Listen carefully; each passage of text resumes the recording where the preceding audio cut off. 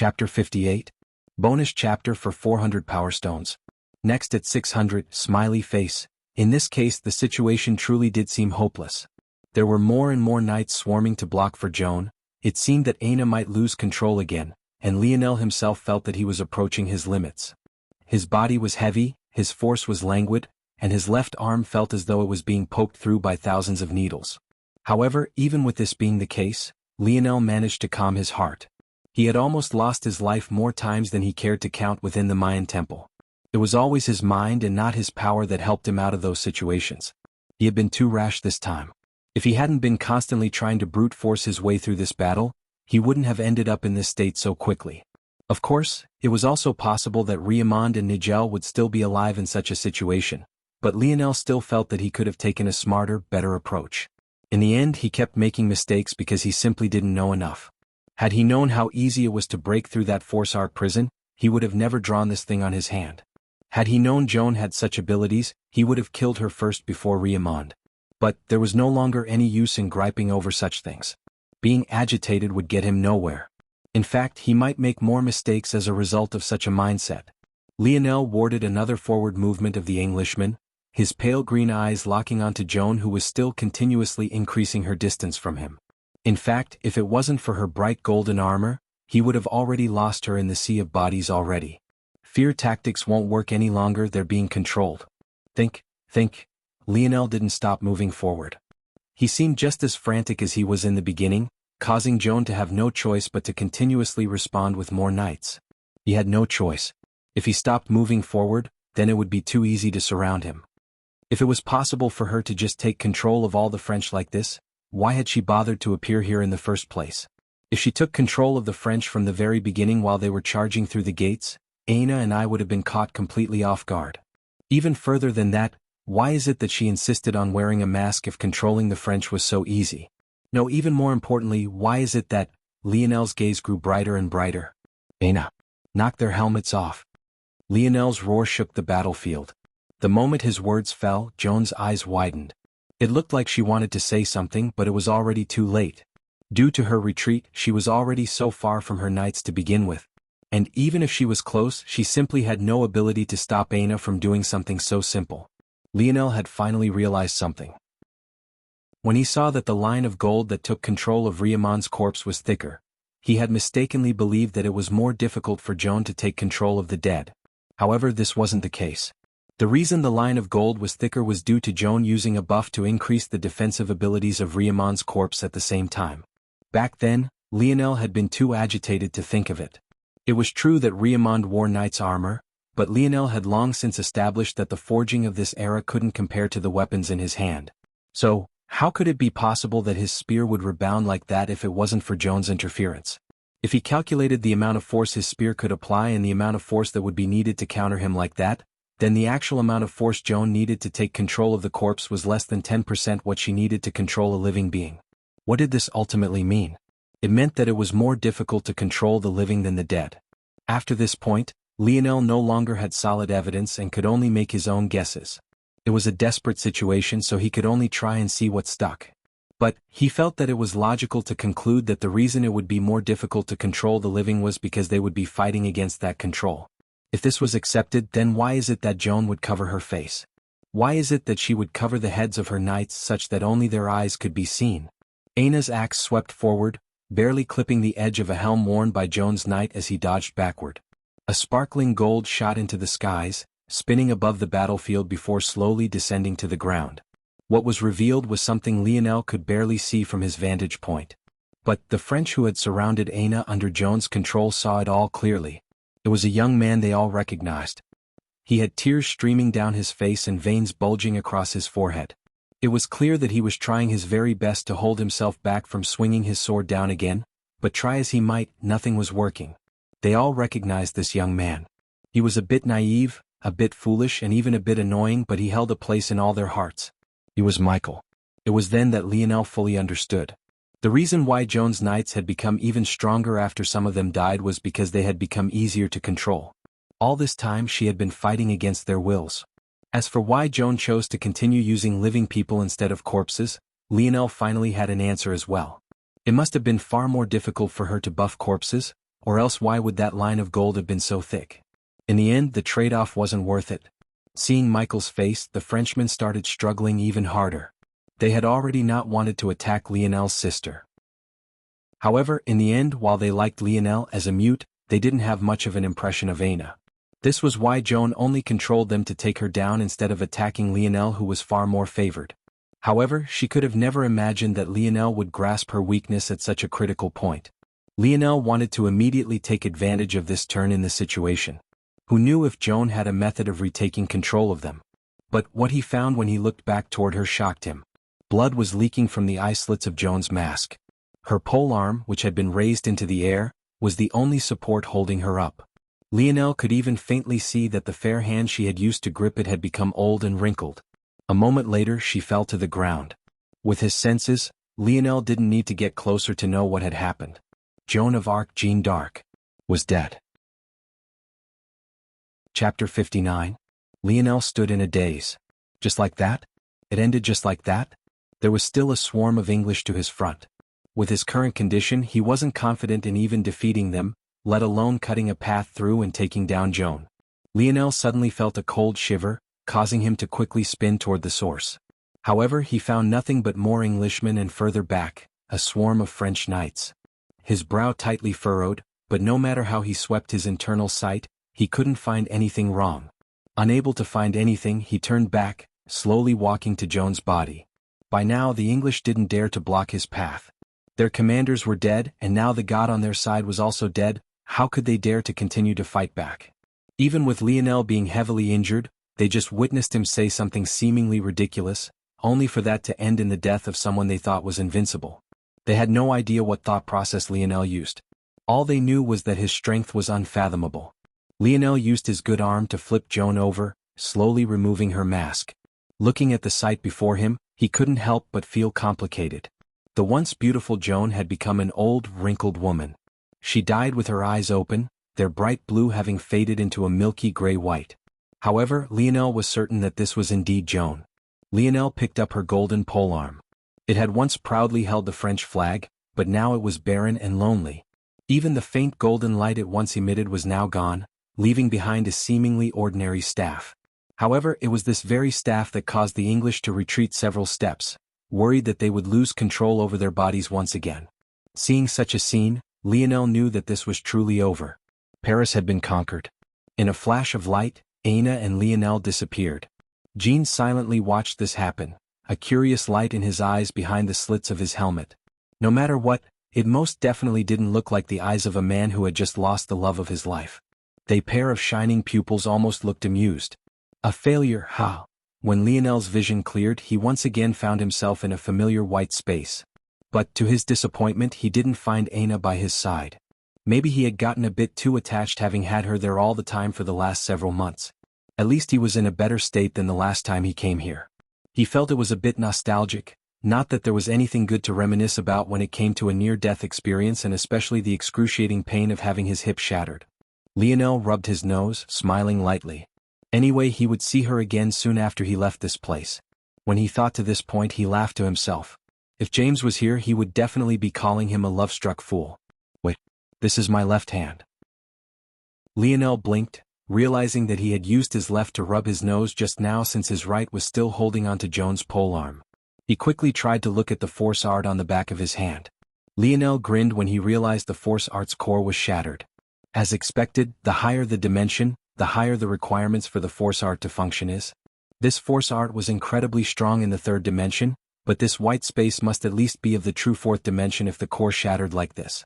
Almost as soon as he thought this, Lionel felt a swirling power surging toward him. Oh no, is my hair going to fall off again? Using force, it was easy to stimulate the regrowth of his hair, but he wasn't some sort of magician, at least not yet. His hair was still much shorter than it had been in the past, though it was growing faster than it normally would. Looks like you've done something crazy again, kid? Lionel, who had quickly sat up and crossed his legs in meditation, heard this voice drift into his ears. Uncle Montes? What's happening exactly? Your previous breakthrough was interrupted due to lack of energy. Normally when that happens, it's fine as you can just slowly accumulate more. However, the formation of the third, sixth and ninth nodes are all watershed moments no matter which technique you use, It was inadvisable to break through in a zone like that unless it's a zone of higher grade than your current dimensional constitution. You're lucky your force control is so great, or else you would have likely self-imploded by now. Though Lionel's eyes were still closed, he felt a cold sweat mat his back. Why does it feel like every mistake he makes causes him to face death?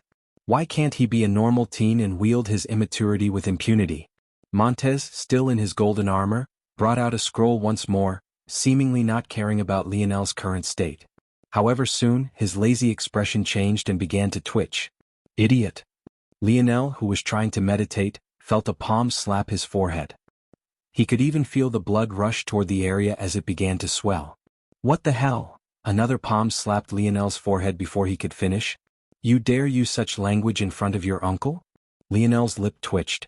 He called Montez uncle because it was polite. It wasn't as though he had any real familial relationship with him.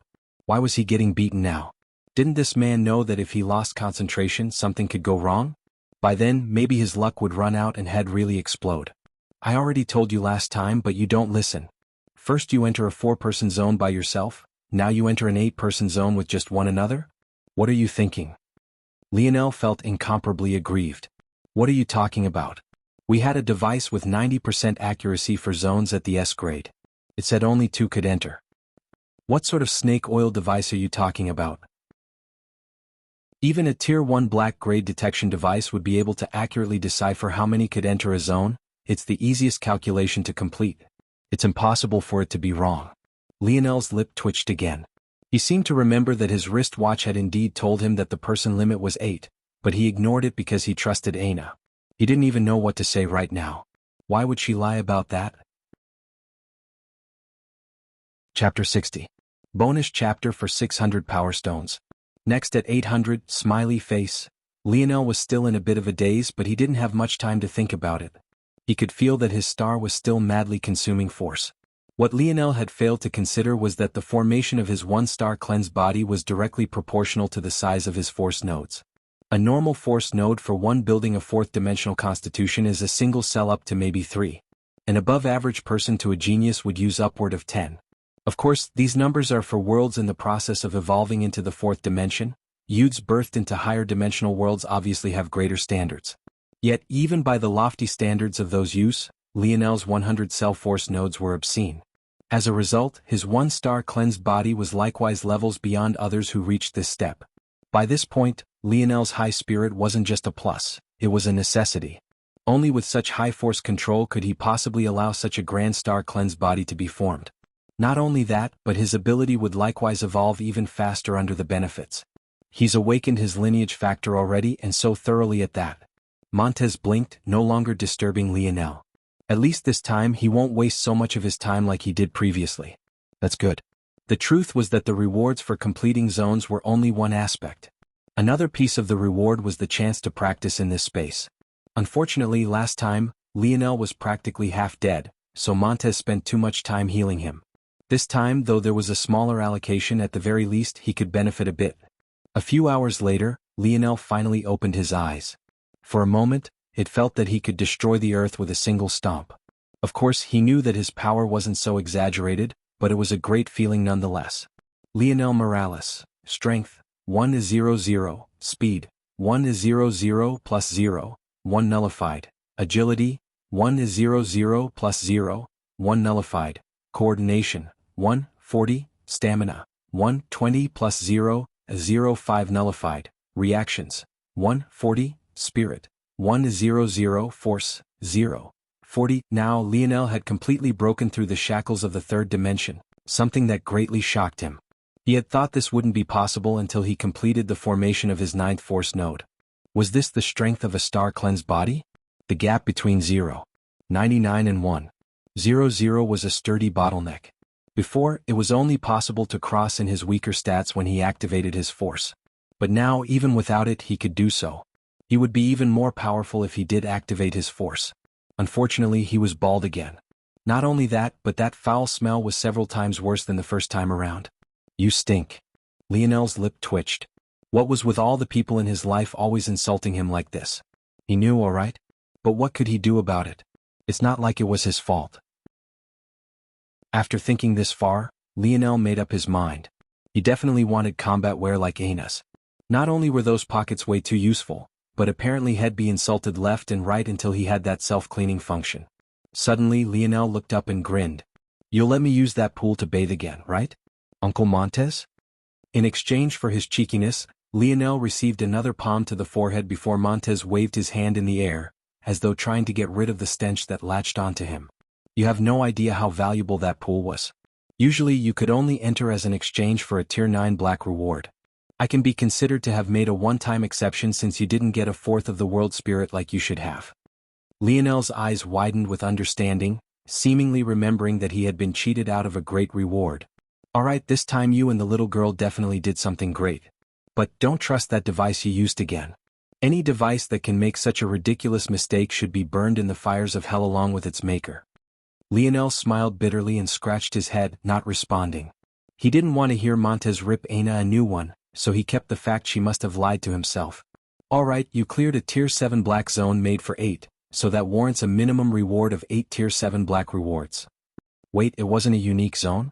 Montez frowned at this question, but after double-checking his scroll, he looked like he had come to understand something. Lionel even thought he saw a faint wisp of worry on his face. No. According to this, it was very close to evolving into one but didn't in the end. Whatever anomaly it was chose not to act in the end or couldn't act for whatever reason, so it remained a normal zone. Anomaly? Montez took a deep breath and sighed. Toss this out from your mind. Just consider yourself lucky this time. Lionel wanted to ask more, but seemingly realizing that Montez wouldn't tell him anything, he could only silence himself. Anomaly, didn't act? Was that related to the cold feeling I had after Joan died? Lionel's brows furrowed. I assume you and your partner will split these rewards in half. Aside from this, you completed 2 side quests, one worth another Tier 7 black reward and one worth a Tier 8 black reward. The hidden quest this time is worth a quasi-Tier 1 bronze reward. In addition, you are the first to perfectly clear a Tier 7 black zone, and this is worth a Tier 9 reward. We don't need to split these two? Lionel asked. Then why did I only get one set of rewards for my side and hidden quest the first time? Lionel felt a bit cheated. That's just the way things work. Montez shrugged. It's like this to stop high-dimensional warriors from farming low-level zones too much. It's not a perfect solution, but it's not a bad one either. Sounds to me like you're all a bit stingy. Can't they farm anyway if they just bring some people along with them? Montez coughed and pretended not to hear Lionel. Anyway, make your choices. You have 5 Tier 7, 1 Tier 8, and 1 Tier 9 black reward, in addition to 1 quasi-Tier 1 bronze reward. Chapter 61. Soon after Montez's words fell, the long magical counter appeared once more. It seemed to stretch to the left and right endlessly. Lionel's first instinct was to get the best zone analysis device he could. The price for lacking information was simply too steep. Just a single mistake could result in a failure. If such a thing happened, his life would be over. Uncle Montez, are there escaped treasures? Lionel suddenly thought of something. From what he had seen, it seemed it was impossible to find a device with 100% accuracy. At the same time, he didn't believe that the only remaining path in case of a mistake really was death. Hearing these words, Montez grinned. Of course. However, they're all one-time use items. In addition, they also only work for one person at a time. So, unless your whole team has one, you'll be branded as a deserter and hunted by your world. Saying these words, Montez's gaze flashed with a cold light. It seemed he wasn't new to such people. Aside from this, escape treasures are limited by their strength as well. A Tier 7 black escape treasure can only escape zones below Tier 8, for example. After a while, Lionel hesitated again. He didn't know the truth behind his dad's past, but what he did know was that he knew more than he had told him to this point. Lionel believed in his father. Since even he could tell how important zone analysis devices were, his father wouldn't leave him hanging, right? That old man told me he left something in the basement for me. If it's not a zone analysis device, the next time I see him, I won't acknowledge him as my dad anymore. Lionel silently harumphed in his mind, clearly still somewhat unsatisfied with his father's abrupt departure. Lionel sighed. What do you suggest, Uncle Montez? He could only ask this question again.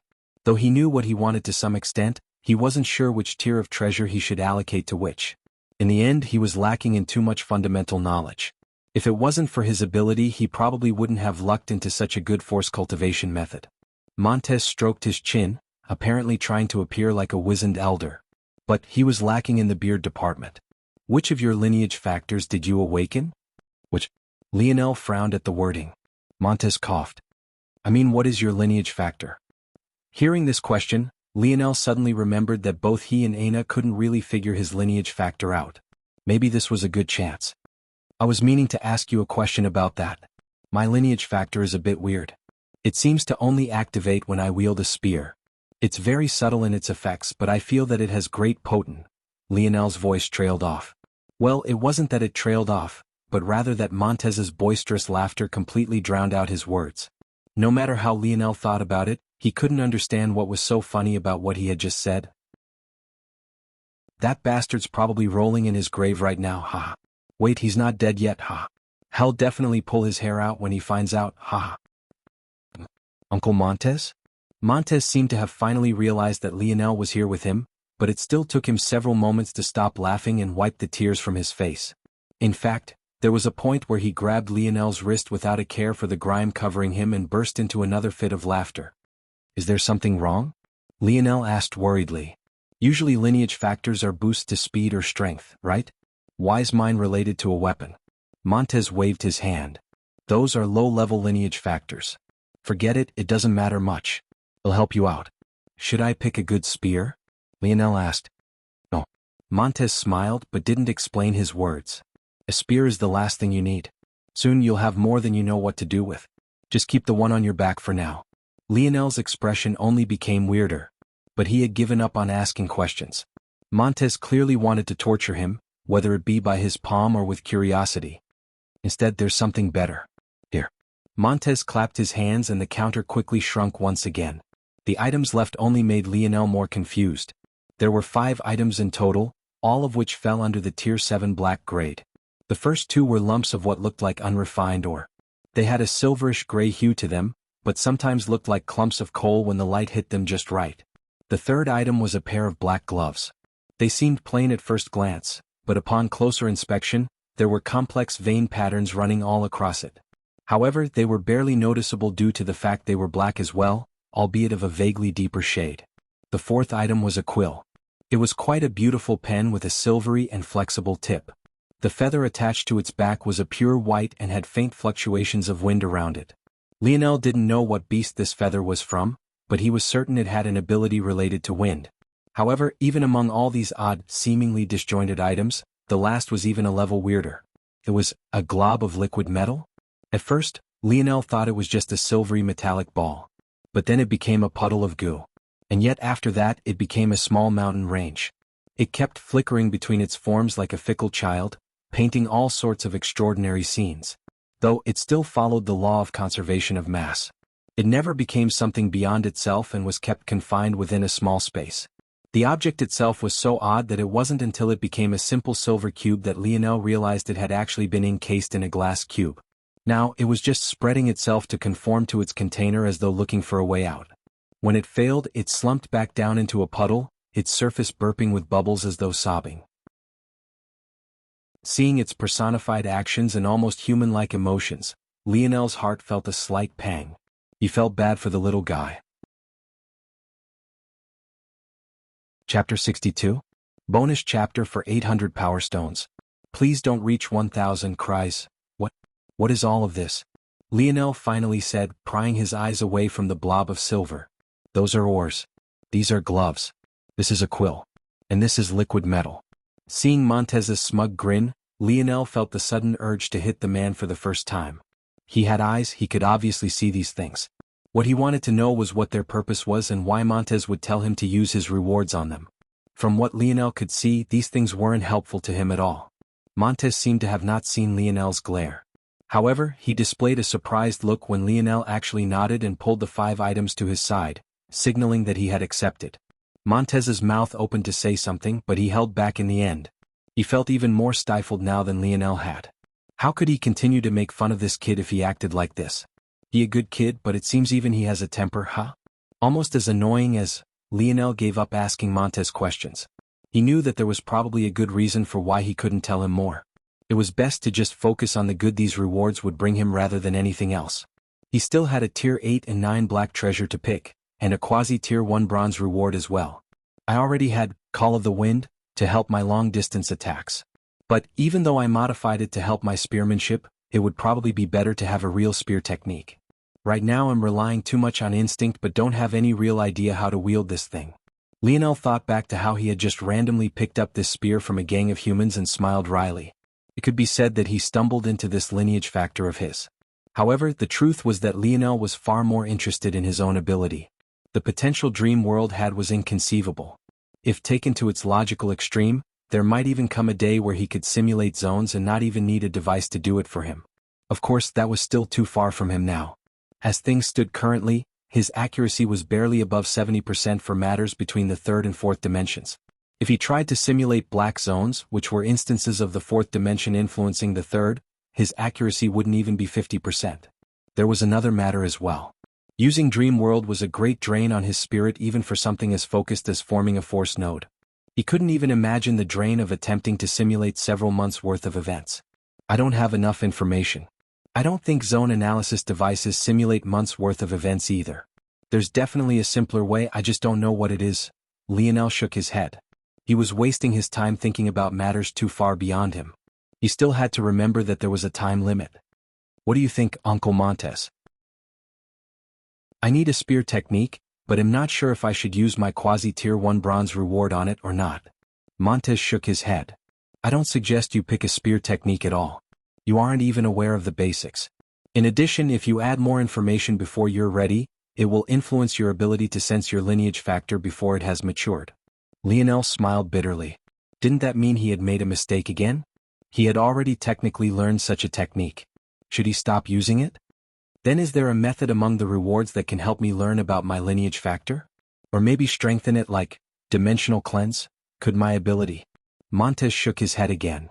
Lineage factors are tailored to specific families. The methods to learn and strengthen them are kept close by said families. If your lineage factor is the result of the future influencing the past, you can only muddle through on your own. Lionel was speechless. And here he thought that the future influencing the past was a great thing. But it seemed that those with great backing still had an advantage. Taking a deep breath, he settled himself down. I would like to see all the full bodysuits you have at the reward levels I'm looking for. They must have a self-cleaning function. I also want to see everything you have that can draw force arts. And lastly, I want to see everything that can help my movement speed. Lionel was very much aware that his greatest weakness was still his speed. It had managed to catch up, but this was only under the influence of his one-star cleansed body. He wasn't certain if the effects would continue. In addition, having trump cards to escape dangerous situations didn't sound so bad. With a clap of Montez's hands, the counter expanded once more. Lionel's gaze was filled with all sorts of bodysuits or various shapes and sizes, in addition to an assortment of shoes, talismans, and even temporary tattoos. As for the treasures that can write force arts, Montez grinned mysteriously. That quill I gave you is more than enough. Lionel's brows raised but didn't say much more. Then instead of that, I want a treasure that makes things more convenient to carry. Aina gave me this belt that shrinks things, but I'm kind of embarrassed to keep relying on her like this. Oh, Aina is it? Montez gave Lionel a lewd grin. Lionel ignored Montez, who soon clapped his hands once more, causing the long display table to expand once more. In the end, Lionel chose his 3 items. With his tier 8 black reward, he picked out a bland black bracelet. He was shocked to find that it had a small space in it about 2 cubic meters in size. If he lay his spear diagonally within it, it wouldn't be a problem to put it in. Though Lionel didn't plan on doing this. With his tier 9 black reward, he chose another pair of shoes that could disguise themselves as sneakers. This was when Lionel found out some unfortunate news. No treasures beneath the bronze tier could increase his stats after they reached 100. So, he couldn't find something that increased his speed any longer. However, he felt that this reward was even more useful. These shoes could produce a platform to jump off of. All Lionel had to do was circulate some force into them and time them to activate after he leapt into the air, then he could proceed to do a double or even triple jump. The only unfortunate part was that they had a 1-minute cooldown, so Lionel could at most walk 2 steps across the air. But it would be useful nonetheless. Had he had these shoes against Joan, she wouldn't have been able to run from him so easily. Finally, with his quasi-tier 1 bronze reward, he chose a silver chain necklace with numerous small runes etched onto it. It had the ability to produce a transparent, pale blue membrane. This membrane could fuse with his clothing, making them more difficult to tear, increase his defense, and it had a self-cleaning function as well, making it perfect. Chapter 63. After he completed his selections, Lionel turned a pair of pitiful pale green eyes toward Montez and finally got the right to use the pond again to clean himself. Unfortunately, though, it seemed his stats weren't influenced by it at all. Have the effects of Dad's vomit bruise ended so quickly? Lionel frowned. He found it hard to believe that this was the case. He downed those bruises for 17 years without missing a single day. If he did the math of the sheer volume he had digested, he would feel a hard-to-ignore urge to gag. After a moment, Lionel could only toss these thoughts to the back of his mind. His father never told him exactly what those vomit bruises were for. For all he knew, the stat-boosting effect was just a side product while its true purpose was more hidden. Maybe you'll find out more after I make it back home? Should I bring Aina to the Empire's gathering place first? Or should I take her home with me? Lionel wasn't a fool. Although he knew some truths behind how sinister the choices of the Empire had been, he also knew that trying to break free from them now would only mean death. If technology was really going extinct, he might have chosen to sever ties now. However, the wristwatch proved that the Empire still had some hidden methods. Plus, who knew how many more families like Aina's there were and how many of them had sworn allegiance? For now, Lionel had no choice but to swallow some grievances. There was another possibility as well. Uncle Montez had mentioned that he could buy a ticket to another world in exchange for a Tier 9 black reward. If worst came to worst, Lionel would look into this method. Lionel shook his head and left the pool, feeling refreshed. Now that he could finally see his skin again, he realized that it had become softer and more elastic, not to mention the fact he couldn't see his pores no matter how hard he stared. It was like he just came from his mother's womb. It was a good feeling that left him smiling to himself. After a bit, he had put his clothes back on. The shocking part, though, was that the rips in his sweatpants were completely healed. They looked like a new pair he was wearing for the first time. Lionel realized then that this was an ability of his silver chain necklace. Not only could it make his clothes harder to tear, but it could repair tears that already occurred as well. He finally didn't have to walk around like a beggar anymore. Sliding on his tight-fitting compression shirt reward he had received from his first zone, Lionel grinned. Though he could put his metal box of darts in his bracelet, he chose to keep it by his side with the help of Aina's belt. It was more convenient this way. Uncle Montez, how much time do I have left? Since it was a Tier 7, you have about a day left, I guess. Good. Lionel's gaze sharpened. There was something he really wanted to do, and it could only be done here. With a thought from his internal sight, Joan's golden polearm appeared in Lionel's hand. Lionel felt it was a bit unfortunate he hadn't had the time to take Nigel's bow as well, but it couldn't be helped. Montez swept a glance at the polearm, but he didn't remind Lionel that it wouldn't be able to be taken out of here. He was sure that Lionel knew of this already, or else he wouldn't be wasting his time studying it. As expected, Lionel's ability had grown once again. After forming his first node, he grasped Dream World. This ability helped him to form his second and third nodes with ease. After a few more days, forming his fourth and even fifth wouldn't be a problem at all. In fact, Lionel could tell that the time frame had shortened thanks to the star formed in his mind. Lionel's new ability couldn't be considered completely separate from Dream World. At most it was an extension. Lionel even had the faint feeling that most of his newly comprehended abilities would be like this. But he didn't mind at all. He called this new ability Dream Sculpting. Dream Sculpting, making use of Lionel's ample spirit, could scan and create a replica of an object in Lionel's mind. It had to be said that Lionel's spirit was directly proportional to his internal sight. So, Lionel was essentially constructing a model of an object and building a copy of it in his mind. Obviously, it was impossible to use this copy. It was simply an image in his memories. However, this memory had many uses. For one, it was more robust than his other memories. Observing this memory would be no different from observing the true object. And, secondly, if this memory was pulled into his dream world, he could use his simulation abilities to test out several things. However, this was the true beauty of dream sculpting. Normally, Lionel's simulations have barely above 70% accuracy. However, if coupled with dream sculpting, under the condition that all the tests are solely related to the sculpted object, the simulations he could run would exceed 99% accuracy. There was only one bottleneck for this ability, and that was the object itself.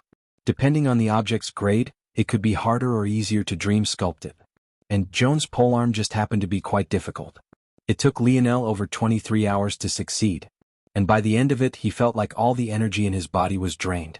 He even felt that his ability had gone dormant without any spirit to fuel it. Luckily, he still had enough time to replenish himself by entering the pool once more. He came out with a massive grin on his face. Though he didn't know if the polearm's dream sculpt would be useful in the future, at least he had a proof of concept for now. Lionel bid farewell to Montez with a satisfied smile on his face, happy to get the chance to see Aina again. A light blinded Lionel for a moment, and when he could see again, his mood sank. He had almost forgotten the sorry state the world was in. Collapsed buildings and cracked sidewalks were still littered all around him. However, his mood brightened again when he saw Aina's silhouette not far from him. But soon even that was ruined. Another one, huh? A male voice cut off Lionel's thoughts. He had a bad habit of ignoring everyone else when he laid eyes on Aina, so he hadn't even noticed that there were 3 others here. The 2 of you are under arrest. This was designated as the region of an S-grade zone. The 2 of you have entered without registration and without permission. Please do not resist, or you will only make this harder on yourselves. Place all of your contraband into this black bin and allow yourselves to be taken in. Your belongings will be confiscated to the proper authorities. Lionel's smile faded, leaving an expressionless visage as his gaze met the equally dull expressions of the 3 military men. Chapter 64. Though Lionel was expressionless, his mind was spinning. Should he acquiesce? He was obviously unwilling to give up things he spent his blood and sweat on, but how could his current self match up against a monstrous existence like the Ascension Empire? Lionel was a kind-hearted person, but a pushover was something he wasn't. In a world controlled by nobles like those who frequented his Royal Blue Academy, those without spines were eaten up and spat out with impunity. The fact Lionel was so well-liked and admired, even despite his entertainment profession, made it obvious he wasn't such a person. In addition to this, Lionel wasn't a fool. He knew that those who could clear an S-grade zone were not many, so the treasures he had on hand now were most definitely rarities amidst rarities. Just hand them over? Was that some sort of joke? Of course, these thoughts were just his immaturity seeping through. He knew it wasn't smart to have such thoughts without proper backing. The true reason he felt that he shouldn't do this was because it just might be possible that he did have such backing. He didn't know what his father was involved in, but regardless, he was certain he wasn't easily dealt with. At least not by these common, everyday government officials. You're here. Aina made her way to Lionel's side somewhat subconsciously. It almost seemed like she hadn't heard the words of the 3 officials. Lionel smiled lightly before turning his attention back toward the 3 men. According to the laws of the Ascension Empire, I have the right to ask for your proof of identity as well as your rank and station. With Lionel's ability, coming to a quick and logical decision to no more than the blink of an eye. Are you resisting arrest? Lionel inwardly sneered. He knew that those in positions of power never liked to be questioned. Even if it was the law, they'd find an excuse to not answer his question, not because they couldn't, but because they found it humiliating to do so. There was no shortage of those like this in enforcement positions. You would think that with their gene analysis tests, the Empire would be able to weed these people out from such professions. But it seemed not. Resisting arrest? Sir, to be frank, you 3 aren't a match for the 2 of us. You said yourself that this is an S-grade zone region. You should also have information that this zone was constructed for the entry of 8, yet do you see anyone else other than the 2 of us? Lionel sent a glance toward Aina, but she seemed to have not heard his words, looking off into space blankly. This reaction made him feel a bit stifled. It was like that time she killed Conrad all over again. He couldn't read her. However, as expected, the 3 men stiffened as though just realizing this. It seemed that many still hadn't adjusted to the new world order quite yet. They were too used to normal citizens having no means to protect themselves. Lionel could obviously see their stats. Even the strongest among them only had their highest stat barely reach 0. 70. Of course, Lionel didn't foolishly think that this was enough to defeat them. It was unknown what abilities they had. In addition, if the Empire really kept tight control on technology now, then it was likely their guard dogs held some of this power as well. If these guards had guns on them, even Lionel would be at a loss. Firearms from the 1400s already gave him a huge headache. He definitely didn't dare take them head-on. Firearms from this day and age were a completely different animal. He wouldn't even know how he died if he dared to go up against them.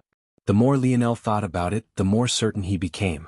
If he was as sinister as the Emperor, using the metamorphosis to eradicate all instances of technology while keeping the only functioning machines with himself would be the perfect plan to hold on to power, Lionel grew even more serious. As you can see, sirs, if we wanted to resist, we could have already.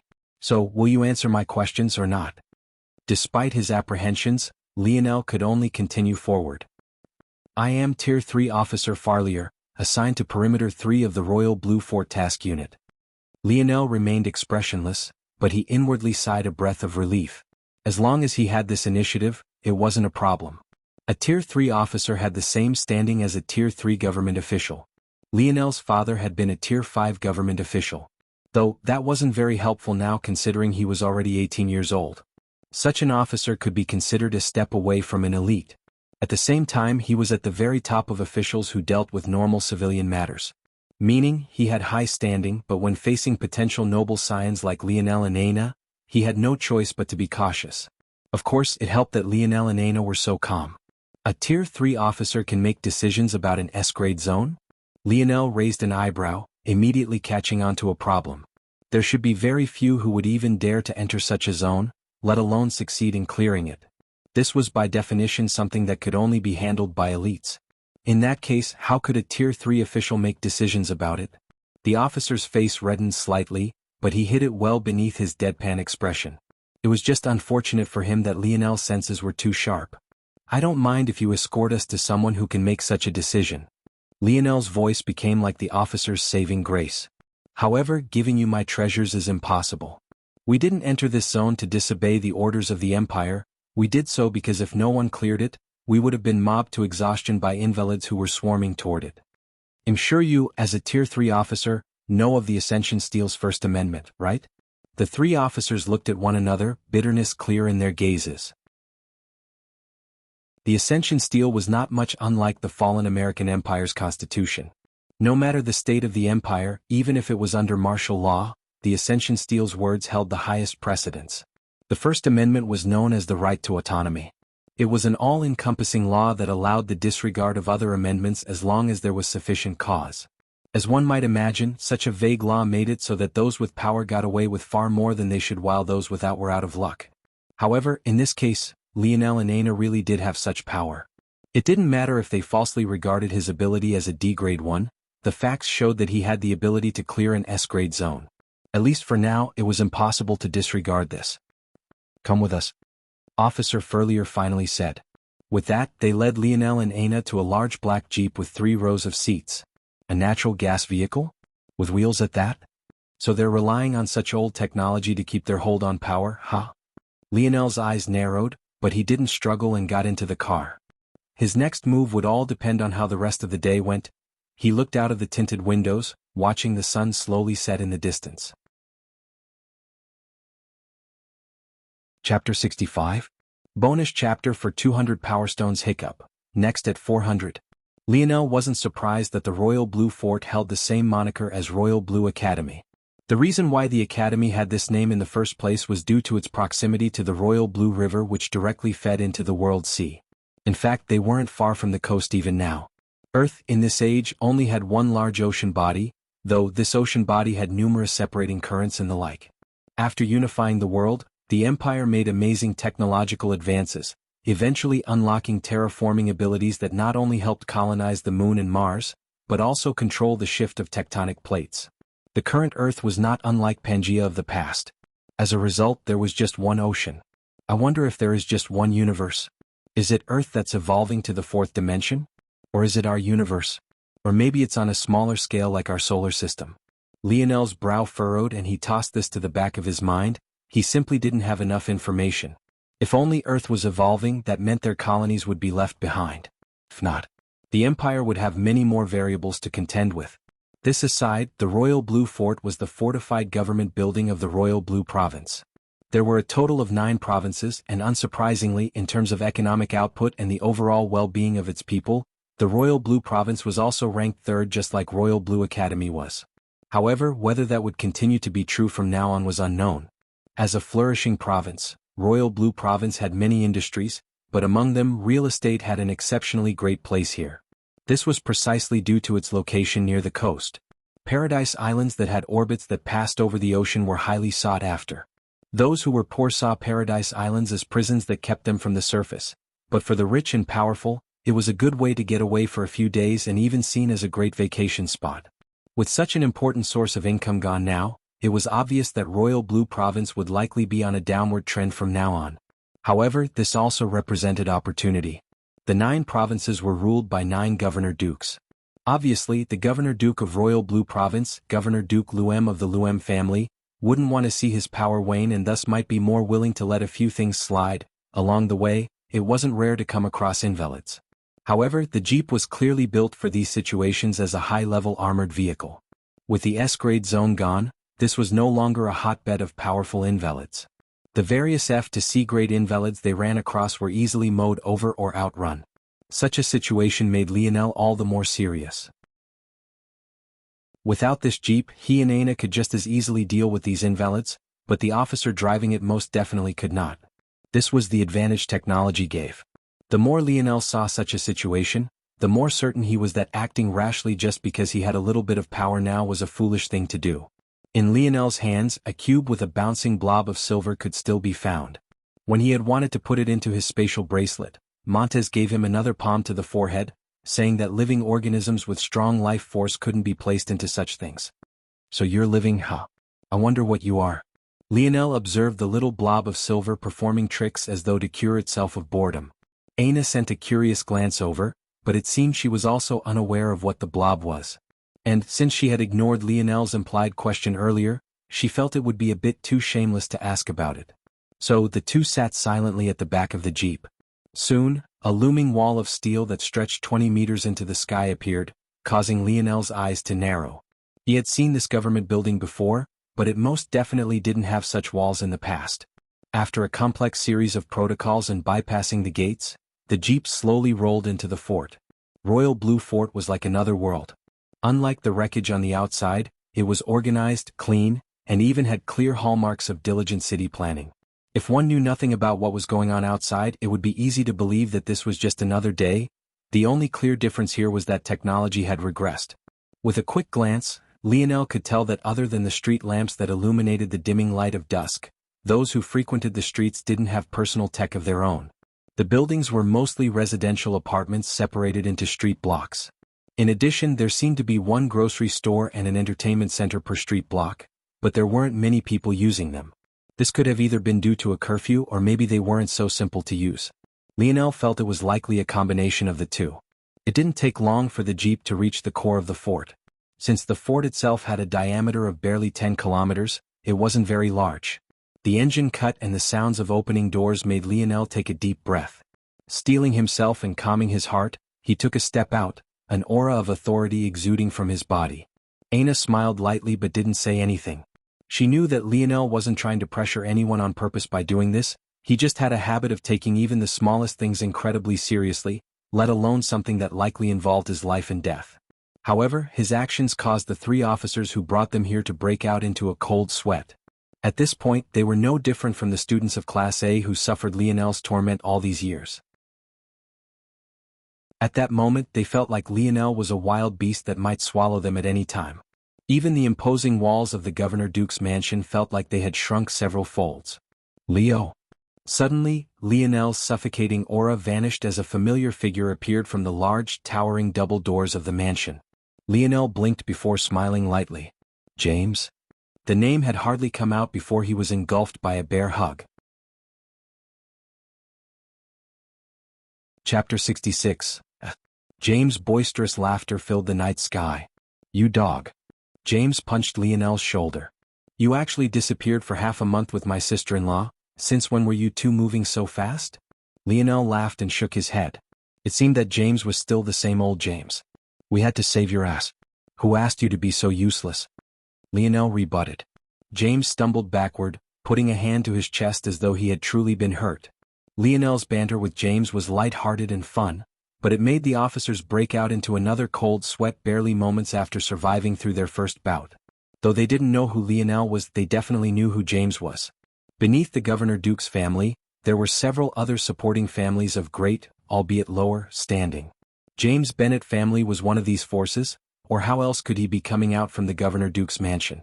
The truth was that this place looked like a mansion from the outside, but it was more accurately described as an estate or maybe even a castle. It looked like one massive home, but the inside was separated into the living residences of several prestigious families. In normal times, with how arrogant these families were, it was simply impossible for them to share space like this. Unfortunately, due to the apocalypse, space was limited. So, though they could live in better luxury than the normal citizens within the walls, they still had to bunch up as well. That said, it wasn't as though they were suffering. James finding Lionel here was actually just a pure coincidence. The towering double doors of the mansion were perpetually open. After all, it was just the entrance to an inner city of sorts, and no one dared casually offend so many nobles. He had been tasked with receiving some prisoners. Obviously, with their low standing, these officers had no right to enter the inner city.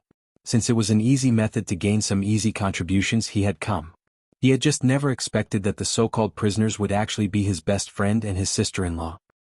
"This is ridiculous, don't even worry about it," James said with a casual wave of his hand. "I don't know what you did wrong, but I assume it has something to do with entering a zone without first registering. But, considering the timing, you entered during the grace period." Hearing these words, Lionel sighed a breath of relief. He really would rather not fall out with the Empire so quickly. He didn't have the means of dealing with them, even if he wouldn't be chased with the full brunt of their power. Plus, Earth was his home. He would rather not escape to some unknown world. James ignored the officers and led Lionel and Aina up the wide stairs and toward the looming double doors. It should have been no different from crossing another threshold, but Lionel felt that upon stepping through the doors that he had just passed a misty rain. He blinked in shock, only to find that the scene before him was completely different from what he had seen from the outside. It was like he had gone back in time to the day he left for school. Royal Blue City was back and the Paradise Islands hadn't fallen. However, Lionel knew that this couldn't have been true. At best, this was a small replica of the once luxurious city. But what still remained unchanged was the fact that unlike the outside, this place had no restrictions on technology at all. Oh.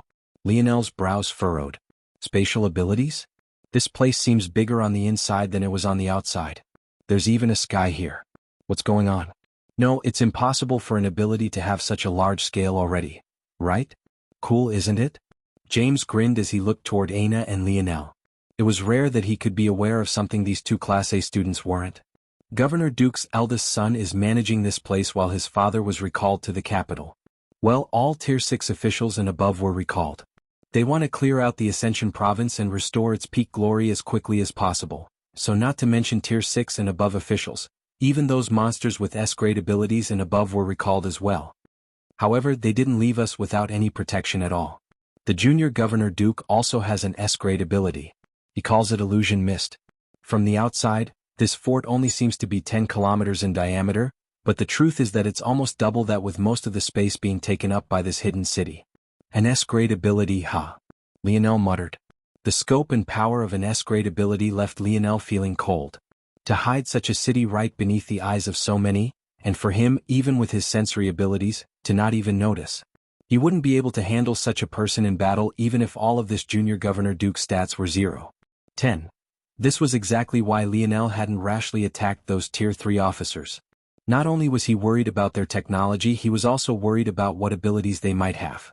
Even if his stats destroyed them in all areas, what could he do against an overpowered ability? It was the same as that metal-bodied great invalid he had killed. Lionel's stats had still been better than it at the time, but its ability made it frighteningly difficult to kill. Still, even with all of this being the case, Lionel remained calm. His ability didn't have such outstanding immediate effects, but he believed that its potential was no less frightening. If given enough time, his future prospects were unfathomable. Lionel wasn't an ambitious person. He didn't have lofty goals or a hunger for power. Sometimes, he believed that it was precisely due to this disposition of his that the gene analysis results slotted him the way that it had. However, Lionel was also maturing slowly. Currently, he had no goals or aspirations, but that was only because he hadn't decided what he wanted to do with his life yet. He was just like any other normal 18-year-old, wandering a bit aimlessly. That said, there were two things Lionel did know. For one, he wanted to help Aina. And two, he didn't like the methods of the Ascension Empire. In fact, they sickened him. If this was the case, he only had one task: grow stronger. James' lip twitched when he felt his best friend start emitting that scary aura again. He had grown a bit used to it, but it still made his knees weak. He knew that Lionel had a slumbering beast hidden inside him that only lifted its head every so often. If there came a day Lionel met something that let him completely release that beast. If you weren't so soft, you would truly be a monster. Come on. I was supposed to bring you to Tier 5 Admiral Milan. I was confused before, but you guys probably did something big, huh? It's fine, my dad doesn't fear that old guy. It should be easy to smooth things over. Plus, talent is exactly what we need right now. Chapter 67. Bonus chapter for 400. Next at 600. Might as well not be anymore if you guys are getting them as regularly as normal updates, sobs. The hidden city of Royal Blue Fort had its own government buildings. Though the escort of Lionel and Aina seemed lax, the truth was that this simply represented confidence.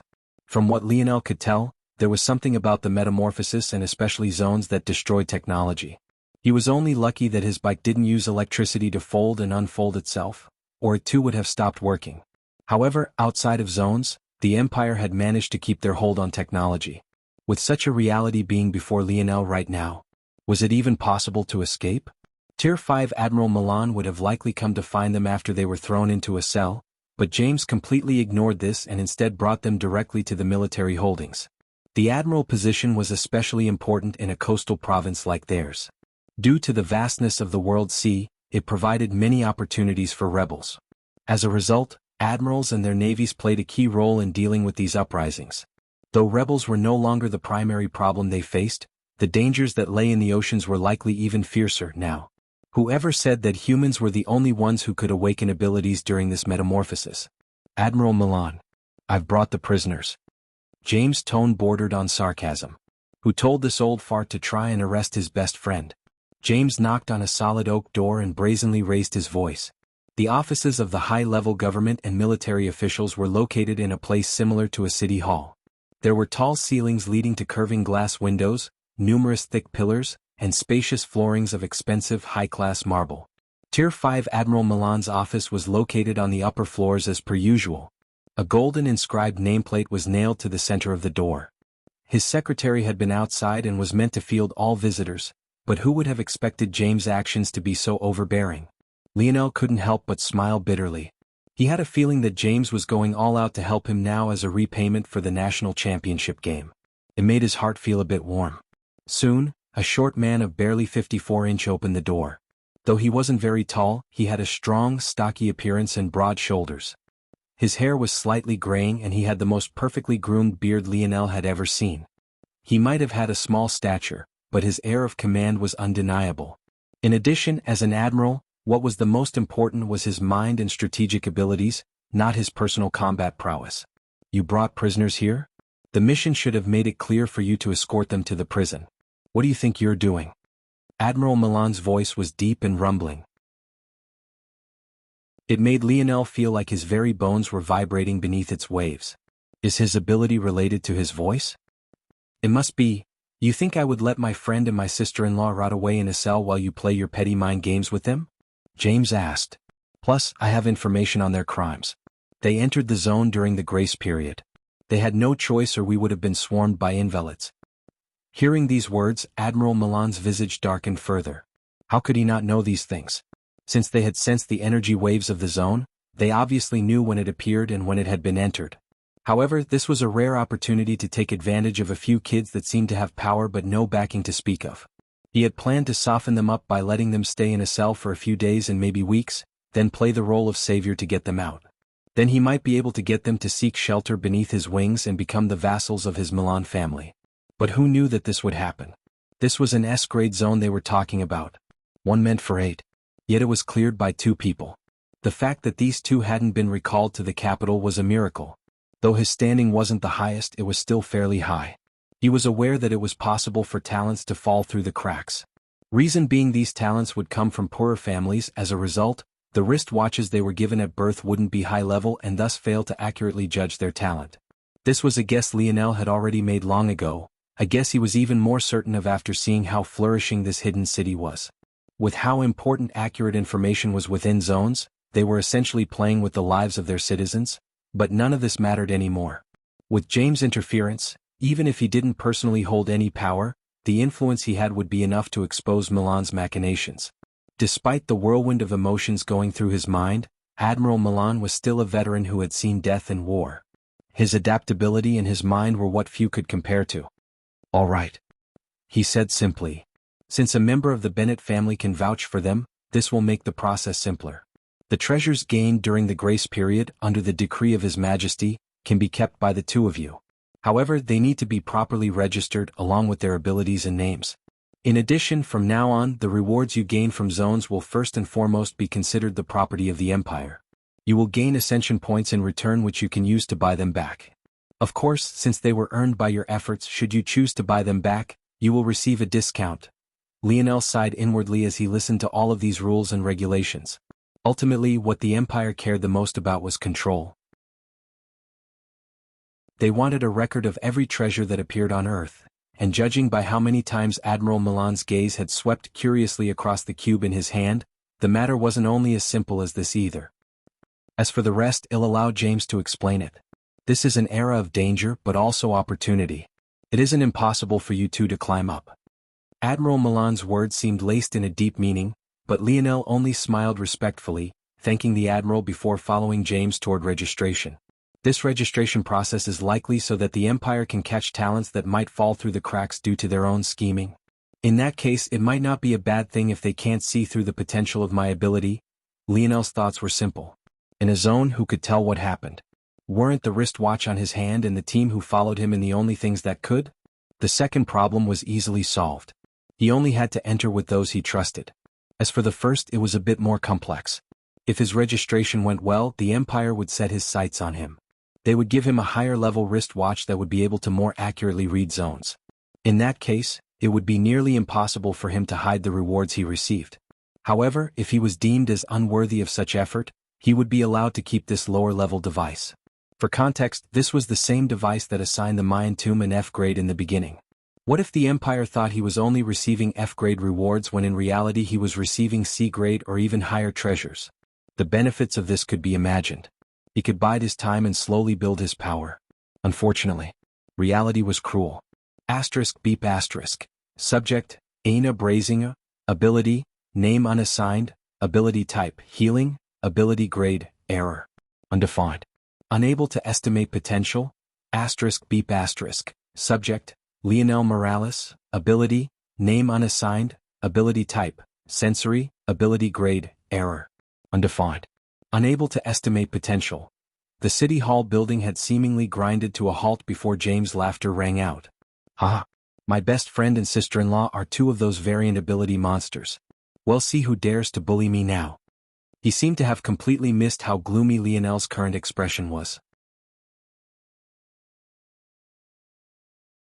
Chapter 68. In the end, Lionel could only sigh.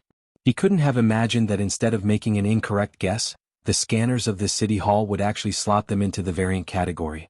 This could be considered to be even worse than Lionel's worst-case scenario. According to James, variants were individuals with abilities rated above the S grade. There weren't accurate enough devices to measure them, so they could only be lumped together. However, most importantly, all of these individuals had spotlights trained onto them. Of those who survived the initial stage of the metamorphosis, there were a few dozen who achieved this hidden grade of sorts. This number couldn't be considered large, but it wasn't small either. Since the grade was so vague, there were obviously differences in strength between those who had this variant title, but those differences were often not obvious, at least at the start. Earth was still in its infant stages. What would happen in the future was still difficult to decipher. Lionel stepped out from the sphere Faraday cage-like device. It was constructed by numerous separate pieces of circular metals, attached to each other at 2 points and spread apart until they formed a ball shape large enough for 10 humans to enter at once.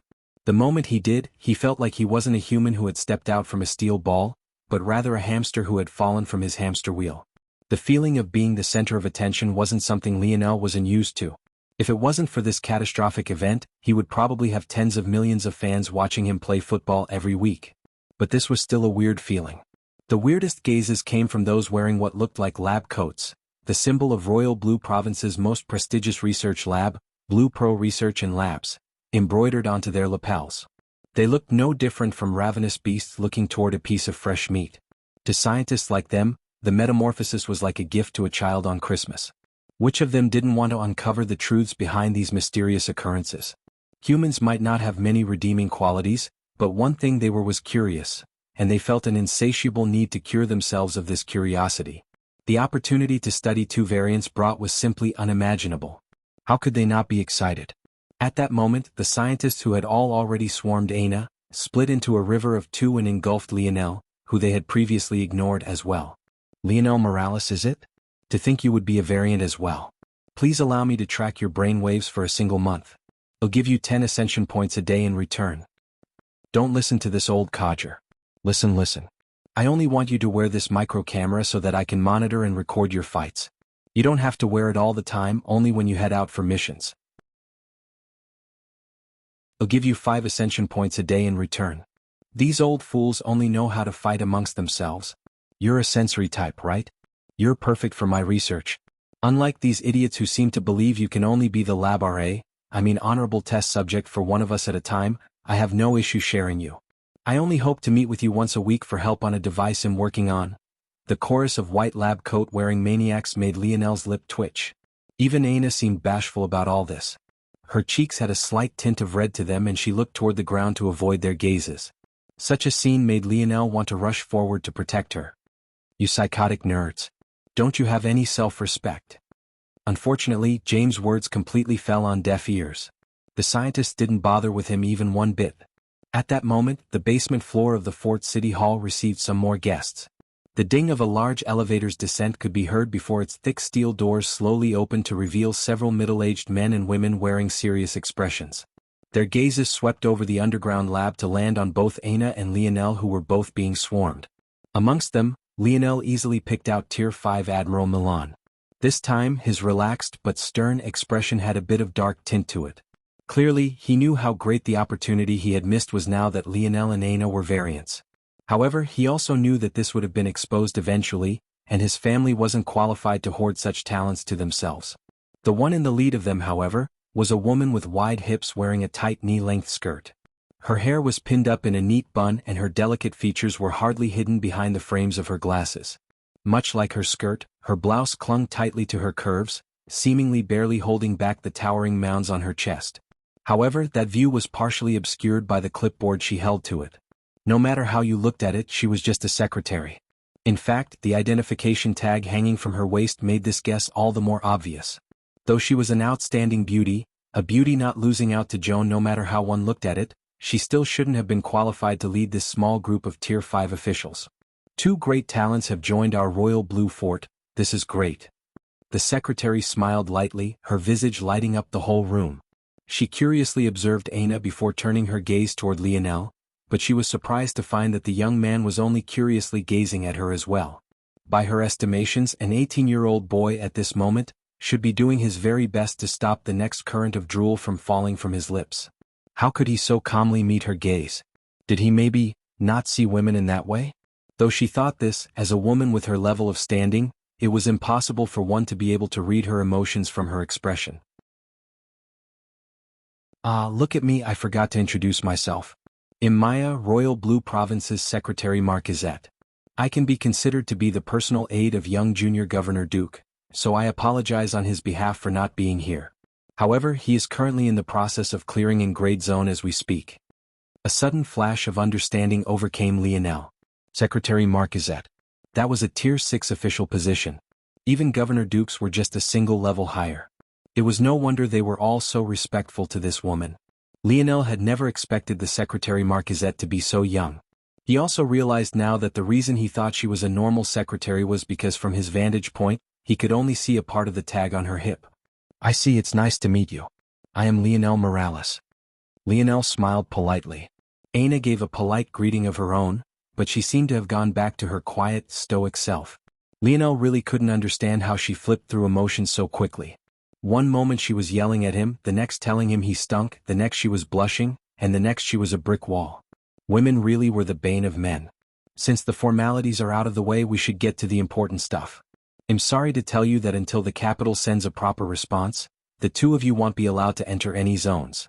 This procedure will take at least a few months with the state the Ascension Province is in currently.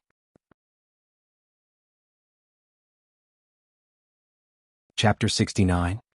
600 Power Stones, next at 800. Definitely going to make this every 300 PS next week. Though Lionel was inwardly seething, his expression didn't change much. He looked like that innocent boy who tricked Joan and her knights for all those months. There were two reasons the capital would try to stall for time like this. One is that they wanted to slow his growth. Powerful beings were good for the benefit of Earth, but their existences would be difficult to control after enough time passed. Earth's current technology could probably put Lionel in a grave right now without much issue, but whether or not that would still be true in a year or more was still unknown. The second reason was less sinister. It was possible that it really would take this long for the two of them to be accommodated for. It was definitely not easy to build those devices. Lionel had no ability to deal with the wristwatch on his hand currently. Even now he couldn't even damage it, let alone take it off. If this was considered low level, who knew how much more was put into those high level ones? Lionel couldn't imagine. There was still one other reason Lionel didn't flip out though, aside from the fact it would be stupid to do so. Even if he couldn't enter the zones, it didn't mean he didn't have other methods to grow. Does that mean we'll have to sit idly for those months? Lionel asked with a slight frown. Even if Lionel knew it was foolish to have an outburst, it would be even more foolish to pretend nothing was wrong. If he didn't show any discontent, it would be even more suspicious. Of course not. Maya replied with a light smile. Even if you cannot enter zones, we still need your help to clear out invalids. The sooner our province can start running like normal again, the better. Those like you and Miss Aina will be the backbone of such efforts. Lionel's internal sneer deepened. As long as he was on Earth and not sent back in time through a subdimensional zone, how could any of his actions be hidden from them? Lionel wouldn't be surprised even if they assigned a satellite to monitor his every move. My own personal satellite. I can't lie, that sounds kind of cool. Lionel lightly joked with himself in an attempt to better his mood. After a few more rounds of empty words, Maya dismissed the other Tier 5 officials and personally monitored the remainder of the registration process. As the night waned, more and more of Lionel's secrets were laid bare, a process that only made him more and more uncomfortable. In the end, Maya's lingering fragrance became like the venomous gas of a poisonous serpent to him. She was practically attached to his hip, reading his expression diligently as though trying to find if he was hiding anything else. Lionel wanted to hide some things, but he ultimately decided against it. In truth, he knew that he might have had some leeway. For example, the Empire scanners seemed to have a problem with judging the merit of things at and above the S grade. If not for this, why would the broad stroke variant grade exist? If Lionel really wanted to, he could have passed off some high-level treasures as being graded higher than they really were and used the excuse that he traded in his lower-level rewards for them. However, there were two reasons Lionel decided against this. Firstly, he simply wasn't confident in continuing to hide these things. Not to mention technology of this era, even technology of a few hundred years ago was already potent enough that no one could escape under its detection. Lionel wasn't foolish enough to believe that he was the exception. How could it be possible for him to continuously dodge the scrutiny of countless eyes and cameras? In the end, he would be forced to never use those rewards again for fear of the retaliation his lying would cause. The trade-off wasn't worth it. These rewards were too useful to him. Secondly, there was an even more chilling possibility. What if the Empire was feigning ignorance? Hadn't they already done so once? They clearly knew this metamorphosis was coming, or else their wristwatches wouldn't be able to analyze zones. Yet they had said nothing. Who was to say that their detection devices weren't several times better than what they displayed and they were instead keeping some things covert to weed out dangerous variables and potential traitors? Such thoughts made the cold in Lionel's heart grow chillier. So, for now, he obediently took out every one of his rewards, describing them all to the best of his ability. Even when he came to those 5 objects Montez gave him, even though he didn't truly know what they were, he still gave his best explanation. I was interested in force art, so I picked out these 5 things. This quill can draw force art, while these materials help in creating treasures that rely on force art. This was Lionel's best guess. He believed that the pair of black gloves, the oars, and the special silver blob were all connected in some way. Seeing Lionel so obediently bring out so many treasures and describe them one by one caused Maya's expression to ease. Though she seemed in charge, the appearance of 2 variants put great pressure on her. She wasn't lost to the fact this era had changed. Personal strength meant much more than it had in the past. Unfortunately, her own awakened ability wasn't very great, though she was still more than satisfied with it. It wasn't wrong for Lionel to be so shocked that she was so young, because the truth was that she wasn't. In fact, her 60th birthday would be very soon. Of course, Lionel didn't know this, or else he might very well faint from shock. This aside, she had a very good impression of Lionel right now and even found him to be quite adorable. Before she realized what was happening, she was treating him like her own grandson, seemingly not noticing that her current appearance of a 20-year-old woman in her prime made it look more like she was flirting rather than doting on a youngster she was fond of. Eventually Lionel finished. He even decided to trade in some of his lower-level treasures like his previous pair of shoes in exchange for some ascension points. A long while later he was brought to his living quarters. As a variant, it wasn't a surprise that Royal Blue Fort wasn't stingy with him. In fact, he received a large mansion near the core of the hidden city to himself. He didn't even know what to do with all of the space. He collapsed into bed, staring toward the ceiling expressionlessly. A wave of fatigue assaulted him. It could be said that this was the first time in almost a year that he had had such peace. But it was ironically peace given to him by obediently dancing to the tune of the Empire. It was quite a bittersweet feeling. Lionel didn't even realize when he fell asleep. It wasn't until the sound of a ringing doorbell woke him up the next morning that he realized he had dozed off at all. He had to practically sprint through the massive mansion for him to get downstairs in a timely manner, only to find a delicate beauty wearing a black military outfit filled with pockets waiting for him. "Let's go do some missions," Aina said lightly. Her voice was as refreshing as morning dew. Chapter 70. Lionel was dazed for a moment before he blinked, a hint of confusion coloring his handsome face. He had expected that once they came back, Aina would start avoiding him again. Now that they weren't in a zone and couldn't enter one for a long while, she wouldn't have to feel bad about leaving him behind. But he could have never imagined that she would actually come to seek him out first. Aina was really too confusing to him. Did she want to avoid him or not? Maybe she was moved by the words he spoke in Paris? Or it was also possible that she decided that since he wouldn't give up on her, she might as well use him? Lionel might have been infatuated to the point of causing others to raise an eyebrow when it came to Aina, but he wasn't a fool. The matter of her lying about the entry quota had definitely stirred something within him. A part of Lionel wanted to believe that she wanted an excuse to spend more time with him, but he wasn't so vain. It was more likely related to her family. Aina clearly had an even stronger motivation to grow powerful in comparison to Lionel. The most likely explanation was that she wanted as many rewards to herself as possible. Logically, then, entering with as few people as possible was the most beneficial to her. Though Lionel knew this was most likely the answer, he didn't hate her for it. He too made selfish decisions without asking for her opinion first within the zone. In addition, she wasn't trying to harm him. They did indeed have the capability to clear it alone. The only variables were related to the zone teetering on becoming a unique zone, but Aina hadn't known this until they entered. "Young miss." Lionel, who had been dazed to the point of staring at Aina for several long moments, was startled awake by a familiar voice. Yuri, while holding up her skirt, ran forward like a delicate lady. Lionel glanced in her direction, then looked toward Aina, then back toward Yuri once more. "Aina? Did you run away from her?" Lionel's lip curled into a smile he tried to conceal as he spoke, teasing Aina. "I picked a mission near where your paradise island might have fallen. You want to check it out, right?" Aina bit her lip. Lionel's smile froze, but it wasn't out of anger or sadness. He knew that his father was fine now, so he hadn't been as stressed about the matter. But Aina didn't know this. The fact she was so thoughtful warmed his heart. After a moment, Lionel grinned and looked toward Yuri, who was still running toward them with all the might she could muster. His hand swept forward and grabbed Aina's. It seemed it was Aina's turn to be dazed now. "Let's run then." Lionel grinned, slamming the mansion doors shut behind and sprinting through the streets with his arm, linked with Aina's, trailing behind. Seeing such a scene, Yuri could only stop, her delicate features covered with a thin layer of sweat. She panted for a moment, then stomped her feet, clearly unresigned. Aina's actions left her more than exasperated. In fact, she had an overwhelming feeling of anxiety swelling in her chest. "Miss, it's too dangerous outside." Yuri's words sounded like the wild ravings of an overly controlling maid. But only she and Aina knew that her worries weren't without cause, because this danger had nothing to do with invalids. Even hours later, Lionel's wild grin hadn't faded. But this smile had nothing to do with being with Aina any longer.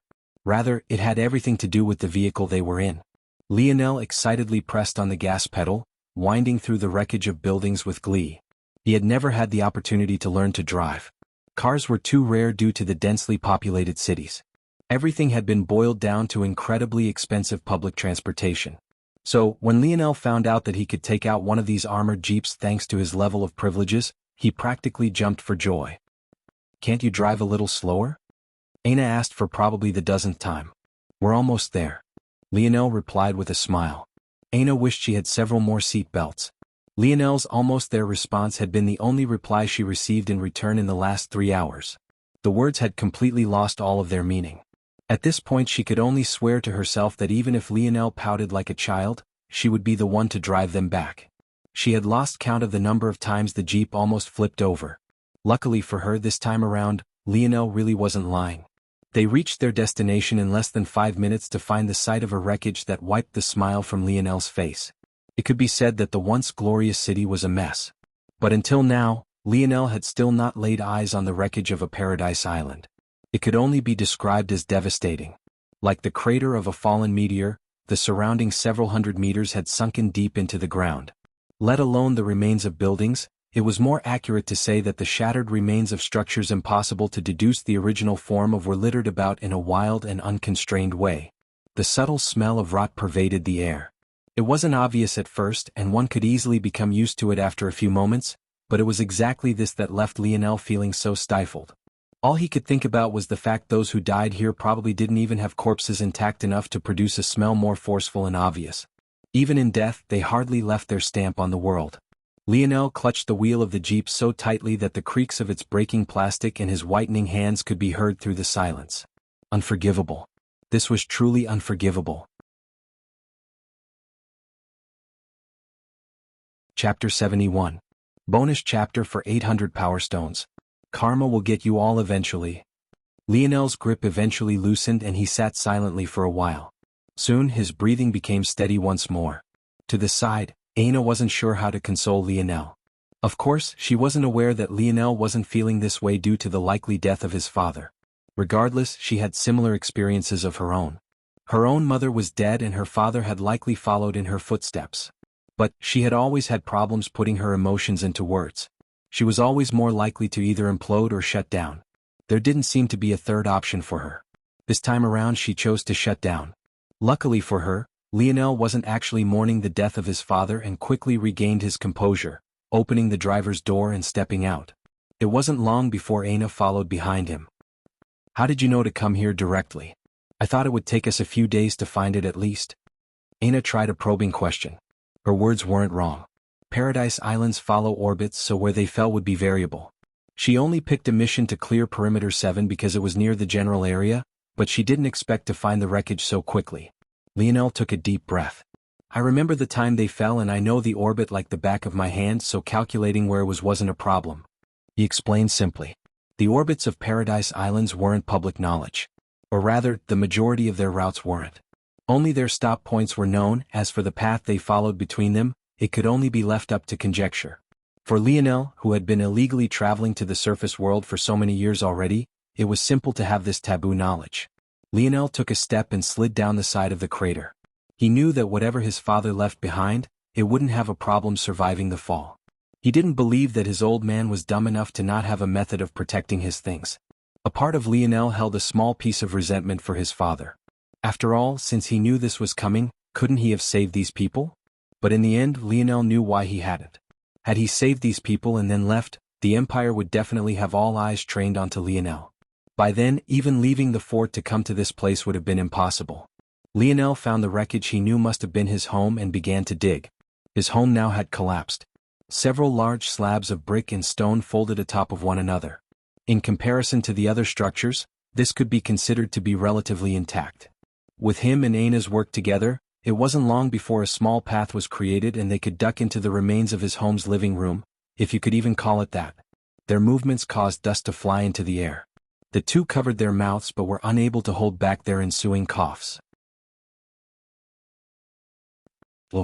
Aina tried to start her attempt at saying some comforting words, but she backed out at the last moment again. In her mind, there really was no point in checking this place. The best-case scenario was seeing something he didn't want to see. Even if by some miracle his father survived the fall, it's already been more than half a year since then. How could a normal human survive for so long? However, Lionel pretended not to hear the start of her murmurings. He stepped forward, carefully crawling up and through the wreckage. It wasn't long before Aina picked up on the fact that something was wrong. Lionel didn't look like a person looking for the remains of his father. Instead, he looked like he already had a destination in mind. Seemingly thinking of a possibility, she quickly followed and soon had her thoughts confirmed. Lionel appeared above the remains of a staircase that descended. Shockingly enough, though, there wasn't even the slightest crack. Let alone a crack, it seemed completely unaffected by things around it. At the end of this staircase, a seemingly simple wooden door lay, equally as unaffected. I guess you're not too useless, old man, Lionel thought to himself. By now, Aina was certain that Lionel was hiding something. However, she also didn't dare to speak because she knew why Lionel was going out of his way to not explain anything either. It didn't take a genius to know that they were likely being monitored. The reason Lionel dared to come here despite this was because he believed his father would account for this as well. He descended the steps and reached for the door handle only to find it locked. Lionel frowned. Don't tell me that old man forgot to give me a key? No, there's no keyhole here, there's probably another way to open it. After a moment, Lionel suddenly realized that the round door handle was a bit rough. It was a weird feeling because he could have sworn that it looked like smooth brass before. So where was this rough texture coming from? Lionel pulled his hand back and observed the knob. It really did appear to be smooth. What was the problem? Reaching forward again, Lionel closed his eyes and touched the knob once more. As expected, it really was rough. His body jolted as he suddenly thought of a possibility. Lionel calmed his mind and discarded his useless thoughts. His senses became many times more sensitive in that instant. The rough texture on his hands became many times more refined. What once was an erratic, seemingly aimless pattern, gained itself a unique organization that projected itself into Lionel's mind. In those moments, Lionel learned something else about his body. His eyes didn't seem to be as good as his other senses for some reason. He could tell the difference between a loaded and unloaded gun by their weight, and now he could feel intricate patterns on his palms that his eyes couldn't see. For now, Lionel wasn't aware of if this would always be the case or not, but for now, his sense of touch was definitely the highest amongst his original 5 senses. Or rather, this was the only conclusion he could come up with based on the information he had. It's a force art, Lionel thought. A complicated lock, but it shouldn't be a problem. Lionel's fundamentals in force art could be considered to be solid. It was likely no one else on Earth knew as much as he did. Well, aside from his own father, apparently.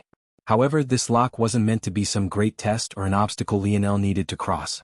Opening it was actually incredibly simple. Lionel took control of his force and poured it into the knob, slowly tracing across the fine invisible lines. For someone else, this task would have bordered on impossible. But for him, his spirit was simply too high for this little test. 10 minutes later, a light click was heard and the knob finally turned, revealing a dark corridor. Lionel stepped in, followed by Aina, who hadn't said a word during the entire process. The door clicked closed behind them with hardly a sound. It wasn't long before the two of them found themselves in a small, dimly lit library. In truth, it was difficult to give it such a moniker. Calling it a library was a bit inaccurate. There were only 4 bookcases with 5 shelves each. The books still totaled a few hundred, but compared to a real library it was still far too small. It was more accurate to call this place a small office. Aside from those 4 bookcases, there were several shorter cases with several cubicles. These cubicles were filled to the brim with countless scrolls. These scrolls seemed to number even more than the few hundred books themselves. Then there was a plain workbench at the very center. It had several odd wells dipped into its seemingly dark oak surface, and Lionel could see deep etchings drawn all across its body. But other than that, there was nothing else that stood out about it. Rather than this, there were 2 things that left Aina and Lionel a bit stunned. For one, books. Scrolls? Wasn't the use and creation of paper banned? How could there be so many here? And secondly, there were 3 pedestals at the end of the office. Each was covered by a small dome of light that seemed to manifest from thin air. On each of the pedestals there was a single object. The first was a bland black ring that seemed unpolished, as though its creator couldn't be bothered with its final look. The second was a black cube that seemed put together like a jigsaw puzzle. And the last was a small silver plate not even 4 inches across. It was uniform in all areas with the exception of a small indent at its very center.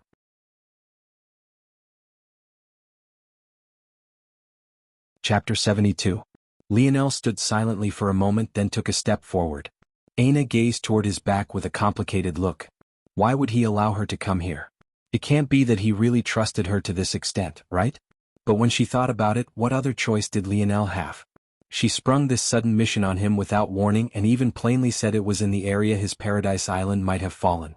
Let's assume for a moment that he didn't come here? What then? What if he waited until he separated from Aina to come to this place? What would those observing him think of this? It was obvious. Their first instinct would be to think that he was hiding something. However, Aina's actions gave him a good opportunity. There was a level of spontaneity that made everything seem natural. He really seemed like a boy who was looking for the remains of his father. When Aina analyzed things to this point, she found a corner and crossed her legs in meditation. Of course, she had no idea that this was only part of the truth. There were ultimately still many ways Lionel could have avoided this outcome. He could have made her wait outside under the pretext he wanted to grieve alone, for example. The ultimate reason he allowed her to come here was because he trusted her. It was as simple as this. Whether that trust was due to his rosy-colored glasses or she was really worthy of it, maybe even Lionel himself didn't know. Lionel noticed that Aina had closed her eyes and had stopped paying attention to her surroundings, but he didn't say much about it. He continued forward and eventually stopped at the pedestal furthest to the left. He reached forward through the barrier of energy. He had thought that it would stop him, but surprisingly it didn't. His hand passed right through as though it was nothing more than air. Lionel picked up the unpolished ring. As expected, it had a texture similar to an uneven coat of dry paint. After observing it for a while, he couldn't find anything special about it. He even got the vague feeling that it wasn't even in front of him, despite the fact he was very much aware that it was in his hand.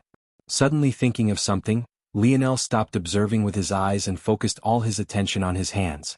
Maybe he could find something similar to the force art on the door handle? But Lionel was soon disappointed. No matter how he looked at it, this really was just a ring with a poor finish quality. Whoever made this thing really must have not cared for his craft very much. Wait. Just when Lionel was feeling stumped, he thought back to Montez teaching him how to use his spatial bracelet. What if this was a similar item? Take control of my internal sight. Concentrate it. Imagine opening a door. The truth was that not everyone could use spatial treasures even if they had one on hand. To the current Earth, those who even had internal sight were a rare few. And those who could control it were even fewer. If Lionel had been willing to risk it and hid the existence of his spatial bracelet, it was unlikely anyone at Royal Blue Fort would be able to call him out on it. Just when Lionel was about to succeed, he felt a boom resound in his mind. Pain ravaged his thoughts and blood dripped from his nose. He fell backward in a daze, crashing to the ground. To an outside observer, he was staring blankly at the ceiling, not even reacting to his head rebounding off the hard floors. However, if one looked closely, his eyes were completely vacant, as though he had already died. Shocked by the sudden noise, Aina's eyes flashed open. When she saw Lionel on the ground, she shot up and to his side, but no matter what she did, she couldn't seem to wake him up. While Lionel's body was being violently shaken by Aina, his mind was in a completely different place. He felt as though he had stepped foot into a hellish world. No, he might not even disagree if one said this was hell itself. Above, clouds of black-red rolled, the low rumbling of thunder beating against his ears repeatedly. In the distance, these clouds formed vertical swirls of cyclones and tornadoes, touching the ground like demonic omens of greed and gluttony. The ground was covered in sands of gray and black. However, these specks of earth looked more like the world had been covered in a thin layer of dust rather than being an actual part of the world itself. In the distance, Lionel could see the ground begin to roll into small hills. The further into the distance he looked, these hills gradually grew in size, eventually becoming small mountains. In the end of it all, there was a mountain of black so tall that even the rumbling clouds above were pierced through by it. Still, this wasn't the end of it. What caught Lionel's attention the most in this hellish place weren't the tornado clouds, the suffocating atmosphere, or even the impossibly tall mountains. What he couldn't take his eyes off of were the countless polearms pierced into the ground. Like a densely packed graveyard, countless spears were dotted across the world. Some of them were broken, others were whole, some had dried blood caking their polearms, while yet others were spotless. Lionel stood in a daze for a long while before he finally licked his dry lips. What the hell was this place? Lionel tried to take a step forward, but suddenly found that a mountain was weighing on his shoulders. Sweat fell from his brows as he gritted his teeth, eventually struggling forward by just a single step. However, even though he succeeded, it felt like half of his boda's stamina had been drained. Lionel reached to the side to find something to steady his wobbling knees, eventually catching hold of the shaft of a wooden spear. However, the result was completely outside his expectations. Another boom resounded in his mind. He suddenly found himself in another world, racing through a jungle. A single layer of beast skin covered his lower half, his bare torso rippling with muscle as he hopped from tree to tree with nothing but a wooden spear in his hand. What seemed to be a saber-toothed tiger raced toward him from below, roaring as though completely enraged. A laughter left Lionel's lips, but he somehow felt that it wasn't a laughter that came from him. Completely unable to control his body, his free hand caught onto a vine and swung downward in a wild but controlled arc. At the perfect moment, he let go, his spear cocking backward as a savage grin coated his features. Unable to react, the back of the saber-toothed tiger's head was completely pierced through, its last roar being followed by a gurgling of blood. Lionel found himself sitting on the tiger's massive head. He pulled the spear from the beast's skull, savagely licking the blood that drenched his spear and palm. A moment later, Lionel jolted awake. He suddenly felt something heavy on his chest, making him think that he might have returned to that hellscape graveyard of spears, but he soon realized that the pressure wasn't heavy enough. Lionel frowned, realizing the weight on his chest came from a delicate fragrance that made his senses feel incomparably comfortable. When he noticed how soft the weight was, and even sensed that his chest was a bit wet, he realized that this weight was actually a sobbing girl. Aina looked up from Lionel's chest. Her amber eyes were puffy with tears, giving them a red hue that Lionel felt bad for thinking suited her. There was something about this crying Aina that made his heart stir uncontrollably. He didn't even think before he hugged her, causing her to fall back into his chest. "What happened?" Lionel asked, trying to appear soothing. But he couldn't have expected what happened next. In fact, he didn't even truly register what happened at all. It was just that he found it weird he was looking up at the ceiling again. When Lionel landed on the ground again, he only barely registered a pair of slender legs walking by him as he slid across the floor. And by the time he sat up, Aina was back in her corner with her eyes closed as though nothing had happened. Lionel couldn't help but laugh. Chapter 73. After Lionel stopped chuckling, a wave of fatigue hit him. He felt as though his mind was completely drained, even his control over his force was severely weakened. My spirit dropped. Lionel looked up toward the ceiling and frowned. He could vaguely feel that it wasn't a permanent drop, but was rather temporary. He could probably recover it after taking a nap as he didn't have a quicker method. Dimensional cleanse resulted in his spirit growing. This was especially after he formed his first star. However, Lionel knew that it was more of a byproduct rather than a direct influence. Practicing dimensional cleanse strengthened his ability, and his ability seemed to influence his spirit. This was the link between the two occurrences. Dimensional cleanse had no direct impact on his spirit, so the only method he had to deal with this problem was time. Lionel knew now that his spirit was obscenely high. Aina had formed her 7th force node now, yet her spirit wasn't even 10% of his own. The gap was massive. In addition, from Lionel's observations, Aina's spirit hadn't improved when moving from 6 force nodes to 7, unlike Lionel's, which experienced a leap every time he formed one. But this once again proved his conjecture. Forming force nodes strengthened his ability, which in turn strengthened his spirit. Unless someone else had a similar ability to his own, he likely had the highest spirit stat on Earth currently, and by a large margin at that. Lionel was so weak and lost in his thoughts that it took him several moments to realize that there was a spear in his hand, and even a few seconds more to realize that this was the very same spear he had tried to use to steady himself in that hell world. Isn't this too crude? Lionel weakly sat up, not knowing whether to laugh or cry. To call the spear in his hand primitive was an understatement. It was made of wood that had a natural and slight curve to it, completely unlike the perfect straight spears Lionel had become used to. Its blade, if one could even call it that, consisted of a sharpened gray stone wrapped to the tip by twine. And if all this wasn't enough, it was caked with a dried brownish-red substance it took Lionel a while to realize was blood. At that moment, Lionel suddenly remembered that Montez had told him he would soon have more spears than he knew what to do with. Is this what that stingy man meant by that? These were the spears he was meant to be bathing in? Where was the joke? He was still waiting. After observing the spear for a while, Lionel sighed. At this point, might as well just keep using that D-grade spear. It wasn't as though it was treating him wrong. If it came to it, he could just use some ascension points for a better spear. Damned old man, you really left me something so useless. Is this supposed to be a practical joke? Ah, you got me. Lionel scolded in his mind and rolled his eyes. If it was just one spear, it wouldn't be a big deal. The problem was Lionel had been in that world. For the first several hundred meters, there was nothing but wooden and broken spears. As for beyond that, the world was too dark for him to see clearly. Considering how hard it was to take just one step, who knew how long it would take him to travel far enough to get something decent? Lionel Ginger stood up, bitterly smiling as he stared at the primitive spear. Maybe I'm judging a book by its cover? Thinking to this point, Lionel communicated with his spatial bracelet to bring out a familiar spear and raised it up to slash it against the wooden spear. Who knew, maybe he would get a surprise. Unfortunately, reality was cruel. He did get a surprise. It just wasn't the one he was looking for. Before the D-grade spear could even make contact, the unpolished ring on Lionel's ring vibrated and emitted a searing heat. Lionel blinked in shock, not only due to the sudden change, but because he didn't remember putting this ring on his finger. How had it gotten there?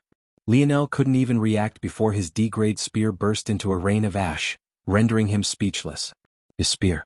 It was gone just like that. And it wasn't due to the fact he had gotten some OP spear, but rather because this damned unpolished ring had thrown a tantrum. Where was the justice? PFT. Ana's light giggling caught Lionel's attention, but when he looked over, her eyes had closed once more. It was as though the sound hadn't come from her at all. Lionel could only leave her be, trying every method he had to pull the ring from his finger, but it was to no avail. He could only give up, his teeth grinding away. That old man really did play a prank on him. Damn it. There was nothing he could do. Without another choice, he stepped toward the center pedestal, feeling incomparably aggrieved. These other things you left better not be so useless.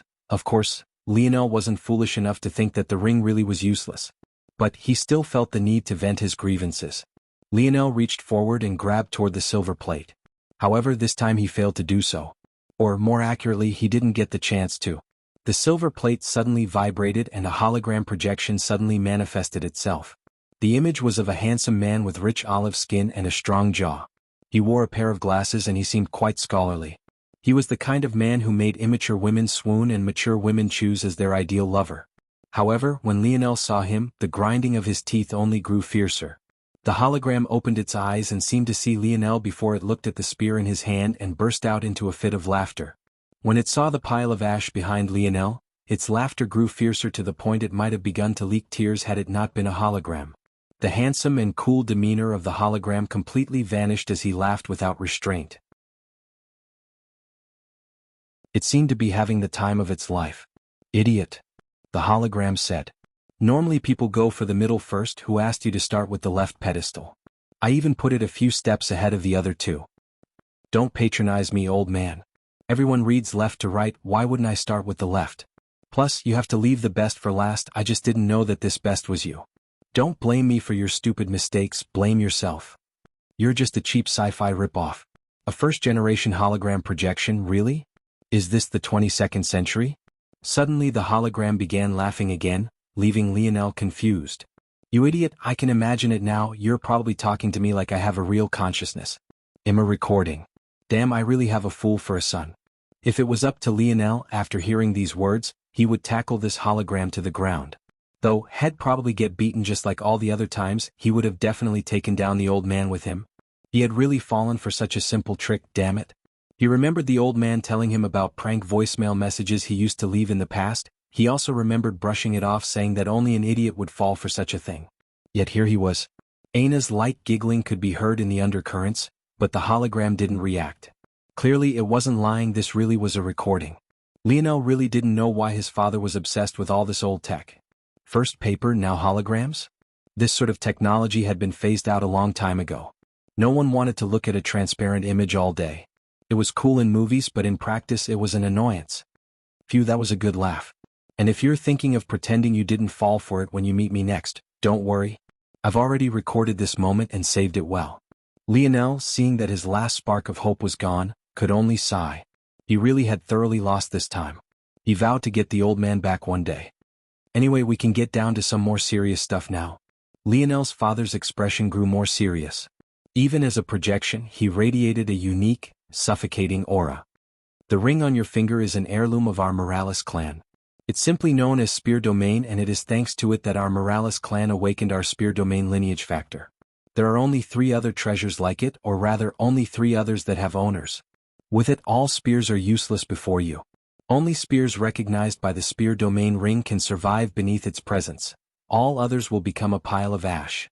However, in return you can only use spears that you have earned the acknowledgement of. That said, I hope the spear domain lineage factor isn't the first you awaken. If it is, I promise you I'll disown you as my son. Lionel coughed awkwardly, suddenly thinking back to Montez's uproarious laughter.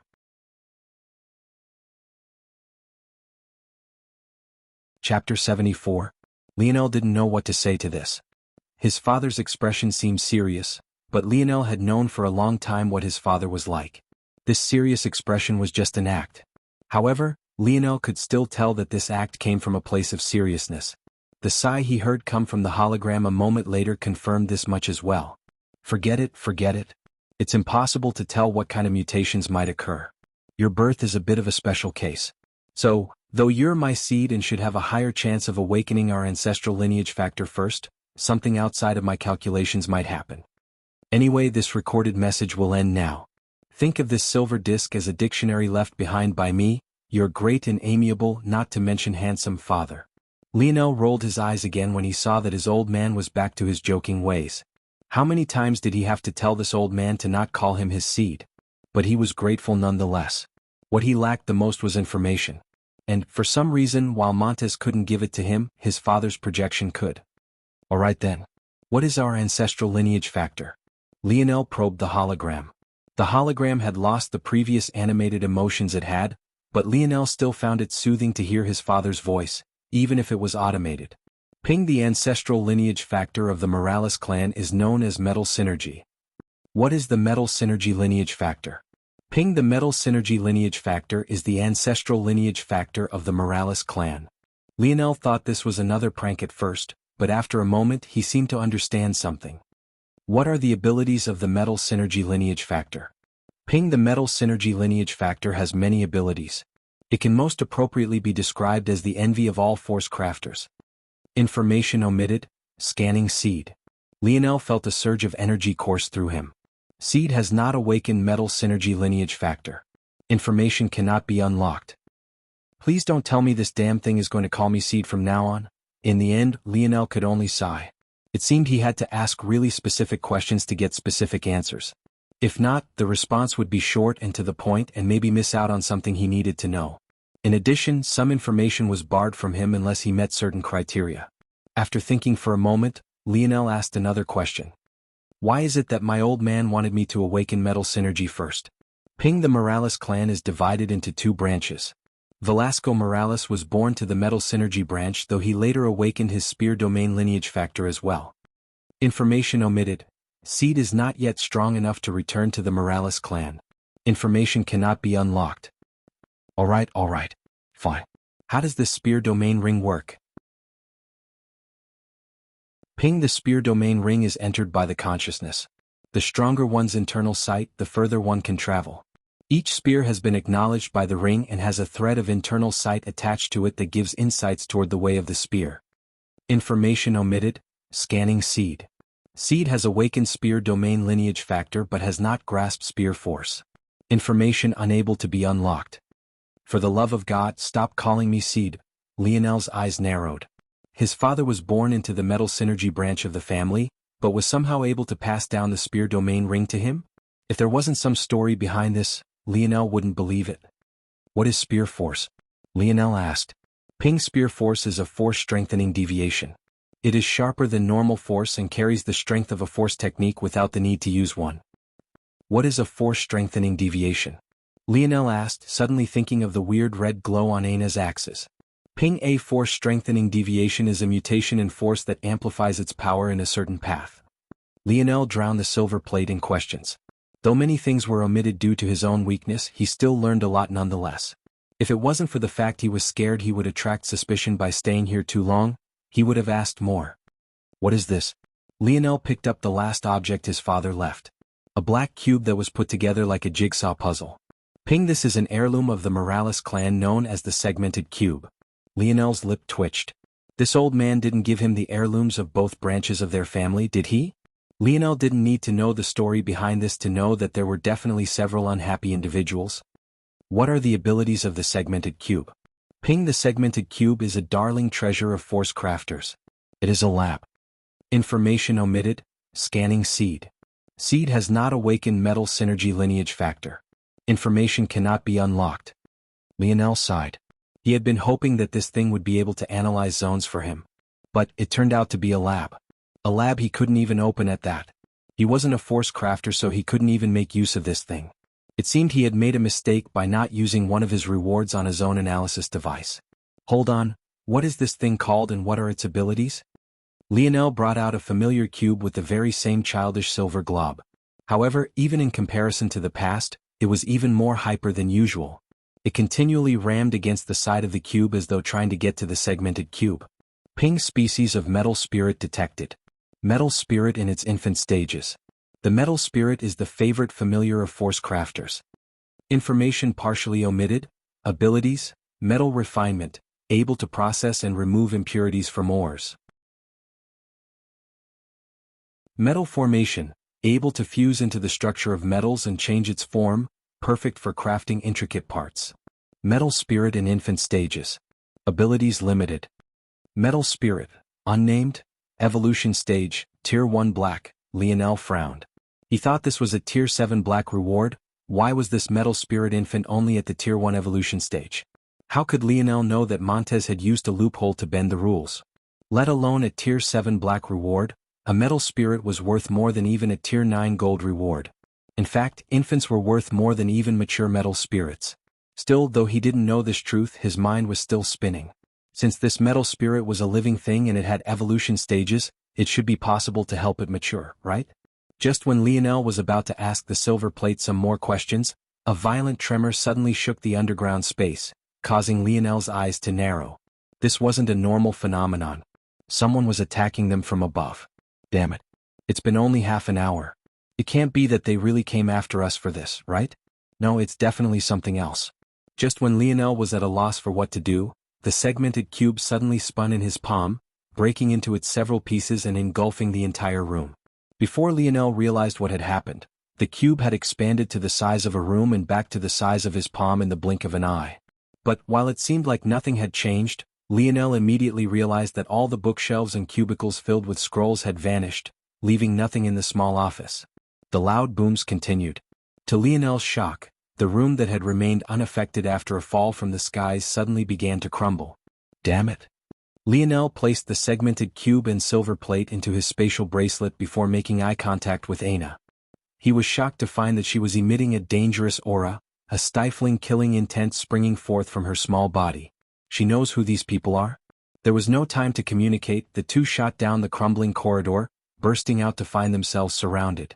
When Aina saw these people, the violent aura on her body grew by several times, her killing intent piercing into the skies.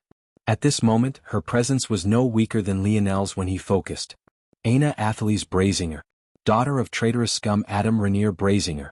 You are summoned by the clan elders to seek repentance.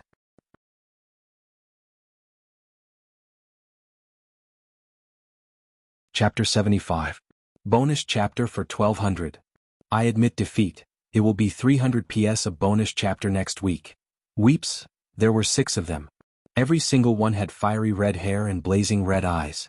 It was the kind of scene that was incredulous to Lionel, a normal youth who grew up on Earth. Even Aina's bright, almost golden amber eyes had a near fantastical element to them. But how could a person with red eyes really exist? For a moment he thought they were wearing contact lenses before he directly tossed out such an idea. It can't be that all 6 of them had such a weird hobby, right? The man who spoke had a high-bridged nose, his arrogance flaring along with his nostrils. He had one hand clasped behind his back, but in the other, there was a very familiar red axe that made Aina's fury soar even higher. Since they had just been in the jeep, Aina hadn't been able to keep her axe on her back. So she placed it in the trunk. Normally, she would have taken it out with her in case a battle happened, but she had been absent-minded after Lionel stepped out of the car. Due to her worry and her attempts to try to find something to say to console him, she had completely forgotten to bring along her weapon. Lionel immediately realized this fact. He didn't know what significance the axe had to Aina, but all he needed to know was that it was important to her. And hearing how this man so blatantly insulted her father in such a way, even he couldn't help but frown. Erase this weapon from your memory.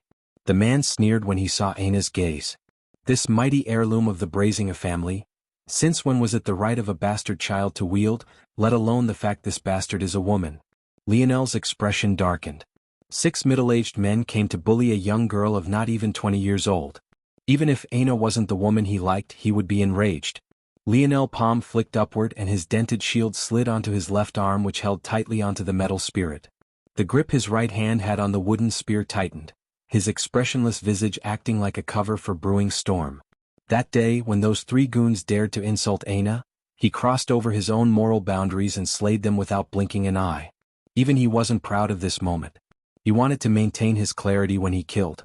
He didn't want to become a slave to his rage. However, this man had truly touched his bottom line. That axe. Return it. Lionel's voice was like a steady stream. Calm and controlled, he pointed his primitive wooden spear toward the man.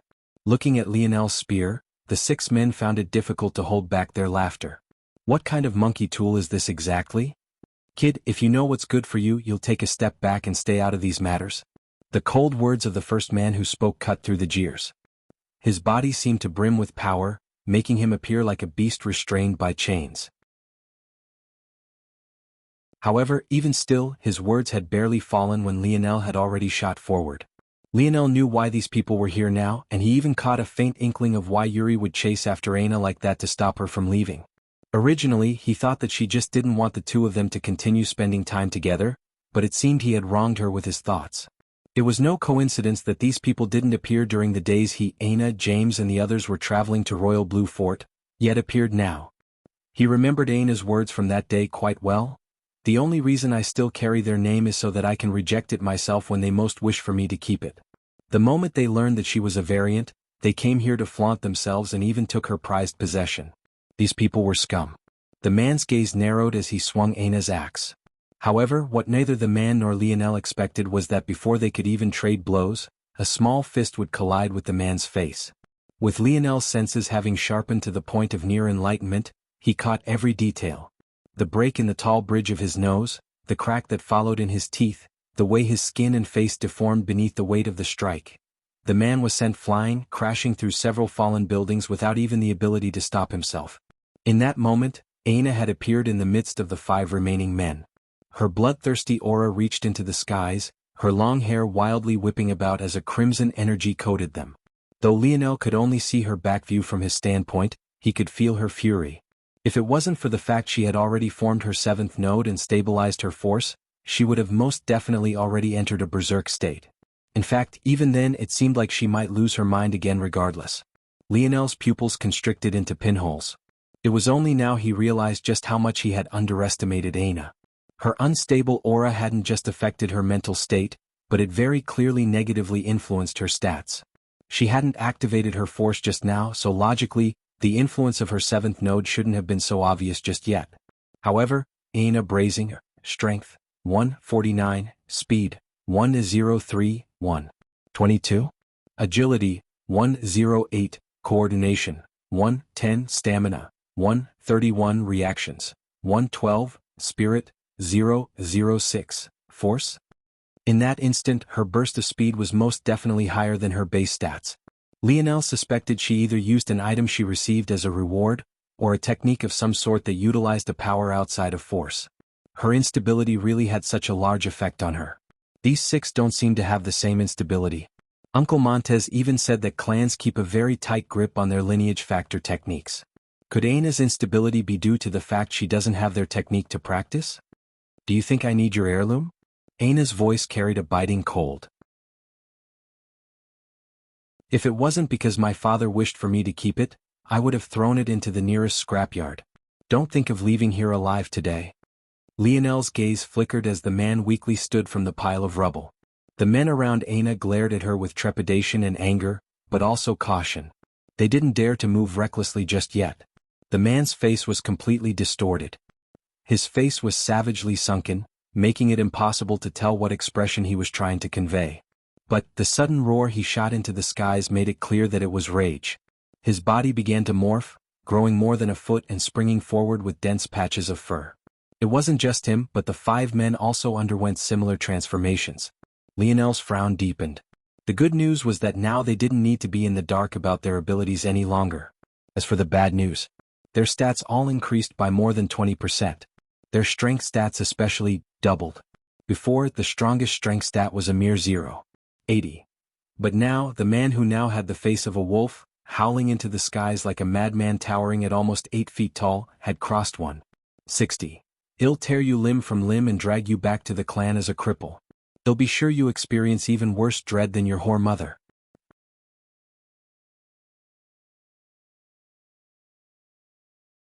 Chapter 76. Author's note: I think there was a bit of a misunderstanding from the last chapter.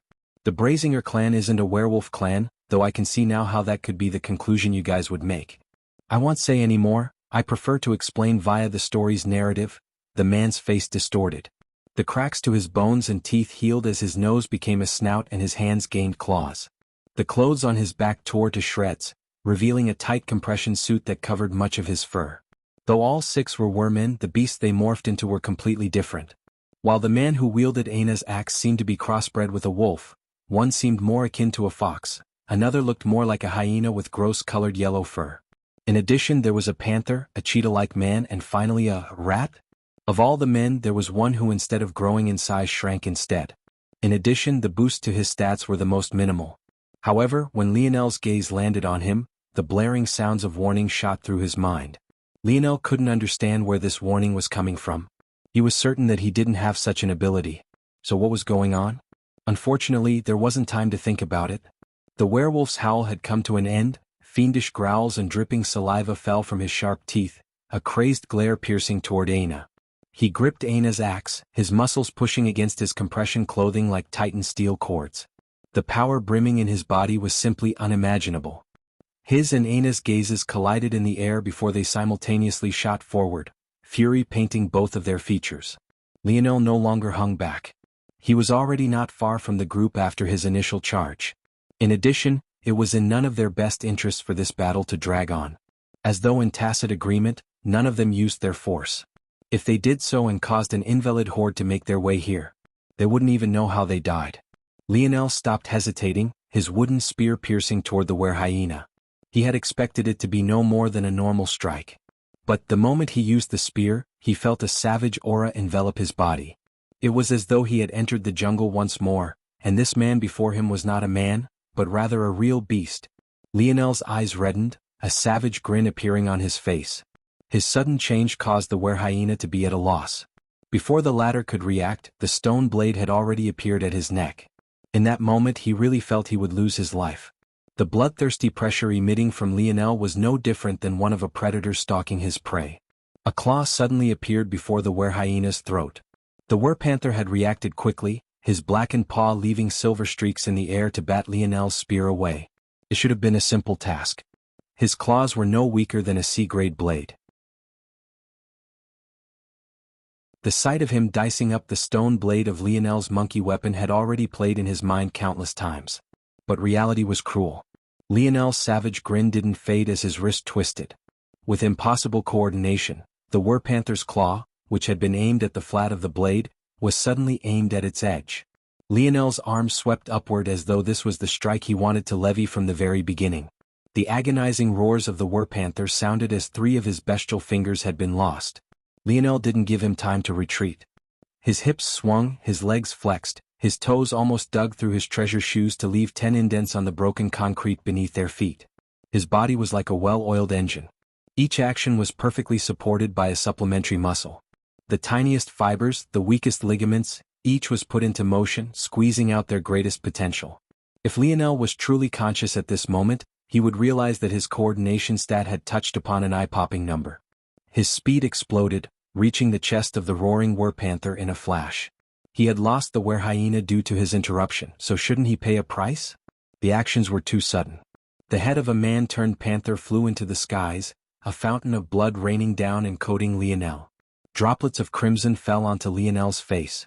Though the sounds of Aina and the werewolf acted as a backdrop, to the 4 remaining beastmen around him, it felt like the world had fallen silent. Lionel turned his head back toward the 4. Maybe by coincidence, a tear of blood fell to the corner of his lips. His tongue snaked out, licking it away as though he was savoring the last drop of a meal. The spear domain ring glowed and vibrated excitedly on his finger. It released a searing heat that poured into the primitive spear. The 4 beastmen inadvertently took a step back. They could see it clearly. It felt like the temperature was steadily rising, but there was clearly no fire ability attached to Lionel's state. It was as though his blood was boiling with excitement instead. He was so excited to kill them that steam was emitting from his body, covering the air around him in a faint white mist. At that moment, the sound of bones being cracked and blood-curdling screams resounded through the battlefield. The four beastmen looked over to find Aina savagely stomping and grinding into the werewolf's digitigrade legs. Her axe had already been flung to the side, the crimson aura coating her body radiating out with a fierce momentum. The sight of a small woman of barely 57-inch torturing a beastman who stood at over 7 feet made others feel the need to wipe their eyes clean. But there was no mistake about it. The current Lionel didn't seem to care for these changes. In fact, he hadn't even looked over to where Aina was. The moment he saw that his prey had actually looked away from him, he sensed opportunity. It was a gripping feeling that surged through his heart, an instinct ingrained into his very being. The werfox only managed to react after his next attempt at speech came out like the gargles of a baby. His last sight was that of a spear jetting out from his throat.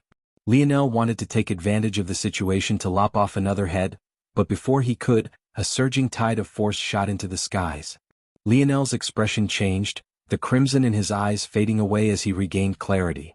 He didn't even have time to wonder just what had happened to his state of mind just now. His head whipped back toward Aina and the werewolf's body, only to find that the situation had changed once more. Aina had created some distance between herself and the werewolf. Her expression was a mixture of disdain and a small bit of helplessness. She knew she had made a mistake. Her actions were emotional and rage-fueled. Had she simply killed the werewolf instead of giving him a chance to activate his force, this wouldn't have happened. Obviously, she hadn't been overwhelmed by the force of this werewolf.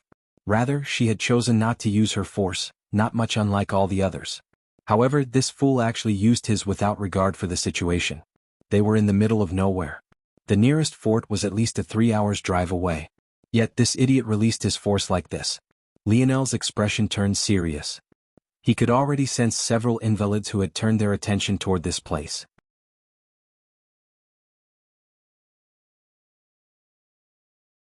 Chapter 77. Lionel's expression continually flickered. He quickly sent a glance toward where he had left their jeep, but what he saw left his expression twisted. Before, he hadn't dared to take his eyes off of the enemy, so aside from observing the 6 men, he had done nothing else. However, when he saw that Aina's axe had been taken by that man, he had a bad premonition. It turned out that that bad premonition had been correct. The vehicle was too well armored to be completely destroyed from the outside, but judging by the fact its hood was currently opened, it didn't take a genius to know that there was no chance of it starting up. Just like that, one of Lionel's escape routes was dashed. Not all hope is lost. I don't believe that they were able to get here so quickly using their legs. Lionel was going to continue scanning the edge of the large crater to find what exactly the 6 had used to get here, but he suddenly felt his spine tingle. Without hesitation he ducked and rolled, barely managing to dodge a claw whipping toward the back of his neck. The dust from the ground had hardly clung to his rolling body when a powerful kick swept from the wercheetah. Lionel could only contort his body, barely blocking with his dented shield. The kick sent him tumbling, skidding across the ground filled with rubble almost like a tumbleweed. The exchange was quick, but the eyes of the wormen lit up. Before, Lionel was like an insurmountable mountain to them, but he had suddenly become human? How could they not take advantage of this? Quickly before those damned invalids get here. His ability must have a timer that ran out. This is our best chance. The werehyena's speech sounded like cobbled growls and was hardly discernible. But the wercheetah seemed to understand him, his power legs vibrating with power before he crouched and shot forward. Only the werrat stayed behind, his beady eyes narrowed. Lionel launched himself up but quickly found himself on the back foot.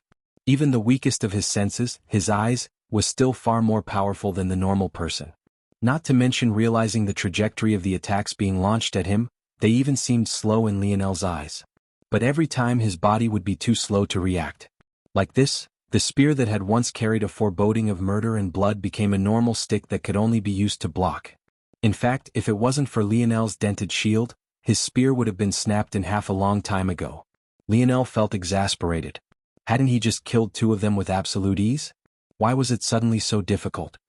I thought I had great battle experience, but that's no more than a joke. Lionel was continually pushed backward, his heart growing a bit anxious. He couldn't even remember the last time he launched an attack. In the distance, the werrat's gaze turned toward the battle between Aina and the werewolf.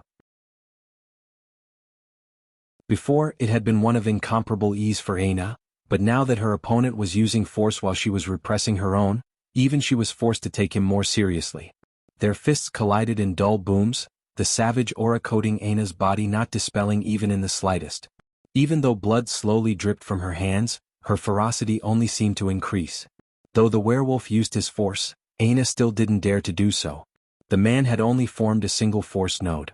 Though it was possible to control force output, that was only for those with high spirit. In comparison to her force, Aina's own spirit could be considered as wholly lacking. She had no confidence in restraining her force properly. The kind of invalids that would come for a person who had formed one force node and the kinds that would come for someone who had formed 7 could be imagined. A powerful invalid might come here if they were close for this werewolf, but if they were a distance away they wouldn't bother. However, for Aina, even if it meant transferring to the ends of the earth and crossing the rivers of hell, they would make their way here without pause or rest. Like this, Aina had no choice. Her ability gave her great control over the state of her body, but when it came to force, she was at a loss. Suddenly, Aina's eyes dulled and her movements turned sluggish. She didn't even realize what was happening when a fist had collided with her torso. It was so large in comparison to her body that her hips and ribs felt the impact all at once. Spittle flew from her mouth as all the air in her lungs was forcefully ejected. Glittering stars flew across her vision, dotting her sight in flashing lights and blurry hues. Even when she cratered into the remains of a home right by Lionel's former residence, she still had no idea what happened. Lionel's eyes widened. He wanted to rush over, but he simply couldn't break free out of the combined attacks of the werhyena and wercheetah. If he tried to force his way through, the result would likely be a serious injury on his part. He grit his teeth. He thought he had reached some elevated status by clearing an S-grade zone, but he failed to remember that most of the enemies he had faced were just normal humans. Their stats didn't even touch 0. 50. Compared to Lionel, they were like infants waiting for slaughter. The worst part was that even then they had still almost done him in. If it wasn't for him grasping Joan's weakness at a critical point, he would have died that day in Paris and never returned. However, these opponents before him now might have had weaker stats than him, but they were still superhuman to the point he couldn't simply rely on his stronger body to defeat them. What the hell happened? There's no way that werewolf is stronger than Aina. Lionel's held head whipped back, his eyes landing on a werrat barely 1.5 meters in height. Its gaze, too, had been moving away from Aina's battle and just so happened to meet Lionel's. Though his face seemed expressionless, the long whiskers on his rat-like face seemed to curl into a sneer along with his snout. At those very same moments, the first invalids had made their way to the crater. They swarmed from all directions. In the blink of an eye there were 3 to 4 dozen of them. Seeing that he had heavily injured Aina, the werewolf immediately stopped using his force and charged toward the collapsed building she had fallen into. But, while his efforts would stop more invalids from converging, those that already had still far outnumbered them. On Lionel's side of the battle, the werrat's gaze suddenly flashed with a blinding light that seemed to want to envelop Lionel completely just when the latter was about to turn his head away and go all out to stop the werewolf. Your mind is too strong for me to influence normally, but to think you would actually dare meet my gaze. The werrat snickered in his thoughts, an incorporeal sharp blade piercing toward Lionel. Unlike other fools, he had no intention of saying such words out loud. If Lionel wanted to understand his true ability, he could go ahead and ask those who preceded him in hell.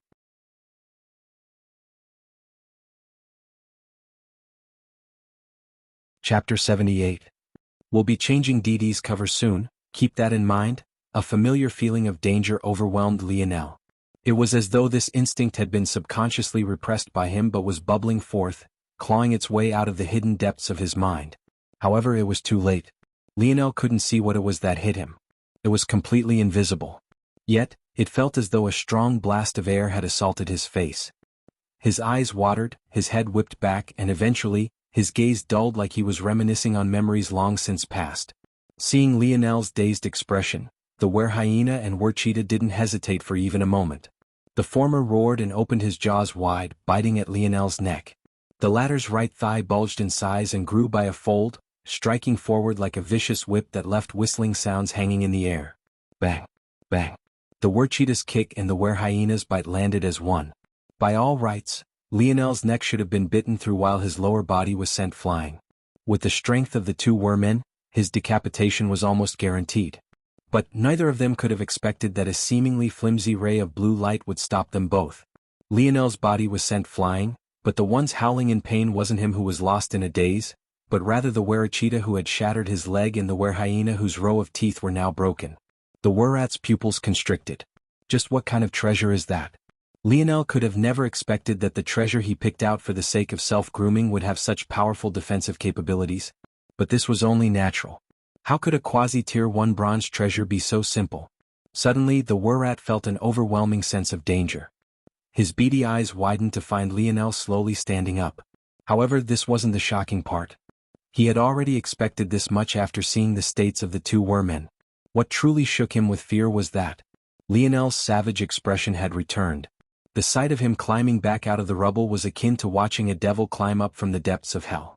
While Lionel had underestimated the defensive abilities of his self-grooming treasure, the were-rat could have never imagined that knocking Lionel unconscious was the worst mistake he could have made, because it allowed that demonic persona to come back. Lionel cackled as he dashed forward. One would have expected his laughter to sound like the devilish howls of a forsaken soul, but it didn't sound like this at all. Rather, he was like a child who had found a fun toy to play with, a little boy whose mental age couldn't have been more than 5 or 6 years old. However, despite this, his spear, which had just been a flaccid, useless tool a moment ago, became a venomous viper. The heads of the two whimpering beast men shot into the skies, completely separated from their bodies. In their pain, the last thing they could have expected was for Lionel to react so quickly and even counterattack them. No matter how you looked at it, it seemed like they weren't experienced in true combat. The were-rat panicked. With his guards gone, he suddenly had to face Lionel alone? That strike he sent just now wasn't something he could send continuously. It would take at least another minute before he recovered enough normally. He had only been able to attack Aina and Lionel in quick succession like that because Aina's spirit was far weaker in comparison to him, so he hadn't needed to go all out. To make matters worse, he somehow felt that even if he could launch another full-powered strike toward Lionel, it wouldn't make a single bit of difference. "Baruch, get your ass over here." The shrill cry of the were-rat caused the werewolf, who had been completely focused on digging up the pile of rubble to get to Aina, to stop. He turned back to find the small were-rat being dangled by his neck, his little feet swinging back and forth wildly. Lionel held the were-rat's gaze up to his own. He seemed to be curiously staring into the were-rat's beady eyes, as though trying to find the secret to something like a curious child. Baruch's eyes widened with shock and struggle. He couldn't decide whether to find and restrain Aina, or if he should hurry and save the were-rat. In the end, he grit his teeth and dashed forward. That weakling was the favorite test subject of that person. If he really dared to let him die here, only death would await him. From the moment Lionel fell into a daze, to the moment he clutched the were-rat's neck, it could be said that not even 10 seconds had passed. And, unfortunately, those 10 seconds were more than enough time for the first invalids to make their way down from the crater's edge. Their dull, white eyes seemed to hold the depths of the universe.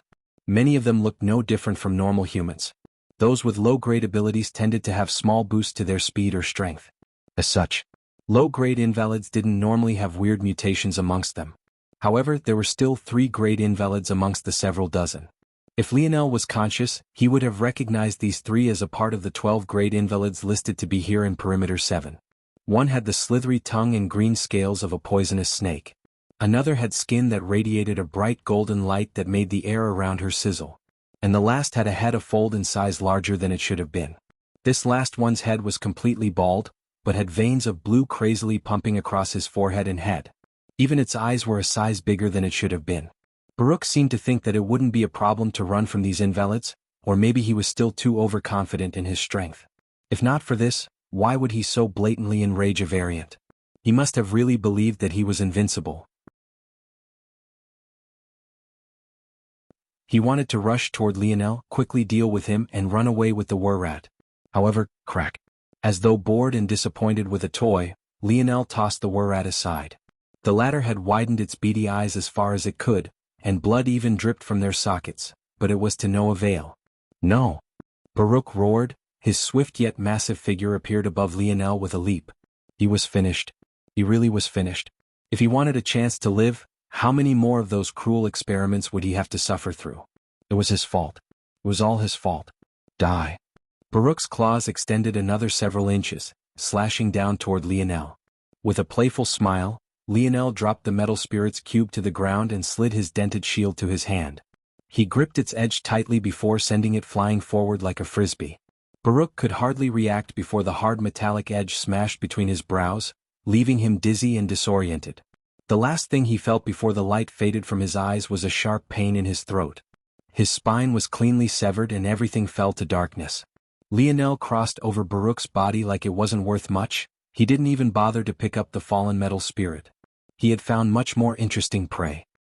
He licked his lips with excitement, watching on as the invalids converged toward him. His heart was budding with happiness. So many toys to play with.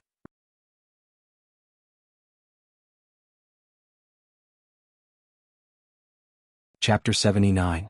Seems like everything's fixed now, so hey, race the bonus chapter for 300 power stones. Next at 600, smiley face. Lionel's body was akin to an unleashed beast. Without the chains of morality or the burden of inexperience, he was like a well-oiled machine, reaping the lives of one invalid after another.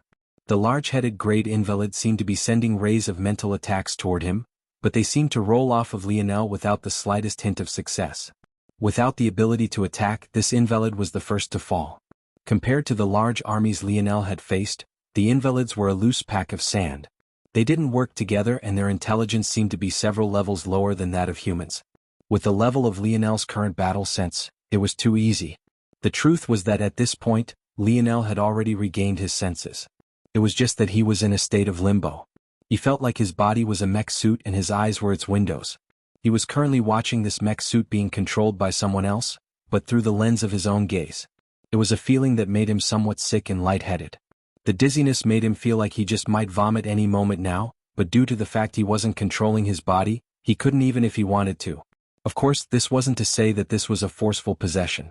In fact, Lionel knew that with a single thought, there would be no issue with him taking back control of his body.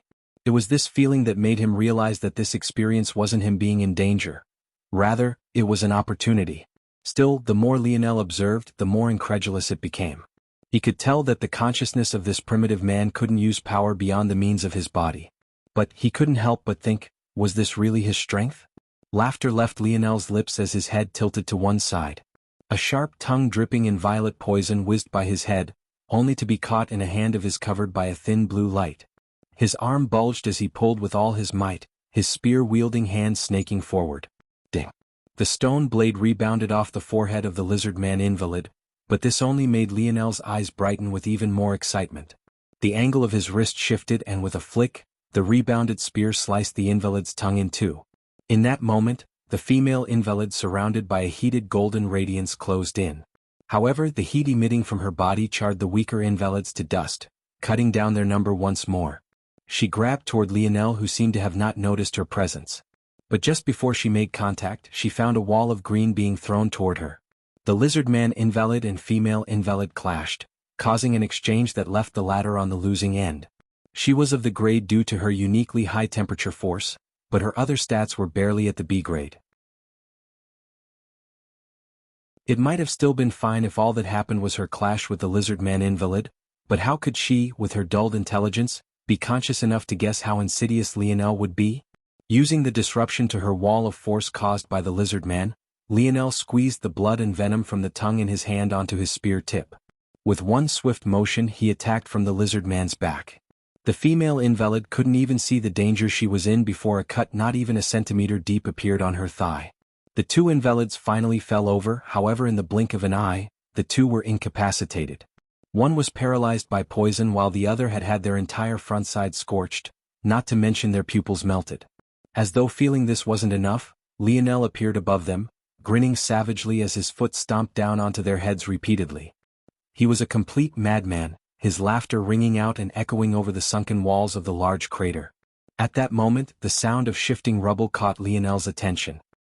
He looked over to find Aina weakly pulling herself out from the collapsed home. Aina too got her fair share of treasures, so of course she wouldn't lack a defensive treasure. The reason she had been out for such a long time was because the whiplash from suffering such a heavy blow had knocked her unconscious. In order to match Baruch's 160 strength without activating her force, she had been making use of several techniques in her battle sense, but how could she use either of those after the Wurat sent her into a trance? Good, mate, Lionel spoke in a language Aina couldn't understand. In fact, even Lionel himself didn't understand the language. He could only vaguely sense that this primitive consciousness had some good feelings toward Aina, or else he could have stopped what happened next. As though a man controlled by nothing but his love of fighting and his lust, Lionel pulled down his pants, revealing a rod that was quickly hardening. Let alone Aina, even the inner consciousness of Lionel himself could only stare blankly at what was happening. It was true that he could regain control of his body whenever he wanted, but the sudden change made all his thoughts go white. How would he face Aina in the future like this? Aina's gaze flickered from Lionel's proud face to a certain thing that was now standing at full mast. She still hadn't reacted by the time Lionel was standing before her akimbo, as though waiting for her to reciprocate his actions. After a while, Aina seemed to realize something. How do I wake him up? She mumbled to herself. I didn't expect to see that damn thing again so quickly. Lionel's consciousness went blank again. What the hell did she mean again? And what was so damned and thing-like about his pride and joy? Wait a minute, what did she mean by so quickly? Could it be that she would be all right with it if he was more patient? Lionel's mind wandered a bit more before he realized how ridiculous his thoughts were. There was a far more pressing concern here. How was he going to get out of this?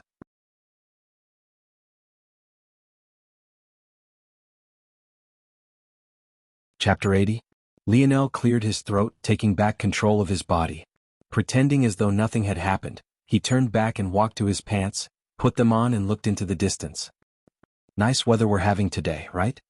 You didn't hear what I said, right? Aina thought to herself. Aina looked around and found where her axe had landed, trying to find something to distract herself from the awkward atmosphere. But when she went to take a step forward, she suddenly stumbled and almost fell. Hearing the sound of her tripping, Lionel quickly turned back and didn't hesitate to rush to her side. Are you all right? Lionel caught her arm, trying to make sure she stayed upright and didn't fall over. I think I have a concussion, Aina said after a moment, bringing a hand to her forehead. Though she said it like this, she was already certain. Not to mention her ability, even if she hadn't awakened one, her 5-star profession was more than enough for her to tell. How about the rest of your body, is it okay? I'm fine. Lionel frowned. She was most definitely not fine. Taking a strike that powerful without putting up any defense would have been lethal for any normal human. It was already a miracle that she came out in one piece. A strength stat of 160, especially behind such a large fist, was more than enough to shatter every bone in her body. Had Baruch coordinated with the Wurat and used his claws instead? Lionel didn't even want to think of the possibility. You don't have to lie to me, we're a team right now, aren't we? Lionel said. We were a team in the France zone too, but you still hid what that force art did to you, right? Aina's glare made Lionel smile bitterly. He let go of her arm and scratched his nose, a bit of guilt welling up in his chest. However, this didn't change anything. Lionel could see by how gingerly she was moving that her effective stats were barely 70% of what they were meant to be. She might be able to hide her injuries from someone else, but Lionel's senses were too sharp. Even if by some miracle she didn't break any bones, she most definitely suffered from some internal bleeding. All right, I was wrong. But everything is okay now, right? I even got something out of it. It was only now Lionel realized they never really resolved those matters. He never apologized to her and just kind of ignored the topic. It really did make him a bit of a hypocrite. Is it really fine? Yes. Lionel crossed a hand over his chest as though swearing an oath. Even the scar has faded. It seems that whoever made the force art designed it to be used in the third dimension, so it lost its effects here. In truth, this left Lionel feeling a bit disappointed. This force art was a double-edged sword. The duller the danger, the less benefits he would receive. The good news was that he could be considered to have solid fundamentals in force art now. The bad news was that all the force arts he knew, even if he drew them now, would have minimal effect at best and no effect at worst. This was simply the laws of the universe. A force art designed to be used in a fifth-dimensional world could likely destroy Earth in a single breath. But one designed for a third-dimensional one would have less of an impact than an ant. Those fireballs Lionel created to decimate the English would barely be enough to start a campfire here. Well, at least I can use them in zones? Not that he'll be able to enter one anytime soon, Lionel thought to himself. Shaking his head, he came to once more. When he saw how Aina was still struggling to stand, he felt a pang in his heart. That werewolf and Wurat really got off easy. Let's return as quickly as possible, Lionel said firmly. You're in no state to continue staying in this place. And there's no telling if they'll send another batch of them. I think they must have had a vehicle of their own to get here. We can see if we can use it to go back. Aina frowned at Lionel's words, but she found it hard to refute. I'm sorry, I thought Yuri was exaggerating. I didn't really expect them to come and be so brazen. Lionel smiled and shook his head. Just find a place to sit and don't move around too much. I'm sure the keys are on one of them. Though Lionel said this casually, his mind was still churning. To the Empire, characters like Aina and him were incredibly important. Yet those 6 men brazenly tried to kill him. They didn't even hide their intentions. This meant one of a few things, or potentially a combination of them. The first was that Lionel had vastly overestimated the Empire's ability to monitor him. Maybe they still had technology but not on a large enough scale to have no loopholes. In that case, the Brazinger family wouldn't be worried about their actions. The second was that the Brazinger clan didn't fear the Empire to begin with. This possibility made Lionel's blood run cold. The third possibility was that the Brazinger family and the Empire were 2 halves of the same coin. It was possible that they moved forward and stepped back as one. In that case, the Empire might allow leeway to this family they didn't allow others. No matter what the true reason was, the 2 of them were in danger. Somehow, those 6 were able to pinpoint their location, and there was no guarantee that another group wouldn't be able to do it again. Lionel scanned the battlefield and eventually found the vehicle he was looking for. But, instead of leaving him with relief, it left him with a headache. Unlike the natural gas jeep they rode here, this vehicle was worthy of their 25th century. It was a sleek shuttle that almost looked like a pod if not for its 2 fins. Lionel had no confidence in driving it. He had been able to observe the Tier 3 officials, so he had been somewhat eager to drive the jeep. But who was he going to observe now? Though Lionel was a bit hesitant, he took out the dictionary his father left him. For now, their lives were more important. If he was questioned about its existence later, there were several excuses he could come up with. How do you fly this thing? Lionel asked. Thankfully, by some miracle, the dictionary had an answer. However, the method by which he found an answer left his eyes burning with passion. Not unlike how it scanned Lionel previously, it also began to scan the shuttle. Only then did it output an answer. Ping vehicle recognized as Air Shuttle Model X290. It is advised that SEED make use of autopilot feature. It can scan things like this. I don't think Dad would have filed an information like this, which means it analyzed and drew conclusions. It probably found the shuttle's name after scanning its operating software. Does that mean that this is the zone analysis treasure I thought that old man didn't leave me? Thinking to this point, Lionel sighed a breath of relief. Not even allowing Aina to resist, he picked up his things and swept her into his arms after finding the shuttle key on the Wurat's body. He seemed to be rushing without cause, but in a hidden place on Earth, an event was playing out that proved his actions to be the most logical. A young man sat before several monitors with a monocle over his left eye. Actually, one would be hard-pressed to call it a monocle at all. It had 8 lenses that seemed to hover in space in a circular formation. Countless bits of information flew by, causing his left eye to flicker from time to time. Yet, his right remained trained on the monitors before him. The life signatures of Rat-006 flatlined as well. The young man's eyes narrowed.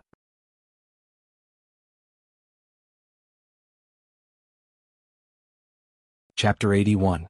Lionel gazed out of the shuttle windows with a serious expression. Even though they were now traveling several times faster than they had been in the jeep, the uneasy feeling in his heart refused to let up. The shuttle was large and spacious. After all, it had carried 6 men to this place.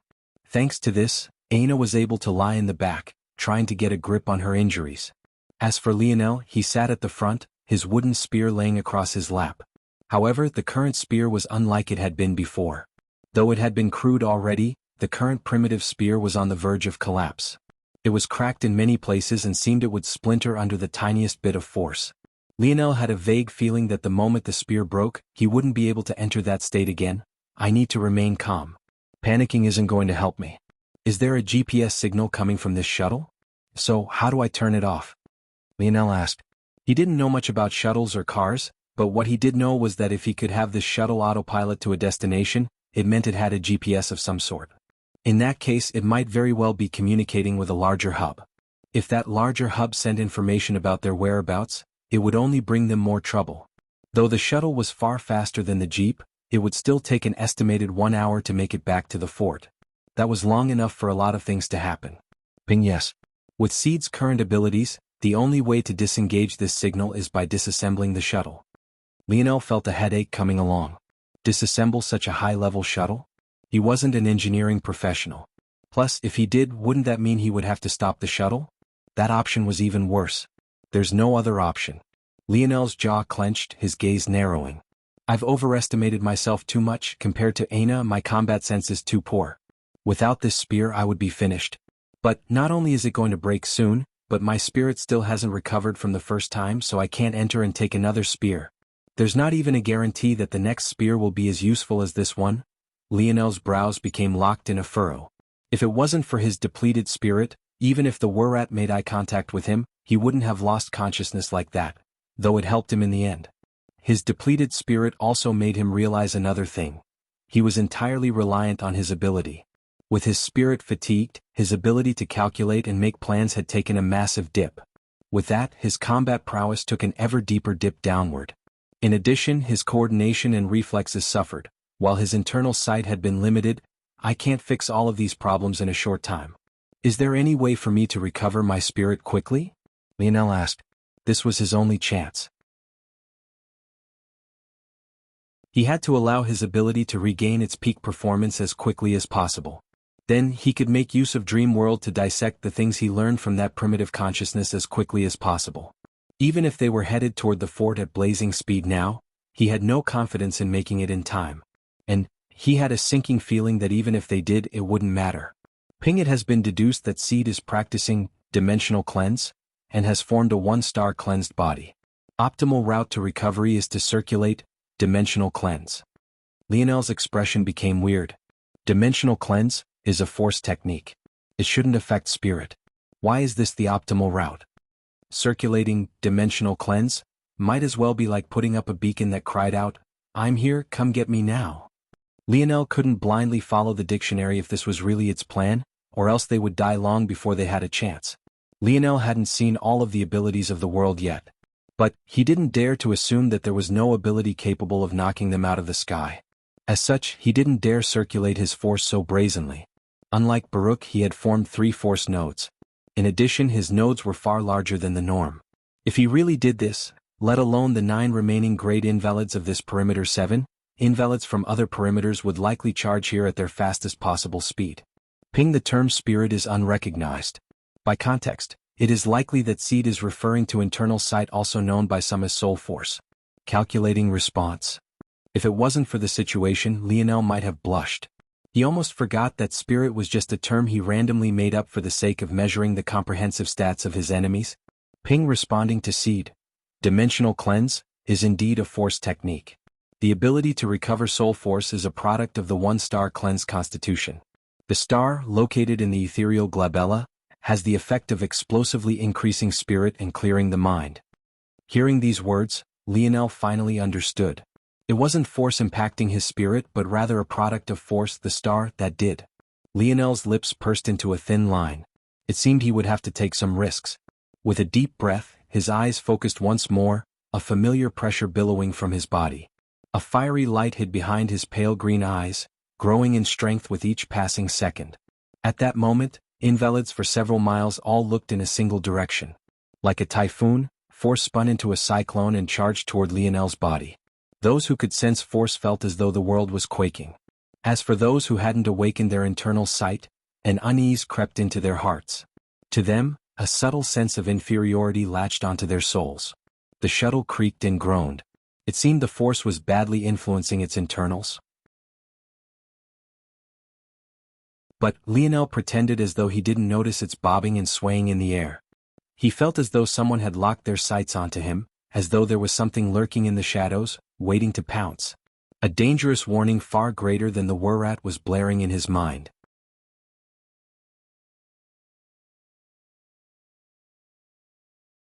Chapter 82? Bonus chapter for 600 Power Stones. Next at 900 Smiley Face. For the first time, Lionel felt the might of his one-star cleanse constitution. According to the creator of Dimensional Cleanse, just the act of forming his first star was enough for him to be ranked in the top 1% of talent. Of course, 1%, even on Earth, constituted tens of millions of people before the metamorphosis began, let alone the fact that the creator was likely referring to a multiverse of people. However, this still meant that out of 100 people, Lionel would be the very best amongst them. Still, though Lionel had read the words of the Creator, he had thought it was an exaggeration. What was so difficult about forming 3 force nodes and forming the first star? To him it was as easy as breathing. So, he had thought that narcissistic creator who had been bragging about his own technique was just exaggerating. But Lionel couldn't have been more wrong. What he didn't know was that the frame of reference the creator used wasn't a mere third-dimensional world evolving into the fourth like Earth at all. Even the dictionary Lionel's father left recognized the technique as exceptionally high grade. The only reason Lionel could even see a piece of it like this is because the part in his hands was the mere first part of many. As for the later parts, he was nowhere near qualified to trade for them. What Lionel needed to understand was that forming the first star wasn't just about creating 3 force nodes. This was simply a minimum requirement. There were many who formed even all 9 fundamental nodes while failing to form even 1 star. All of this led to Lionel vastly underestimating himself. Not only was dimensional cleanse a great force cultivation technique, it was practically the perfect technique for him.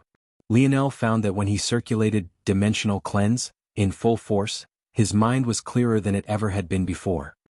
His internal sight blossomed and he could vaguely feel that he had entered a new world. This world was somehow both less material than Earth, but more material than his dream world. It was an in-between kind of space that left him feeling lightheaded but comfortable at the same time. All sorts of conflicting sensory feedback assaulted his mind. He felt weightless but heavy, that the space was infinite in size, yet as small as a pebble, like up was down and down was up. The only thing that seemed to make sense was a singular floating star above his head. Like an anchor, it silently pulsed in the sky, radiating a pure white light as it slowly revolved. It was only when Lionel focused on it that everything in his mind grew calm once more. This is the ethereal glabella the dictionary spoke of? Lionel felt a subtle control over the star. The slower it rotated, the weaker the streams of force entering him would become. The faster he egged it on, the thicker the invisible lines of force would become. A portion of the force would enter his body and nourish him, subtly increasing his stats. Another portion would nourish the star itself, causing it to pulse. Every pulse would refresh his mind, recovering his spirit several times faster than normal. Under normal conditions, it would take about 3 hours for Lionel to recover his spirit if he took a nap. If he didn't and simply let it recover in his wakeful state, it would take 6. But now he felt just half an hour was enough. If that was the case, what would the result be when he formed his second star? Or the penultimate third? Even if the effect was only additive, the benefits would be unimaginable. A large part of the reason it took him almost 24 hours to dream sculpt Joan's polearm was precisely due to lack of spirit. But now, 30 minutes is still not fast enough. Lionel took a deep breath. I can't wait for it to finish, I need to try and use the incoming replenishment at the same time. Lionel's thoughts were impossibly immature. If others knew that he was attempting to circulate a force technique while distracted, their only conclusion would be that he was courting death. In truth, Lionel wasn't so naive. He knew that force and that manipulation of it was dangerous. He learned as much studying Call of the Wind. However, the uncomfortable feeling in his heart only grew greater and greater. It was like hundreds of tiny ants gnawing at his heart. No matter what he tried, he simply couldn't calm down. Lionel could vaguely feel that this was the instinct of the primitive man. He could smell the danger lurking with a nose refined over decades in the jungle. Since he was so certain it was coming, Lionel knew it couldn't have been baseless. Dream world. Lionel stretched his ability's computation prowess to its limits, madly accepting the force that poured into his body. One half of his mind remained in the ethereal glabella while the other entered a blank white space that looked like an insane asylum ward. Lionel had no choice but to keep the surroundings as bland as possible. He couldn't spare thoughts toward anything superficial. He began to run simulations. No, it was more accurate to say that he was replaying every action the primitive consciousness took while it had control of his body. Every step, every strike, every twitch of the muscle. He ran the simulation again and again as though trying to sear it into his mind. Sweat poured from his forehead, but he didn't spare the effort to wipe it away. Time dilated. One could think far faster than they could act. Lionel's simulations broke what would have been normal pacing under his agitation. The movements of his dream world avatar grew quicker and quicker, but since it all occurred in Lionel's mind, it felt to him that nothing had changed. Aina laid behind Lionel, watching his back slowly drown in sweat. Though she knew what he was doing was dangerous, she didn't stop him. Instead, she was focused on her own recovery. One isn't enough. Lionel's jaw clenched tighter. He felt that at this speed, it would take him 3 days to fully digest the combat ability of the primitive consciousness and a full week before he could translate it to use in his true body. However, he didn't have this kind of time, he really didn't. If other owners of the spear domain ring knew of this, they would definitely faint from shock.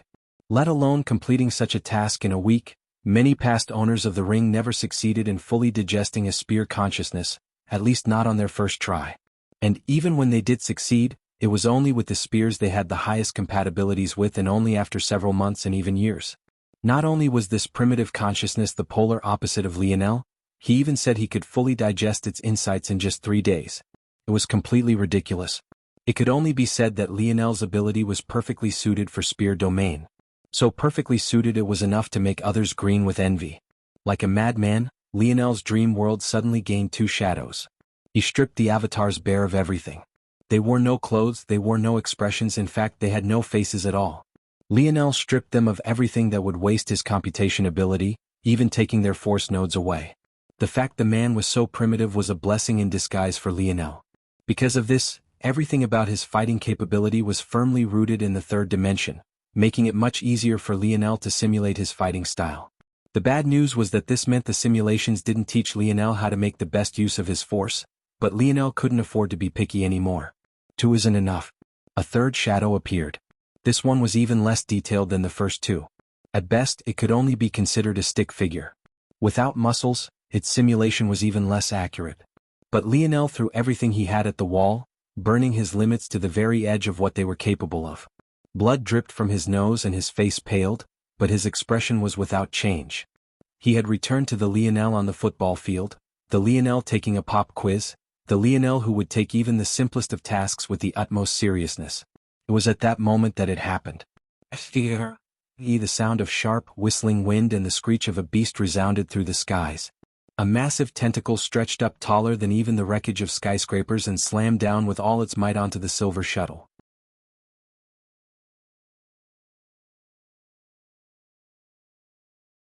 Chapter 83. Lionel's eyes flashed open. His reaction was impossibly quick. With swift movements, he darted to the back of the shuttle, swooped Aina up, and jumped from the opposing door. Their free fall would have led to the deaths of even evolved humans who had awakened their abilities. After all, the shuttle had a maximum elevation of 20 meters from the ground. But Lionel was prepared. Aina, your rope. Even as they fell from the skies, Lionel's gaze held a hidden sharpness. Falling from a tall height? That was what he feared the least.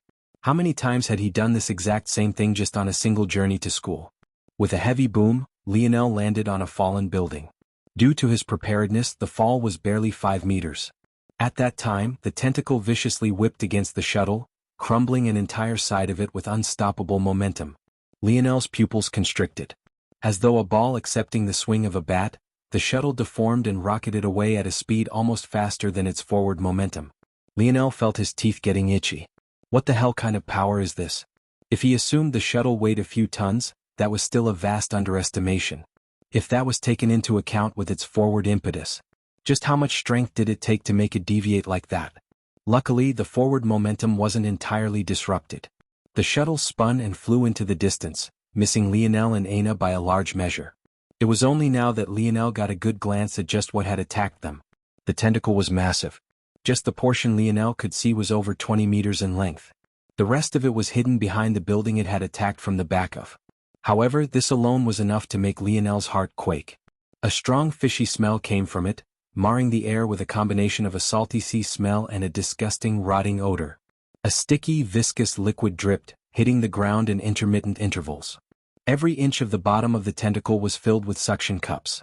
They were each more than double or even triple the size of Lionel's head. They all vibrated in a rhythm that made it seem like they were breathing. And, judging by the destruction they caused to the shuttle, they definitely weren't as soft as they seemed either.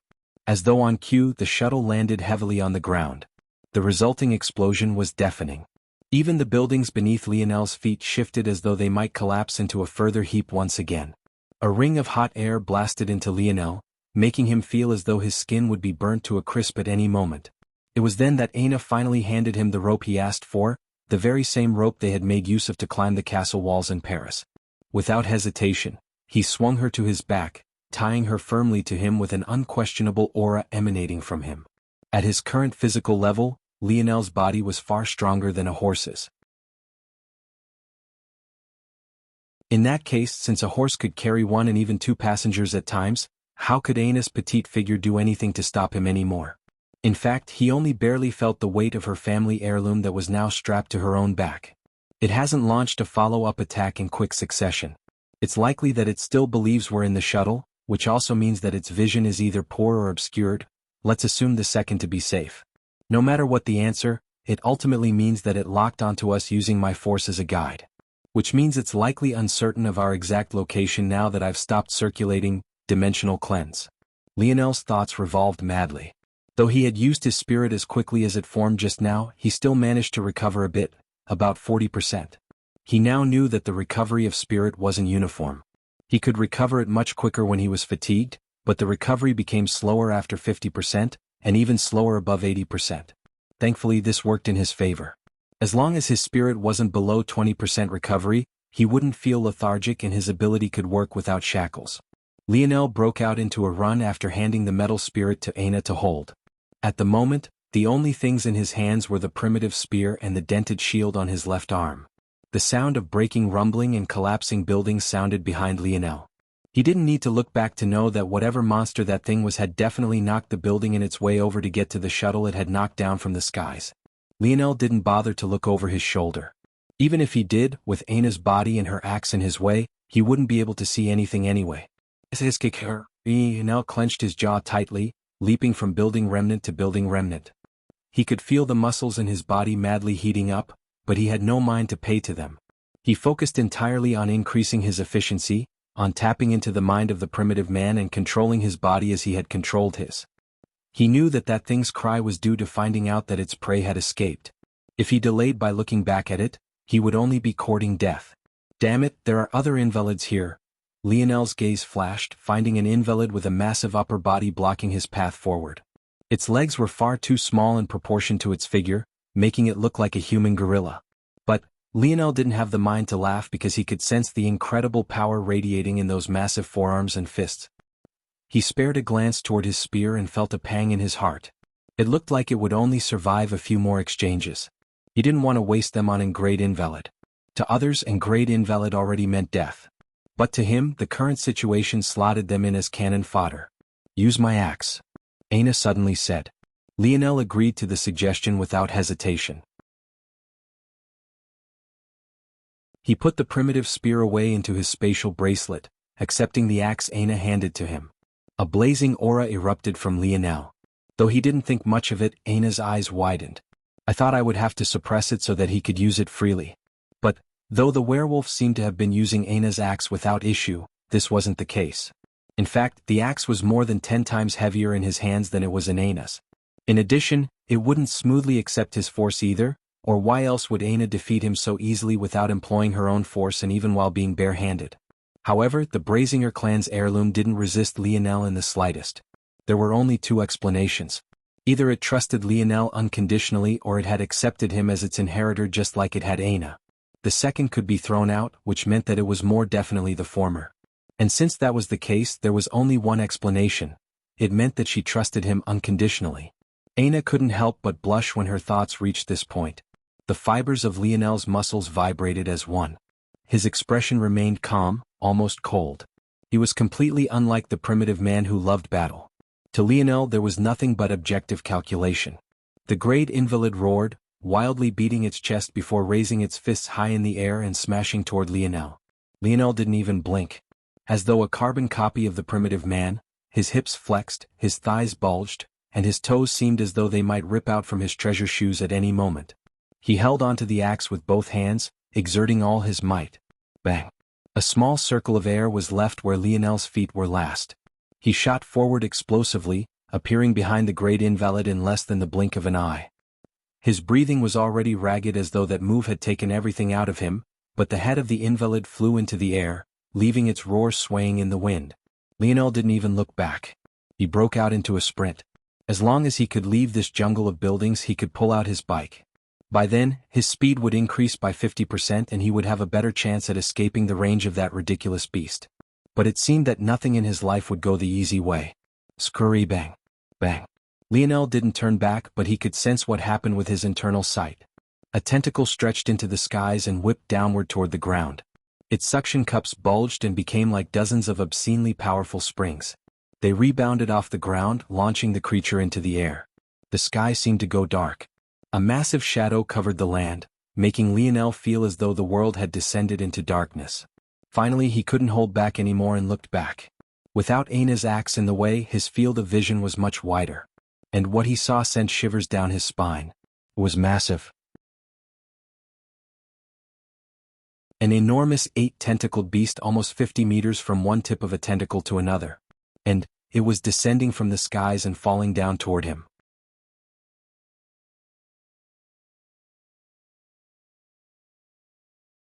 Chapter 84.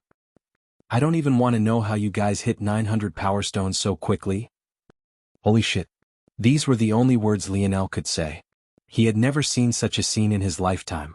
The sight was so shocking that he didn't even have the mind to pay attention to the stomach-churning scent. In that moment, the world seemed to slow to a crawl. Lionel's pupils flickered continuously, his mind running several calculations at once.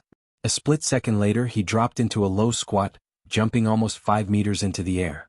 If someone was watching this scene, they would think he had lost his mind. Such a jumping height was indeed impressive in comparison to a normal human. More than impressive, in fact. It was simply inhuman. However, it did him absolutely no good. What was 5 meters to a monster so large? Not to mention the fact Lionel was jumping right toward it. The resolution in Lionel's eyes didn't fade.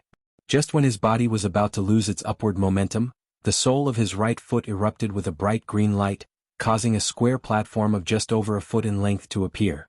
Lionel's thigh bulged as small measures of force erupted from his leg, sending him another over 10 meters into the air. His pupils constricted. I miscalculated. I didn't account for the fact these platforms could also increase my leaping ability. It'll reach that point 0.2 seconds faster than I calculated, but it'll also be able to save a platform jump. Lionel's gaze carried a steely coldness, a hidden blazing green light crouching behind like a lurking beast. His body soared through a gap in the beast's tentacles, appearing above its falling form in a flash. As expected, the creature hadn't reacted to him until it was too late. This was exactly why he hadn't used his force for his first jump. This way the creature wouldn't be able to lock onto him too soon. However, what Lionel couldn't have imagined was that the moment he appeared above the creature, he would be faced with a massive eye the size of his body, gazing at him with murderous intent. One figure rising, the other descending. For a moment it seemed that time had stopped. A cold sweat matted Lionel's back. He felt that if this creature had a mental attack like the war-rat, he really wouldn't be able to resist it this time. Boom. The beast landed on the ground, immediately launching several tentacles toward Lionel, who was above its bulbous head. Many years after this, Lionel would still cry tears about this battle. Even after so much time passed, he wouldn't know how he got so unlucky to have an octopus attack him on land. That massive round head, those weird S-shaped eyes, those tentacles. After seeing the top of its body, it was undeniable. Now he was certain that this octopus vision was only obscured before. He had taken a marine biology class in the past only because Aina took it. They had vision sharper than even humans. And who knew what kind of mutations had appeared afterward? This creature's vision might very well be even better than the norm. Lionel didn't have time to think any more about it. He had thought of blinding it, but he completely gave up on the idea. Not only was it too dangerous, but it might not even be useful. Normal octopuses had complex sensors on their tentacle suction cups. It was appropriate to assume that the senses of this octopus had evolved, or how else could it have accurately swatted a shuttle moving at 300 kilometers an hour with a single tentacle, all while its vision was obscured? And how else had it locked onto him again despite how far he had run away without activating his force? At that point, Lionel felt that he was incredibly lucky he had thought ahead enough to not use his force on his initial jump. The tentacles of normal octopuses can touch and smell. These evolved tentacles can likely also sense force. In that case, Lionel's left shoes glowed a bright green light before he leaped with all his might to the right. His instantaneous speed was blinding. He left streaks in the air, barely managing to leap over the tentacle that was sweeping toward him. He had already calculated the longest reach of the octopus after it attacked the shuttle. He wouldn't forget such an important tidbit at such a time. Lionel landed on the top of a dilapidated building, his feet sliding across its roof. 58-second cool down on the right. We were 10 minutes away from the fort according to the shuttle. That's 50 kilometers. There's no way I can cross such a distance with this thing hounding me. Its destructive capability is too great, and it isn't even hampered by speed with that insane jumping ability. Its agility is also covered thanks to its 8 tentacles. I need to kill it. Lionel's jaw clenched as he jumped from the building without hesitation. The building collapsed. Lionel had hardly leapt from it when the octopus flattened it to the ground. However, even it could not imagine that Lionel would actually jump back down toward it. Lionel knew that running would put him at a disadvantage. His best chance to run was right after the shuttle had been destroyed, when this thing had yet to lock onto him. But who knew it would find him again so quickly? If he tried to run now, he would fall victim to that jumping attack again. If he was unlucky enough to get caught before the cooldown of his shoes ended, he would be finished. This wasn't even the worst possibility. With how monstrous this thing was, knocking down buildings like they were houses of cards, Lionel just might get flattened to death just by its attempts at chasing him. In that case, his best choice was to stay close to it. Can you scan this thing and tell me its power, abilities and weakness? Lionel yelled as he fell from the top of the building toward the octopus. He was shooting a shot in the dark. But if this thing could scan a shuttle it didn't have in its database and even potentially scan zones, maybe it could do this too? Finally, it seemed someone was smiling down upon Lionel. Ping evolved marine life form detected. Kingdom, Animalia, Phylum, Mollusca, Class, Cephalopoda, Order, Octopoda, Superfamily, Octopodidae, Family, Megalolidonidae, State, Evolved, Abilities, Ping generating nomenclature. Reinforced suction cups. Can alternate between softness and hardness. Can compress and explode with force, multiplying power several times. Ultra-sensitive tentacles. Has gained high-grade force talent. Can absorb force through its numerous limbs. Sense similar to internal sight maturing from tentacles. Still in its infancy stages. Weakness, head. Evaluating power, Ping. Evolution stage, peak tier 7 black. Lionel landed heavily on the ground, Aina's axe being tightly held by his 2 hands. He no longer held back, his force erupting. The space around him became like a billowing hurricane, ripping the wind around him apart. His hair danced, the hidden green light in his eyes blazing to life. This damned octopus was actually an S-grade monster. But that was fine. Shackles that usually held Lionel back were released in full force. He might foolishly hesitate against a human.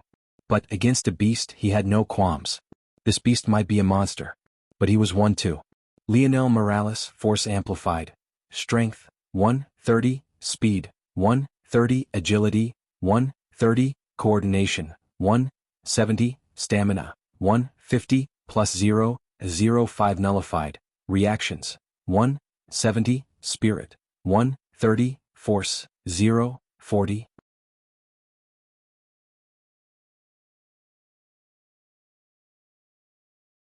Chapter 85. Force howled around Lionel's body. A towering aura surged from him, causing the octopus to hesitate. Its tentacles continuously twitched as though sensing something more monstrous than itself was standing before it. From its vantage point it could barely see Lionel. Its eyes were too high and Lionel was too short. Such a bug should have been all too easy to kill. So, why was it feeling like this? Aina laid on Lionel's back, her breathing incredibly steady. Though every time Lionel made a sudden movement, she would feel a jolting pain rampage across her body, she hadn't had the slightest change in expression, nor had she made the slightest sound. But now she was surprised once more. This form of intimidation was so potent. However, he isn't yet strong enough to boast such an aura.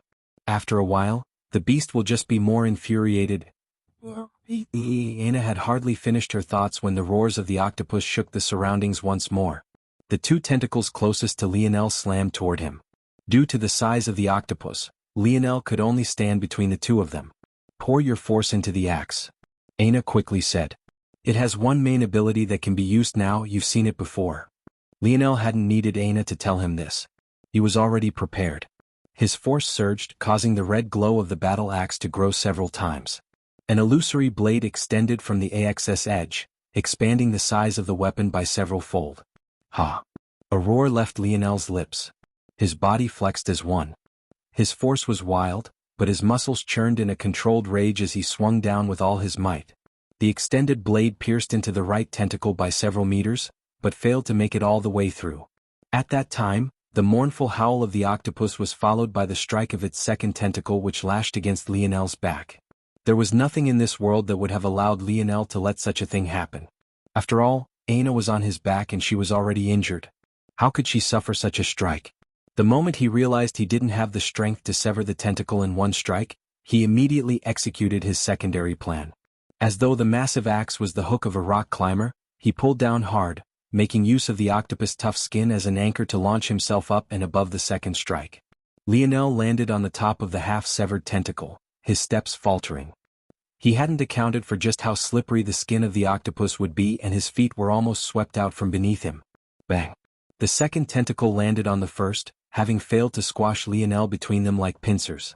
But the impact caused Lionel, who had just barely regained his footing, to falter once more. And this time he couldn't regain it in time. Damn it. Lionel fell to the side, the enraged and pained roars of the octopus playing as the backdrop to his clown show. Seeing that Lionel was now within striking range of its third tentacle, the maddened beast didn't hesitate to swing toward Lionel's falling figure. Lionel's mind spun hard and his gaze flashed. Since it's like this, don't blame me for taking advantage. Staying on top of its tentacle was too dangerous, even if it was a tentacle that he had just severely injured. If this beast grit its way through the pain, launching Lionel into the air with a casual flick would basically guarantee his death. Lionel knew how risky this would be before he did it, which is why he tested to see if he could sever a tentacle first. After he was forced to take such a risk, he wanted to run toward the octopus head as quickly as possible. After all, even though this monster was large, it was still only 50 meters from edge to edge, and the distance from one tip of the tentacle to its head was barely 20 meters. In that case, Lionel could still cover the distance in time. But who knew this damn thing would be so slippery, even to the point where he, who boasted maybe the highest coordination stat on Earth, stumbled around like a newborn calf. It should have been hopeless, he should have been finished. But Lionel's gaze was burning as bright as two torches in the depths of the night. Without hesitation, Lionel raised the axe once more, slicing into the already injured tentacle he was falling from without hesitation. In one swift motion, he stopped his falling and used the axe as a hook once more, launching him forward at blinding speeds. Lionel was a madman. As though the slippery liquid coating the octopus was a surfboard and its body was an ocean, he slid across it, leaving afterimages in his wake. The octopus tentacle missed, lashing against its own injured limb once again. It couldn't grasp how it could accurately knock a ship flying in the air at 300 kilometers an hour, yet couldn't swat this annoying fly to death. It had yet to evolve to the point of understanding that hitting something going in a straight line with a predestined path was far easier than hitting something which adapted to the situation like a feather drifting in the wind. However, Lionel still had a price to pay. He needed speed. He practically thirsted for it. He was using his force to the limits, not to mention the fact his body was already reaching its limits. He couldn't afford to stay here any longer. Who knew if there was another monster like this lumbering toward him now? But, most importantly, he needed to glide across the tentacle as quickly as possible. So, he left Aina's axe embedded into this thing's skin. Lionel, like a streaking flash, careened toward the octopus head. However, he wasn't as weaponless as one would expect. Instead, a primitive spear had appeared in his hand, his aura rising and billowing in the air. His blood boiled, a seething excitement bubbling forth from its depths. But Lionel couldn't afford to let the primitive consciousness possess him this time. Right now. Only he could do this. The octopus felt the looming danger. It tried to lift its injured tentacle to launch Lionel away, but by the time it did, Lionel was already near the end of it. So, though Lionel was sent flying, it was right toward the center of its head. To the octopus, Lionel was like a god of death descending from the skies. The murderous intent was enough to make the beast freeze. For a moment, it really couldn't tell which of them was meant to be the true monster. In its panic, the octopus launched everything it had at Lionel, not minding its head as all 8 of its tentacles bent backward and toward the demon in the skies headed for it. The first time Lionel used Call of the Wind with his spear, he had only formed one force node. The last time he used it, the force art on his hand was restricting how much force he could use. But now, he had no such restrictions. The spear in his hand vibrated wildly, but his hand was like a steel clamp, holding it down as the light in his eyes grew brighter and brighter. Call of the wind. The wind around Lionel's spear tip grew so wild that it could be seen with the naked eye, a violent cyclone concentrated into a single point. The moment Lionel pierced forward, his primitive spear burst into a rain of shrapnel. But the attack stayed true, tearing through the air toward the octopus head. The world was silent for a moment. It seemed as though Lionel's final strike had done nothing.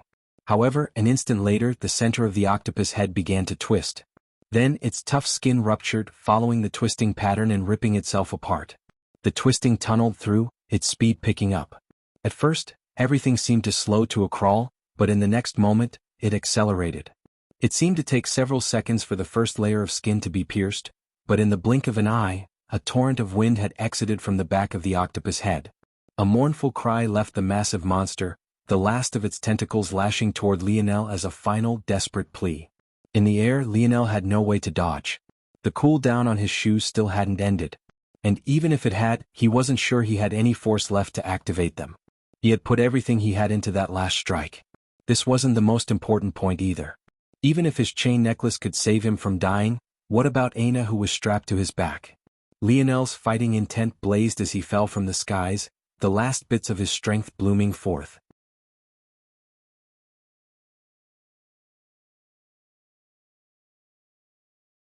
Chapter 86. Lionel really did feel like an unlucky star was following him around everywhere.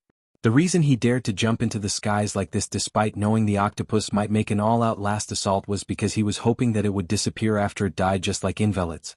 In that case, there would be nothing to worry about. But who could have guessed that not only would it not disappear, but the final momentum of its dying embers of life were enough to threaten him to this extent.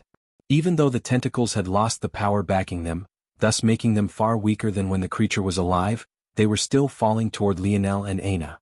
Considering the size of the octopus, Lionel didn't even want to calculate the weight each of those tentacles carried, or else he might pass out in shock before he even had a chance to resist. Suddenly, Aina's voice called out, "Catch the axe." Her voice snapped him out of his thoughts. He turned quickly to find that the axe he had left embedded within the octopus limb had pulled itself free and was now flying toward them. Lionel understood Aina's intention immediately. If an axe that heavy soared toward them fast enough, it would be able to knock them off the path of trajectory the tentacles were aimed toward. Lionel twisted his body in the air, catching the flying axe with both hands. Oof! Though Lionel felt his arms go numb as a strong force rammed into him, he couldn't have been more happy. This was enough. Their direction was forcefully altered, sending them flying through a gap in the octopus limbs and crashing toward the remains of a collapsed building. Lionel braced himself, circulating the last dregs of his force into his legs and landing heavily. Thunderous booms sounded as the octopus finally collapsed. That battle hadn't lasted for even a minute, but Lionel felt completely spent. Where? Lionel frowned. Why aren't there any invalids here yet?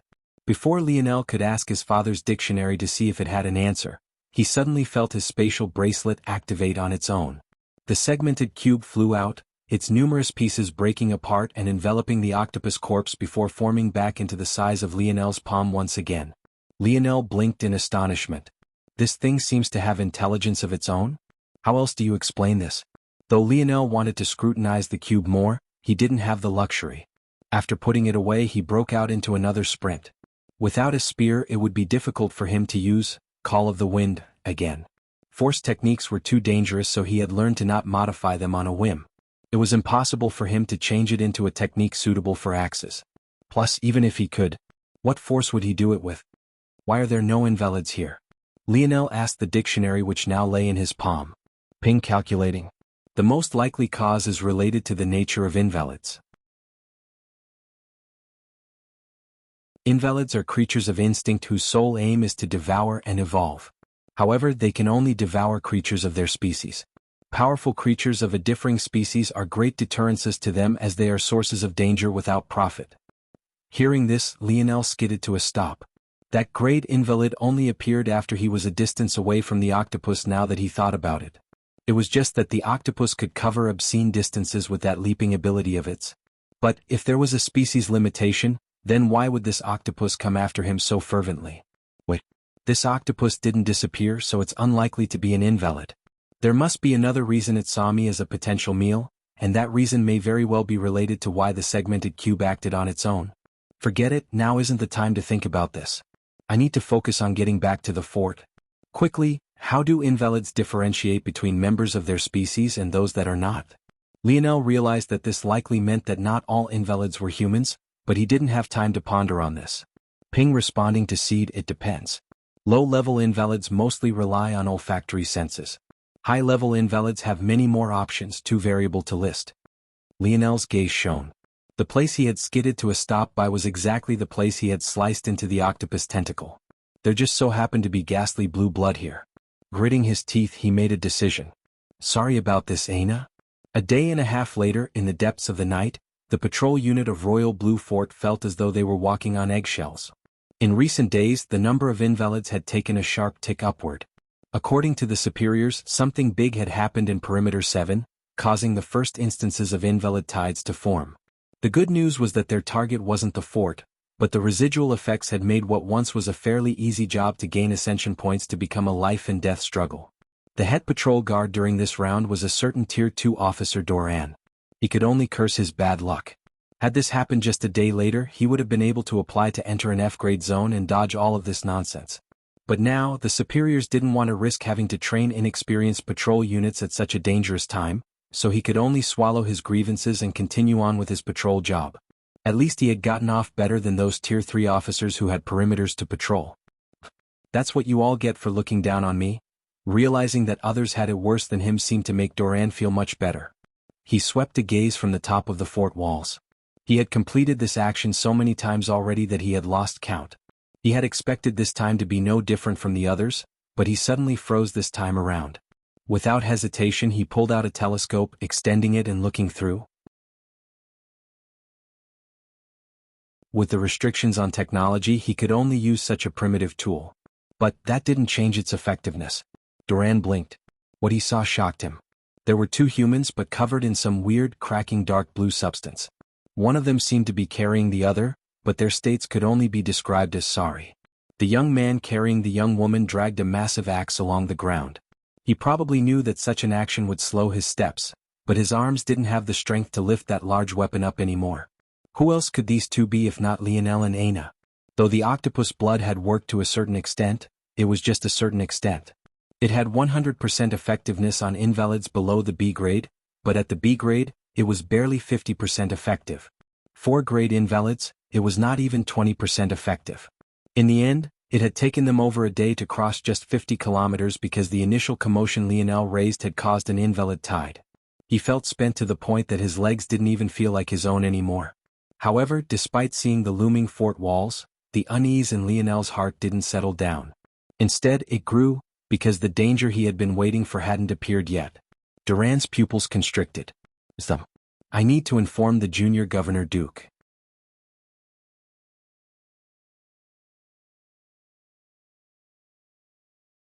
Chapter 87. Lionel weakly dragged his body into the gates of the fort. His eyes were half closed and his steps were so small it hardly looked like he was taking them at all, but he eventually made it. Every part of his body felt as though it was on his last legs. Even he was quite surprised that he was still alive. It could only be said that the human capacity for survival was very large. Hello. Hello. Lionel's head shook as he suddenly felt someone was calling out to him. He looked up to find the very same Tier 2 officer Doran standing across from him, a blinding flashlight waving in his hand. Lionel squinted, finding it difficult to look at the light. Why the hell is this guy waving something like this in my face? It was safe to say that Lionel was at the end of his rope. He was lacking in both sleep and strength, so even if he was a saint, his fuse would be much shorter. In that moment, he even had the faint will to gather this massive axe he was dragging one more time and cleave this bastard in two. In the end, he managed to restrain himself. Do you think you can just ignore me? You might be some big shot, but there are still protocols to be followed. Spittle flew from Doran's lips, some of which even attached itself to his bushy mustache as he tried to interrogate Lionel. He wasn't exactly wrong. Lionel and Aina had left their perimeter before their post could be taken over. This was already an offense. On top of this, they failed to return with the military jeep they were assigned, yet another offense. Now, Doran had already asked Lionel several questions, to which he got no answers. And, of course, this was another offense. Right now they were still in a Code Red, Class 9 state. In such a state, crimes had punishments several times harsher than the norm. Even something as mundane and benign as shoplifting might get 120 or more years in prison. When the offenses were related to military order, the punishments would be even harsher as military law tended to be. Lionel and Aina weren't official members of the military, which might still lighten their sentence. After all, the fort was strapped for helping hands and every powerful individual was worth a lot. Doran obviously knew this, but he felt dissatisfied because he thought Lionel was ignoring him. Clearly, Doran didn't realize that the reason he was still a Tier 2 officer was because of his own stupidity. Considering the state of Lionel, who would assume that he was ignoring a person instead of realizing he was an arrow at the end of his flight. Lionel's barely opened eyes slowly opened wider. The action seemed to take all of his strength, but what Doran saw made him stumble backward uncontrollably, finally allowing the blinding light to move from Lionel. A beast. A wild beast that might lash out at any moment. That was what he saw. A roar assaulted his mind as he fell to the ground. Cold shivers and sweats traveled through his back as he stared up at Lionel, eyes filled with fear. The other officers looked toward Doran with weird expressions. Lionel hadn't done anything but look at him. Was there a need to react like this? Lionel slowly walked by the fallen Tier 2 officer. He only had thoughts of finally resting. He just had to make it back to his bed. No. Any bed would do, he wasn't picky. Then he could sleep for a whole week and forget about all of this. At that moment, more bright lights blocked Lionel's path. But this time they didn't come from a flashlight, but rather a few vehicles. Beneath the night sky, their highlights made Lionel's eyes burn. The frustration in Lionel's heart grew deeper. He just wanted to sleep. Why were all of these people continually blocking his way? He was already so close to home. He had walked through the outer city, through the illusion mist and into the inner city. He had been moments away from his bed when he suddenly found the mansion he had been given was surrounded by a few shuttles.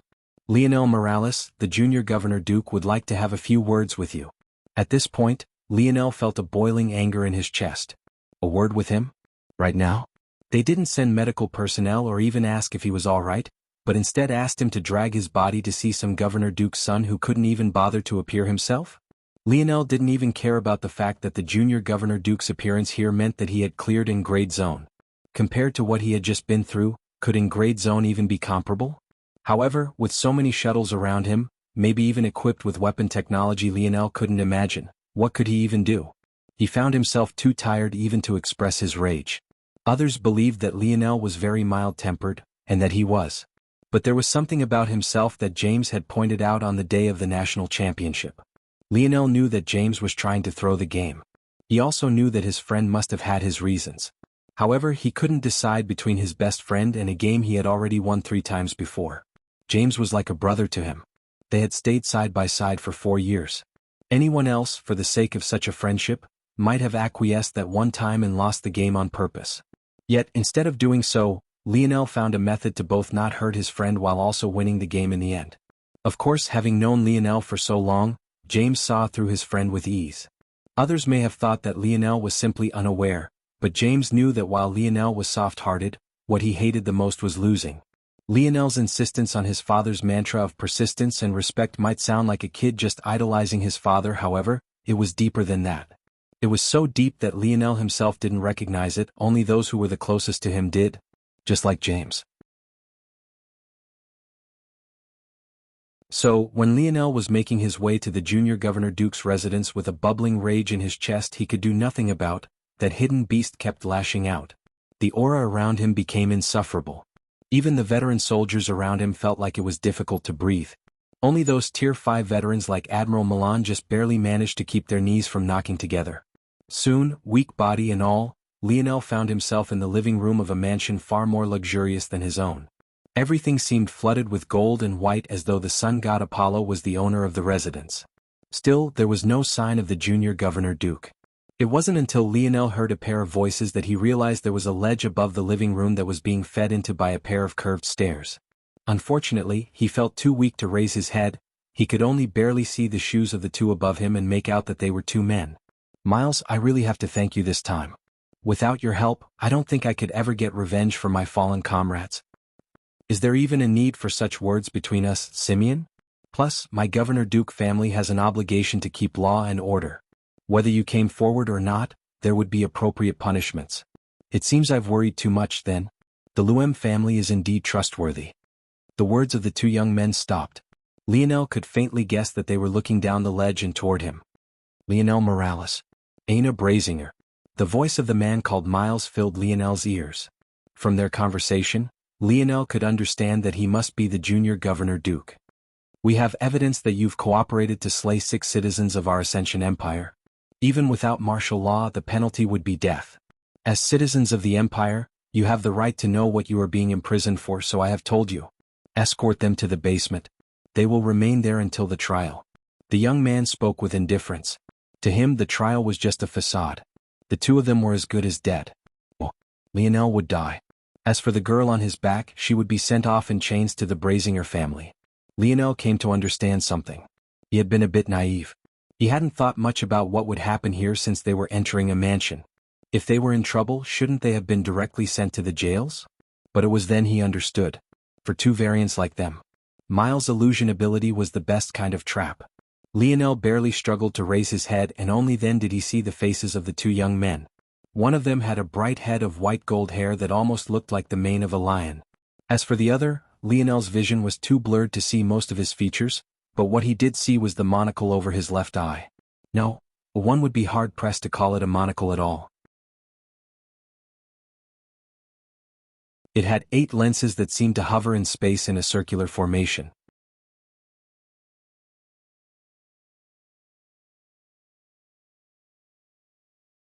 Chapter 88. Bonus chapter for 1200 Power Stones. Bonus chapter for Reach 300 coming later. Pray for my ligaments, sad face. Lionel didn't react much to Miles' words, something that was out of the expectations of the latter. Though he spoke those words with indifference, that didn't mean he expected indifference in return. In fact, he was very much expecting to hear several shouts and a torrent of cursing. It wasn't even out of his expectation that Lionel might try to run away and fight his way out. Of course, all of this would be futile. The range of this illusion world was almost like his own lucid dream. The downside of his ability was that it took a lot of time to set up a range so large, but the benefit was that once it had been, not only was the drain on his spirit minimized, but his power was several times greater as well. In truth, Lionel was finished the moment he crossed into this city. Miles' confidence was obvious by the fact he hadn't even confiscated the axe in Lionel's hand. The officials who escorted Lionel here had long since surrounded him. Seeing that Lionel didn't react, they didn't relax as one would expect. By now, Lionel's vision had cleared a bit more.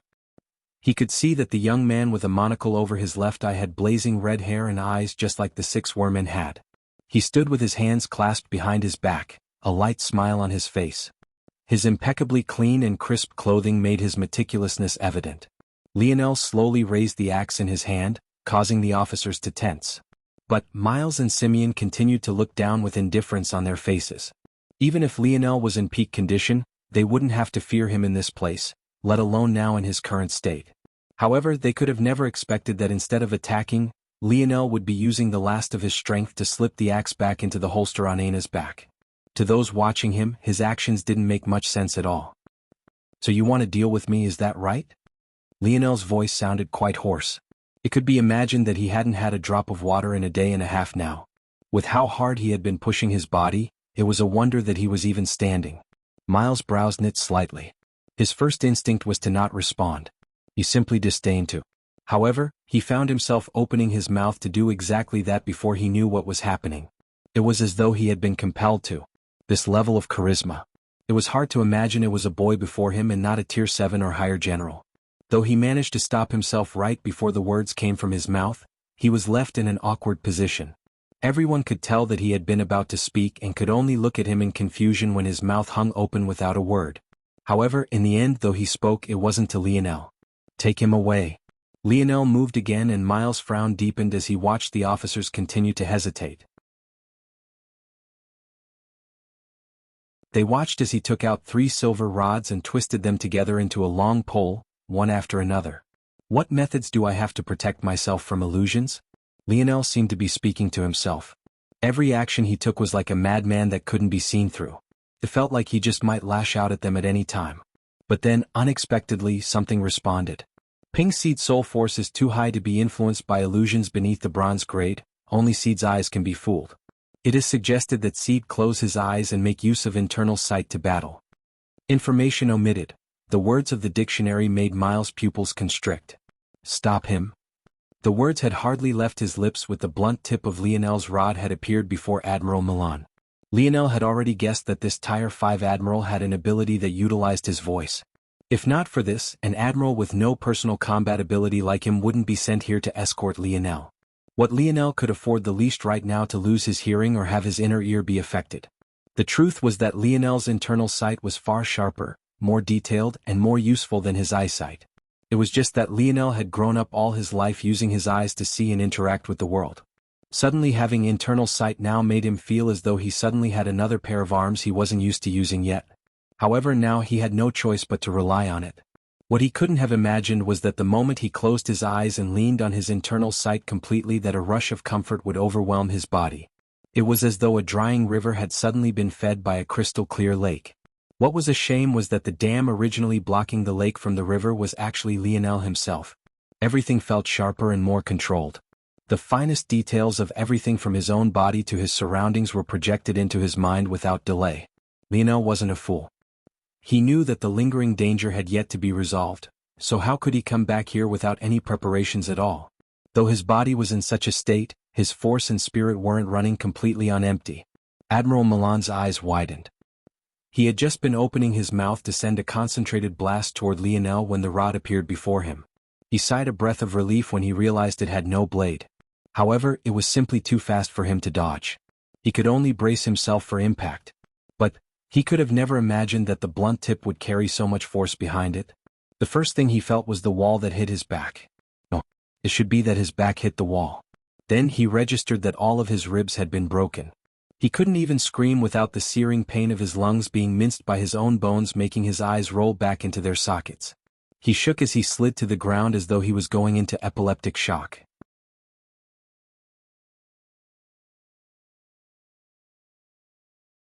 This was maybe the only sign that his life was holding on by a small thread. The Empire has been pissing me off for a long time already, Lionel said slowly, his eyes firmly clamped shut. Since you want me, come and get me.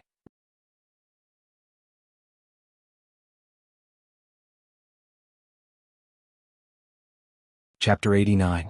Bonus chapter for 300 Power Stones. Next at 600, smiley face. It could only be said that they were caught completely unprepared. Just like Lionel had guessed, the surveillance on him wasn't as airtight as he believed. After the metamorphosis, technology of their world almost ceased to function entirely. Technology, even in this futuristic era, still fundamentally relied on electricity, which was ultimately the movement of electrons from one point to another. However, force was constructed of the quantum particles that governed the laws electrons used.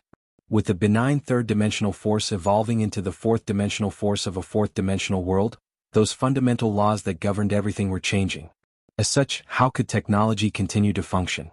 The Ascension Empire had put a lot of effort and research into building technology that could function in the fourth dimension, but Earth was ultimately still in its infantile stages. The only reason some technology continued to work now was because Earth was still only a pseudo-fourth-dimensional world. The metamorphosis hadn't been completed in its entirety just yet.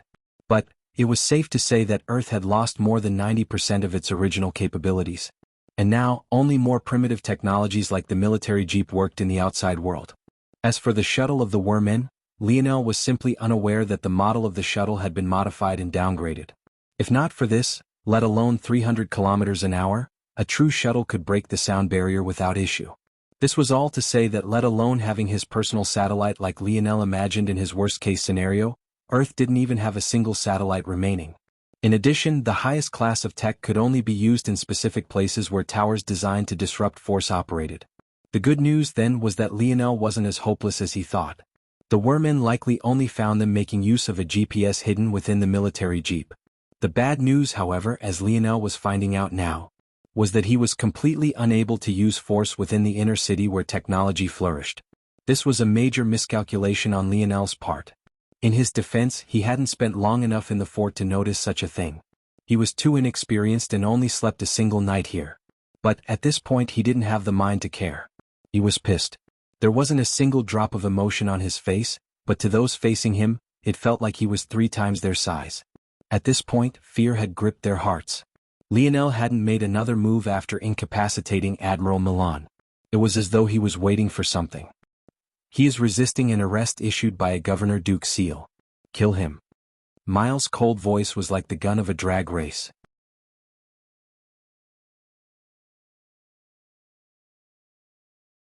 Those who had been hesitating and even somewhat fearful, still pulled on the holsters attached to their hips without hesitation, pointing their guns at Lionel.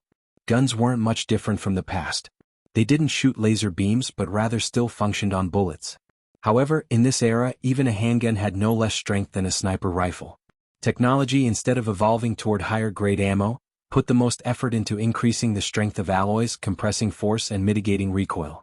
In this era, every gun was outfitted with a complex gyroscope capable of measuring force and a haptic feedback system that used the data provided by the gyroscope to nullify this force.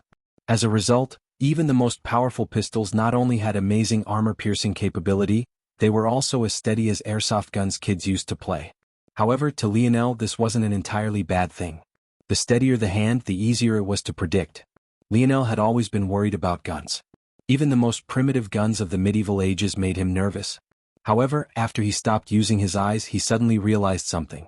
Subconsciously, he could draw a line from the muzzle of the gun to where it would end up. It was almost like he was projecting his dream world into the real world, as though he could simulate everything that would happen.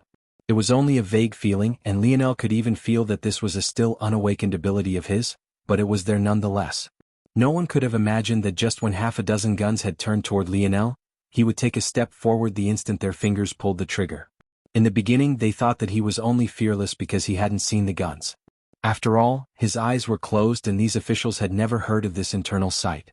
But the scene that played out was completely out of their expectations. It almost seemed like the bullets had flown through Lionel without obstruction, as though he had become transparent and blurry just for a moment. However, Lionel knew the truth. One flew beneath his arm, two between his legs, one narrowly missing his neck, and the final two by his head. He wasn't fast enough to dodge bullets. But he was fast enough to dodge their trajectory. With another 2 pierces of his rod, another 2 officers went down. What's his ability and what does it do? Lionel walked through a rain of bullets, taking down the final 4 officers. His attention was toward the young man with a monocle, who even now, couldn't have expected such a result. Lionel was simply too calm. It really did feel as though they had woken a slumbering beast. Simeon and Miles watched from the ledge as Lionel, without an ounce of hurry, took 6 guns and 12 reload clips to himself.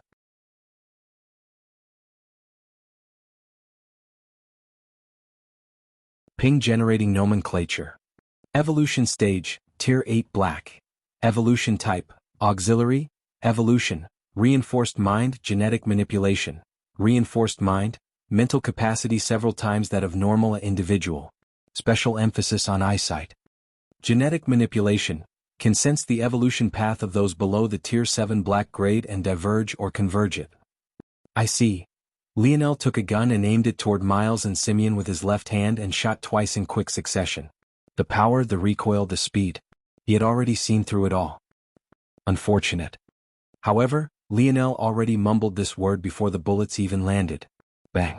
Bang. A thin energy shield blocked the bullets. The 2 young men, with cold sweat matted down their backs, watched on as the 2 bullets slowly fell before their eyes. Had it not been for the security system of Miles' home, they would be dead. The most shocking part was that Lionel hadn't shot toward the illusion Miles had set up, but rather toward his real body. His expression turned solemn.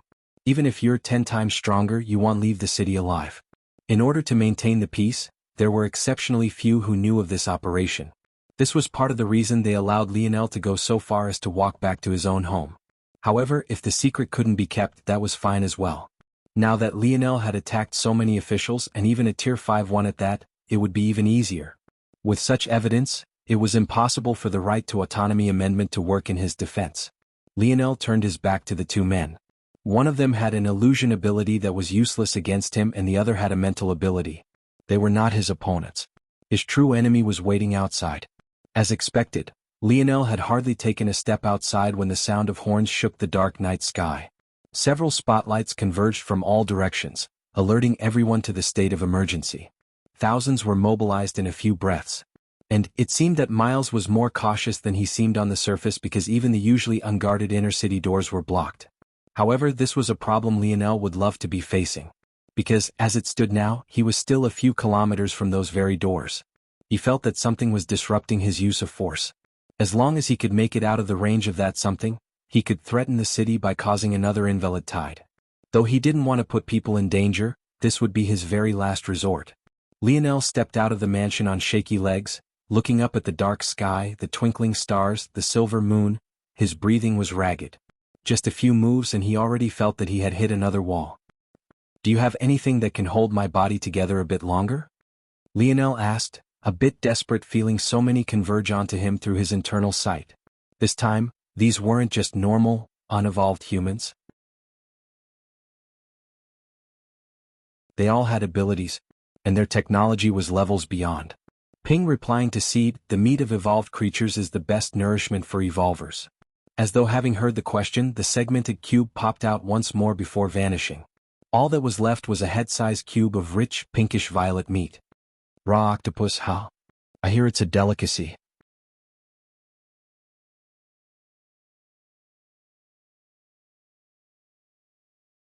Chapter 90.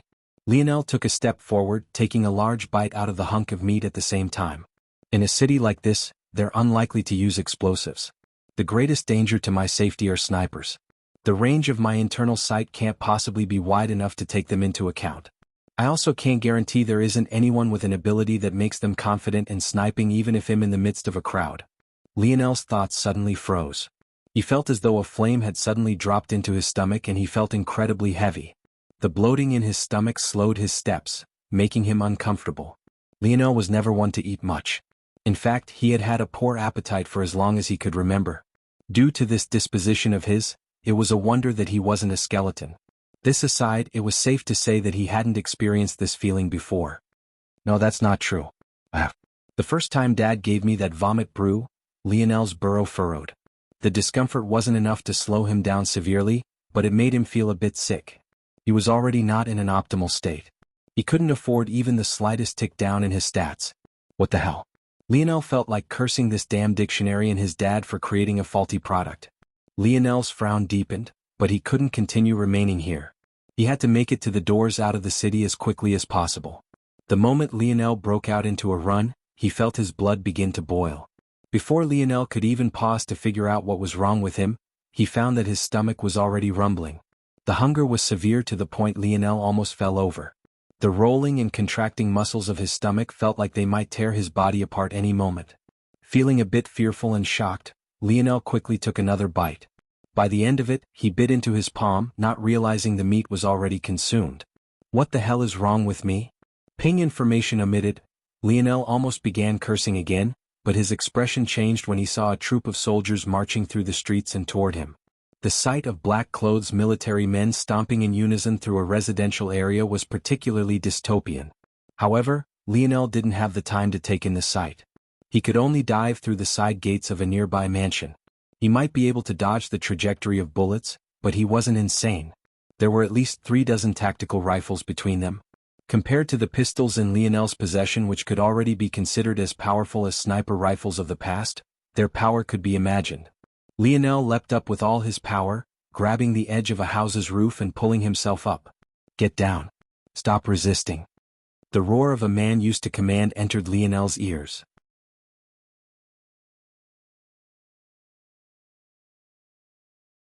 But he couldn't have imagined that Lionel would have already appeared on the roof when they were still seeking to cut him off from the side and back of the house.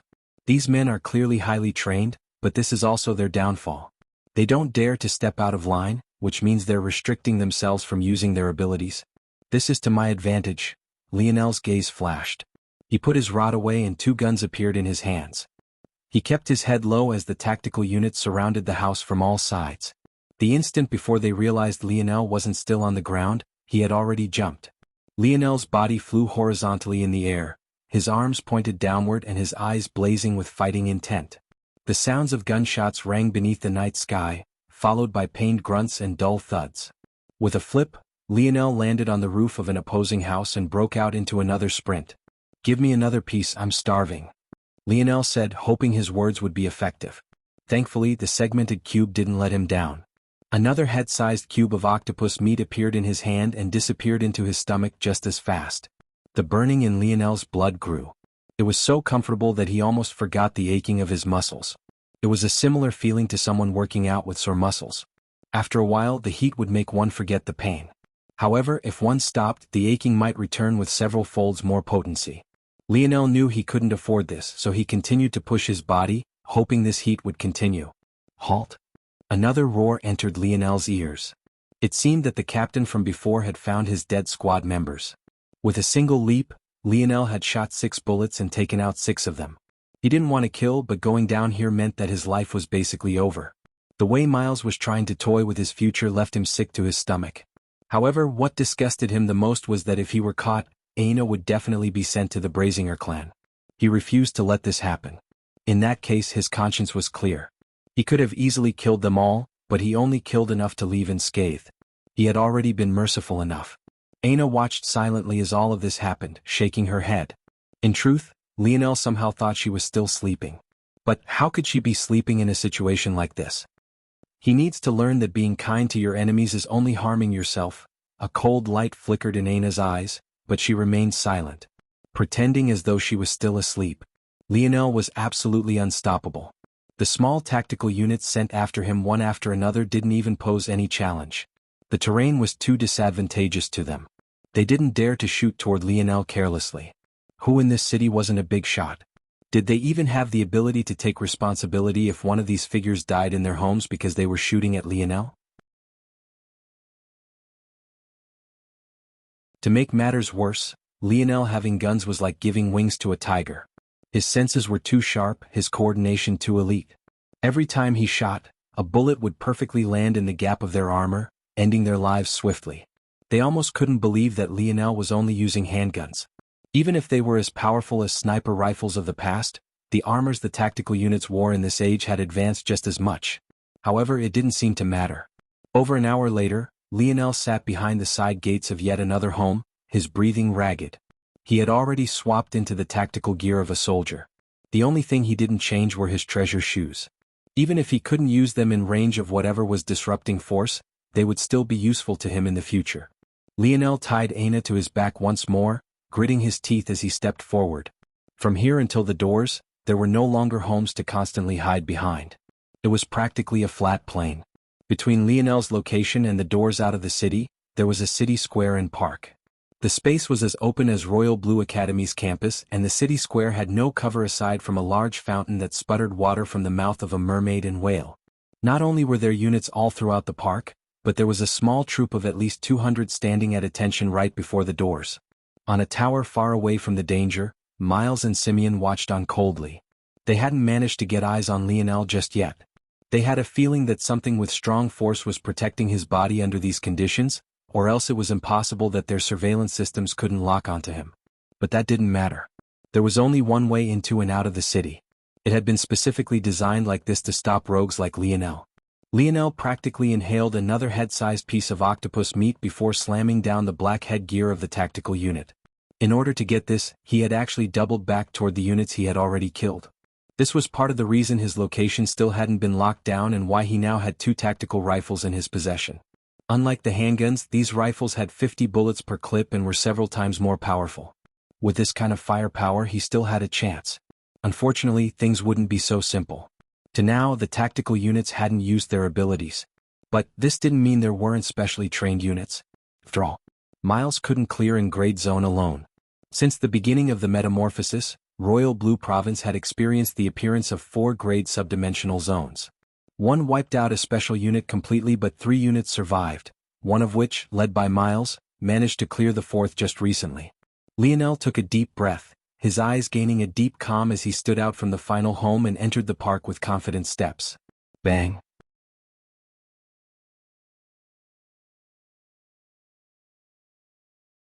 Lionel's pupils constricted as he quickly fell to one side, but it was already too late. A searing pain appeared in his left shoulder, precisely tearing through the smallest gap in the joint of his armor. Bang! Another shot rang out. You're tuning in to the Han Lee's Wuxia Chronicles YouTube channel. We're so grateful for your support, and don't forget to subscribe to join us on this incredible journey through captivating stories. Your generosity through donations truly makes a world of difference, as it's the primary source of revenue that allows me to expand and enhance this channel for you. Thank you from the bottom of my heart for being a part of this adventure.